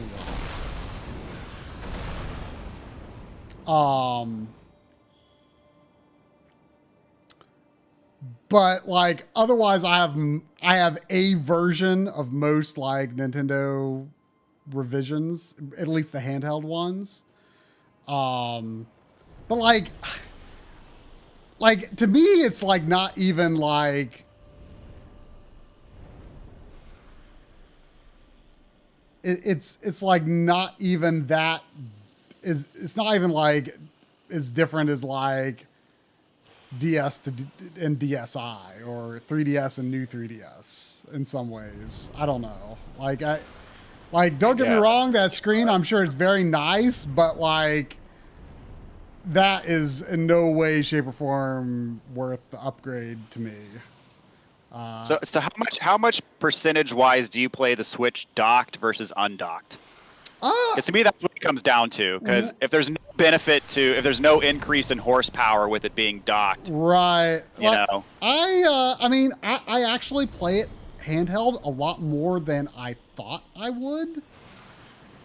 Going into it. I would actually say like it is probably, I mean, I couldn't really give a very firm estimate, but I would say it is 50-50 split with, you know, 10% margin of error on either side of that. So it might be 40-60, it might be 60-40. I don't know, but I actually do play a lot more handheld than I originally thought I would.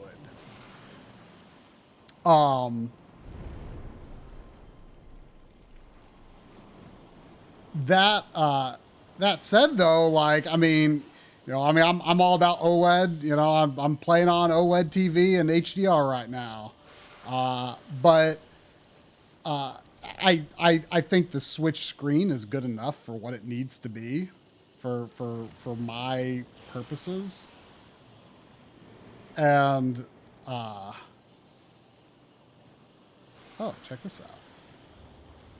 Oh, that snake is really looking at me there. Oh. Ooh. I was not. Is it? Surely it's not dead. Should I be like really getting out of here? I'm going to be probably. Getting out of here. Yeah, probably would be a good idea. Oh my goodness! Oh man. Oh yeah, the OLED.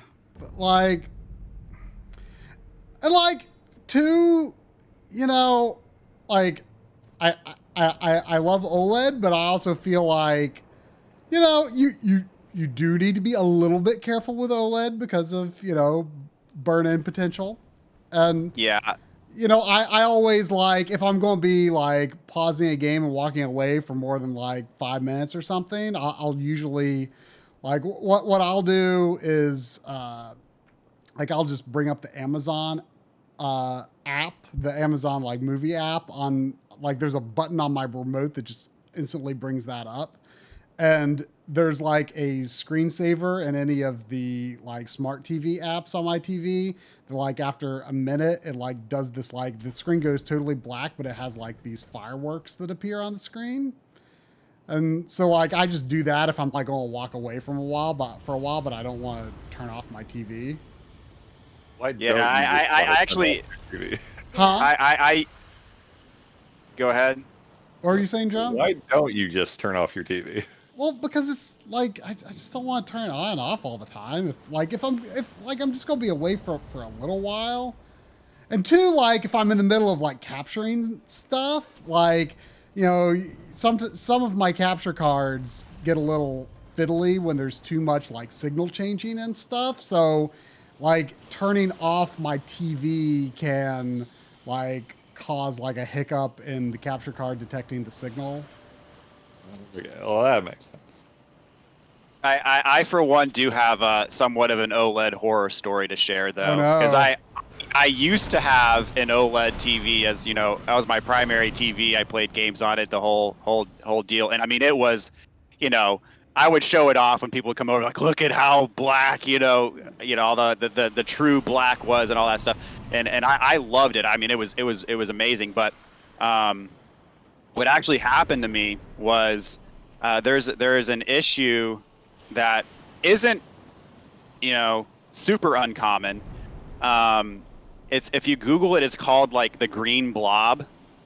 And so what happens is and this is not, you know, to be confused with burn-in, because it's not burn-in. What happens is like the I guess the processing unit, like on the back of it, if it can overheat the actual panel over a period of time, and it distorts the colors on a section of the panel just from the heat itself. And so what happens is, like, if you're looking at something yellow in that distorted section, for me it was like a big blob in the middle of the screen, and it's permanent, and it makes the yellows look green, it makes your oranges look brown, and it's very noticeable. Like it once it happens, like you can't not see it. It's very obvious and it's very intrusive. And you can Google it. Like it's a problem that people have run into, and unfortunately I ran into it myself, to the point now where when I go to like Target or something with my wife, I always go to look at the OLED to see if it has the green blob. And sometimes, like when I go to a display, I look at a display unit like in a store, it'll have it, you know, because I think it's just because it's been on, you know, forever. Yeah. And so, you know, that was something that did happen after about 2.5 years of, you know, just not overuse by any stretch. What year, you know, what year or model was it? Was it LG? Yeah, it was LG. It was a 55-inch. It was I bought it in April of 2018. Oh, okay. And it was the 2017 model. Oh, I mean that's what I got. And, the 55-inch. Yeah, the 55-inch 2017. Yep, that's what I got. Yep. and I bought it in April of 2018, and the green blob showed up June of last year. It was funny because you know, my wife was watching like some cooking show, and there was like a bowl of soup in the middle of the screen. It was like supposed to be like chicken noodle soup or something. She's like, "Why does this look green?" And I was looking, I was like, "That doesn't look right." And so like I did all the things. I tried, you know, there's like the pixel refresh thing you can do and all that. I tried doing all that, and then the more I looked into it, you know, and hearing from other people that had the same issue, it's actually the panel itself has to be replaced because the panel at that point is damaged. Oof. And I called LG and they wouldn't replace it. So so has that made you swear off OLED? Yeah, the TV that I got now, I've got the Sony X900H, I believe it is, and it's a non-OLED. It's I mean, it's a really good TV. I mean, the thing is yeah, if you're into that, you know, perfect black, you know, the individually backlit pixel experience. I mean, you're not going to get that, but it's pretty dang close. And I feel like the brightness on it though is better, because that's the thing about OLEDs is you know, if you're in a room that has windows and such, I mean, their OLEDs are kind of prone to a bit of glare because they don't light up as bright. You know, that's always been a surprising thing to me, because, you know, by the nit scale, I guess OLEDs are technically a little dark, but like, man, it is so much brighter than like the, you know, the 1080p LCD, Samsung LCD that I upgraded from, like. It just always seems so weird to me, and like HDR is like so bright. Like, I mean, the thing like in bright scenes, like the thing like casts shadows in my room. Like I don't feel like it's dark at all, but technically I guess it's dark. But like I'm just like the supposed darkness of OLED I guess does not bother me, because I think it's plenty bright. Yeah, it never bothered me, but it's one thing that I notice with my TV now is that, I mean, you know, I have much less issues with glare than I used to. Now, the one thing that's really good about OLEDs is the viewing angles. I mean, you can be viewing it from nearly like 180 degrees and the colors are perfect. Whereas the TV that I'm using now, it looks amazing, you know, straight on. But if you're sitting even from a slight angle, the colors start to distort a bit. But, you know, I part of me wishes I would have just sprung for another OLED and, you know, will lightning strike twice, who knows? But I mean, literally though, because you know, you'd hear people talking about burn-in on OLEDs, and I used to kind of scoff at that. I'm like, I mean, you have to be looking at a still image for a really long period of time to worry about burn-in. But yeah, that the whole green blob thing happened, and I called LG, and you know, I was kind of out of luck at that point. But I have a feeling though that whenever it is that I get my next TV, whenever that may be, I'll probably go back to OLED. All that being said. Yeah, I mean, you know, like people talk about micro LED, but like I don't even know if they're going to like ever be able to get that to a size that like is small enough, like for what I would want. you know. Well, what micro is that? A new technology? Yeah, it's like actual, yeah, but like it's like gigantic. Like it's like super rich people like wall TV type things. Like the size of a projector screen. Yeah, basically. So it's yeah, probably not too realistic for just a normal living room TV right now. I would say. Imagine they're quite expensive at this point. Yeah, but like I just don't even know if it's possible to get small enough. But it's apparently like, you know, you get the same black levels of OLED, no burn-in risk or anything. But like the thing is, you know, I you know, until there is a better technology, I feel like I am definitely OLED henceforth. I mean, even if something bad did happen to this TV, you know, I'm kind of like you. It's like, well, for the next one, like even though I had a bad experience, you know, I'd go back. You know, I'm not saying I have had a bad experience. I'm just saying if it did happen.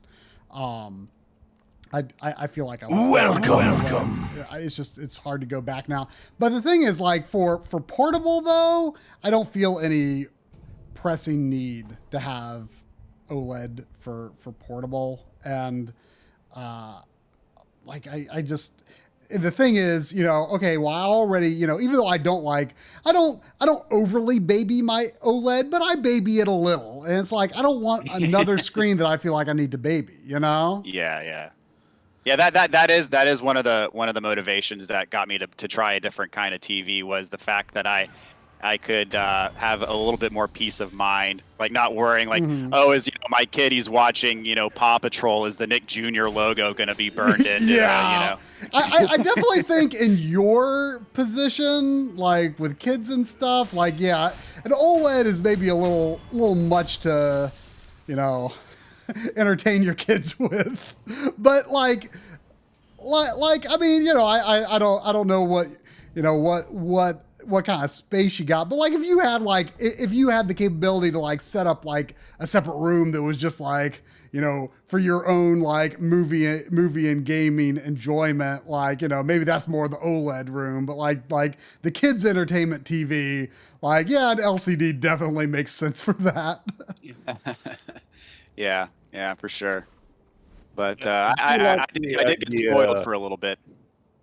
I do like the idea that we spent like 50 years trying to make TVs bigger, and now the new tech is like, it's gigantic. We can't make it small enough for people to watch. I was thinking the same thing the other day, sort of similar logic in that, you know, with the Final Fantasy VII remake PS5 release, like one of the big, you know, things about it is like they added the volumetric fog and you know, that kind of stuff to make the lighting effects better. Like I remember when fog was added because the draw distance couldn't be more than like 5 feet in front of you, and now fog is like, ooh, the fog, like it looks so nice. I remember playing Turok Dinosaur Hunter on N64, and literally like you can't see 3 feet in front of you because the fog is. Yeah, it's funny. I mean, man, I remember seeing Ocarina of Time in Best Buy like before it came out. Like they had it on like a demo screen or something, and like I remember seeing the scene where Navi comes in at the beginning and like Link is asleep and she's like, you know, can the future of Hyrule really depend on such a lazy boy? And she like is like flying up and down and you like see like the shadows casting. I just remember thinking like, oh my gosh, like real light in a game, like how do you get better than this? Like that was the first time like I had seen light in an N64 game like cast in like a direction depending on the light source. Is that the game where you like dragged your mom over and was like, "Look, Mom, it looks like real life"? Oh no! That was well. That first of all, that was a friend, not me. Okay. That was Mario 64.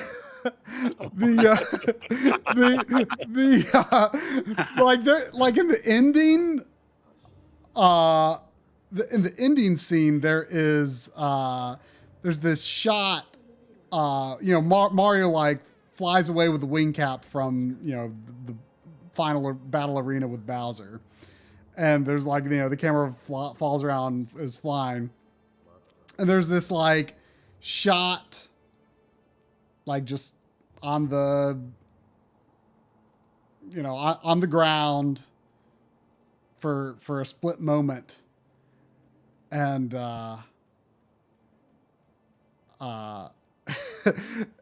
like my friend, for whatever reason, I did not agree with him for the record, but he's like, before Mario lands, like that shot it just looks real. It just looks real. And like, you know, of course Mario enters the scene and it spoils the illusion, but I did not agree. I did not think that was like a particularly amazing looking shot. But like, I remember one time, you know, we were at my house and we, you know, beat Bowser in Mario 64, you know, for the millionth time.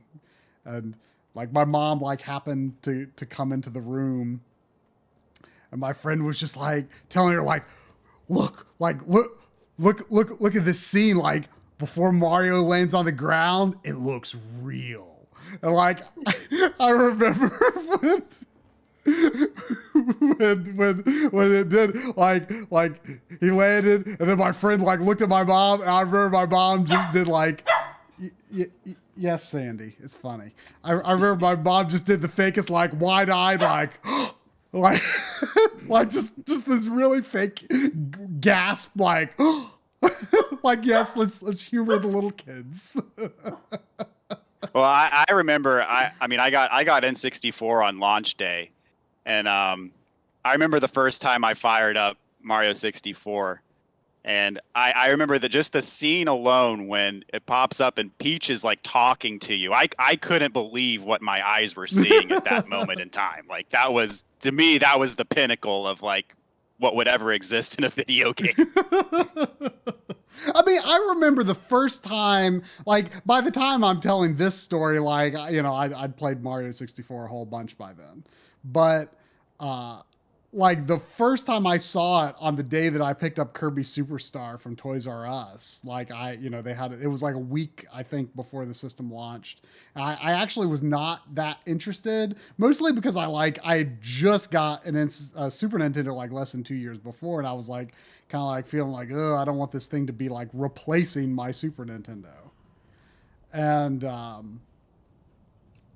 man, this is gonna be a boss, isn't it? And I haven't found a checkpoint in a long time. Since before the snake. I'm nervous. And I remember like I just like it just blew my mind. I mean, it's kind of become a meme, a My Life in Gaming meme that people bring up in our big N64 video, from like 2015. I said like to my eyes, like the first time I saw it, it was too real to be real. And uh-oh.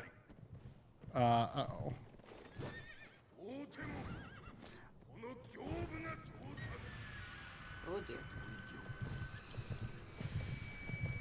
And I remember though, like a friend rented an N64 a little while after, and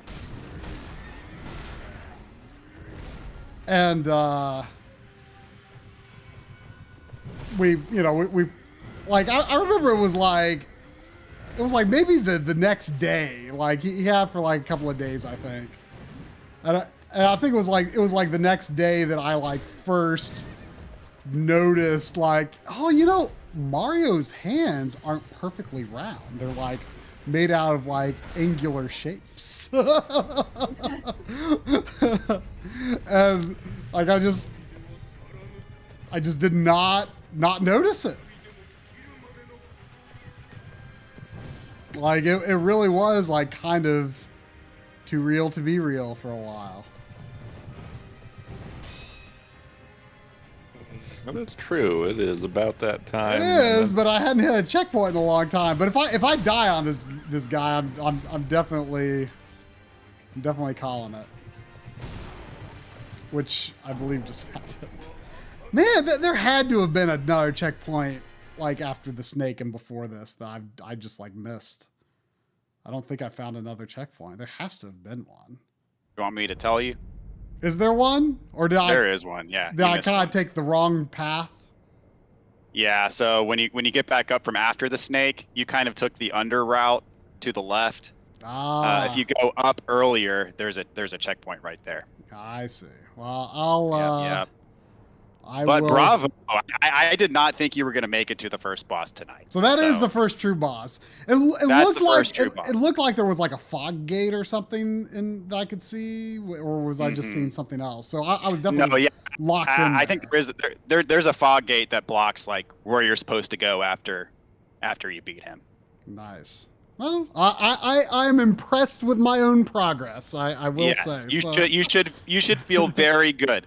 I mean, a lot of people would still be stuck at the chained ogre right now. Oh man, I'm glad I did better than that. So yeah, for sure. Well, yeah, for this is good. I'm loving it so far, and I will definitely be. This will, I think, be my main now playing game for the foreseeable future until I've finished it for sure. There you go. There you go. So thanks for finally giving me the incentive to actually buy it and start it. So I've been putting it off for a long time, mostly because like this game has never really gotten like a crazy sale. Like I've never really seen it go below $40. It probably has at some point, but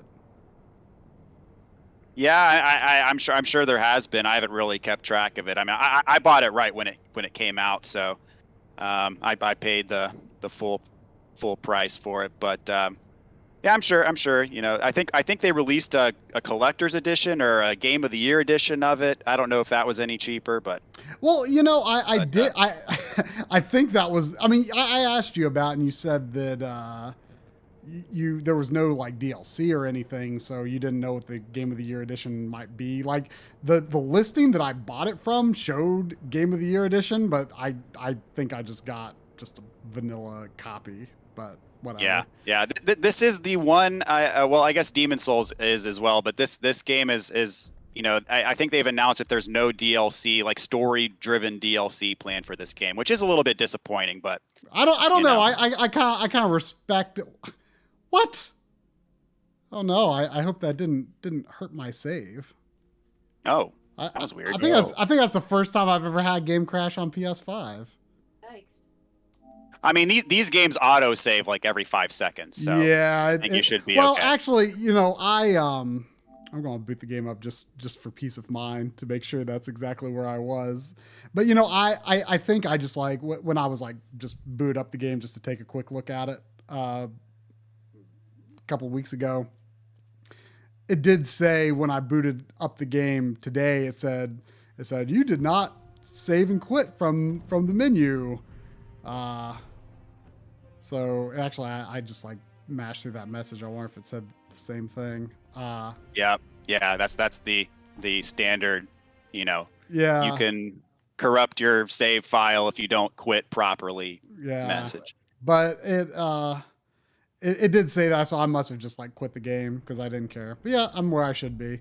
I really don't think I've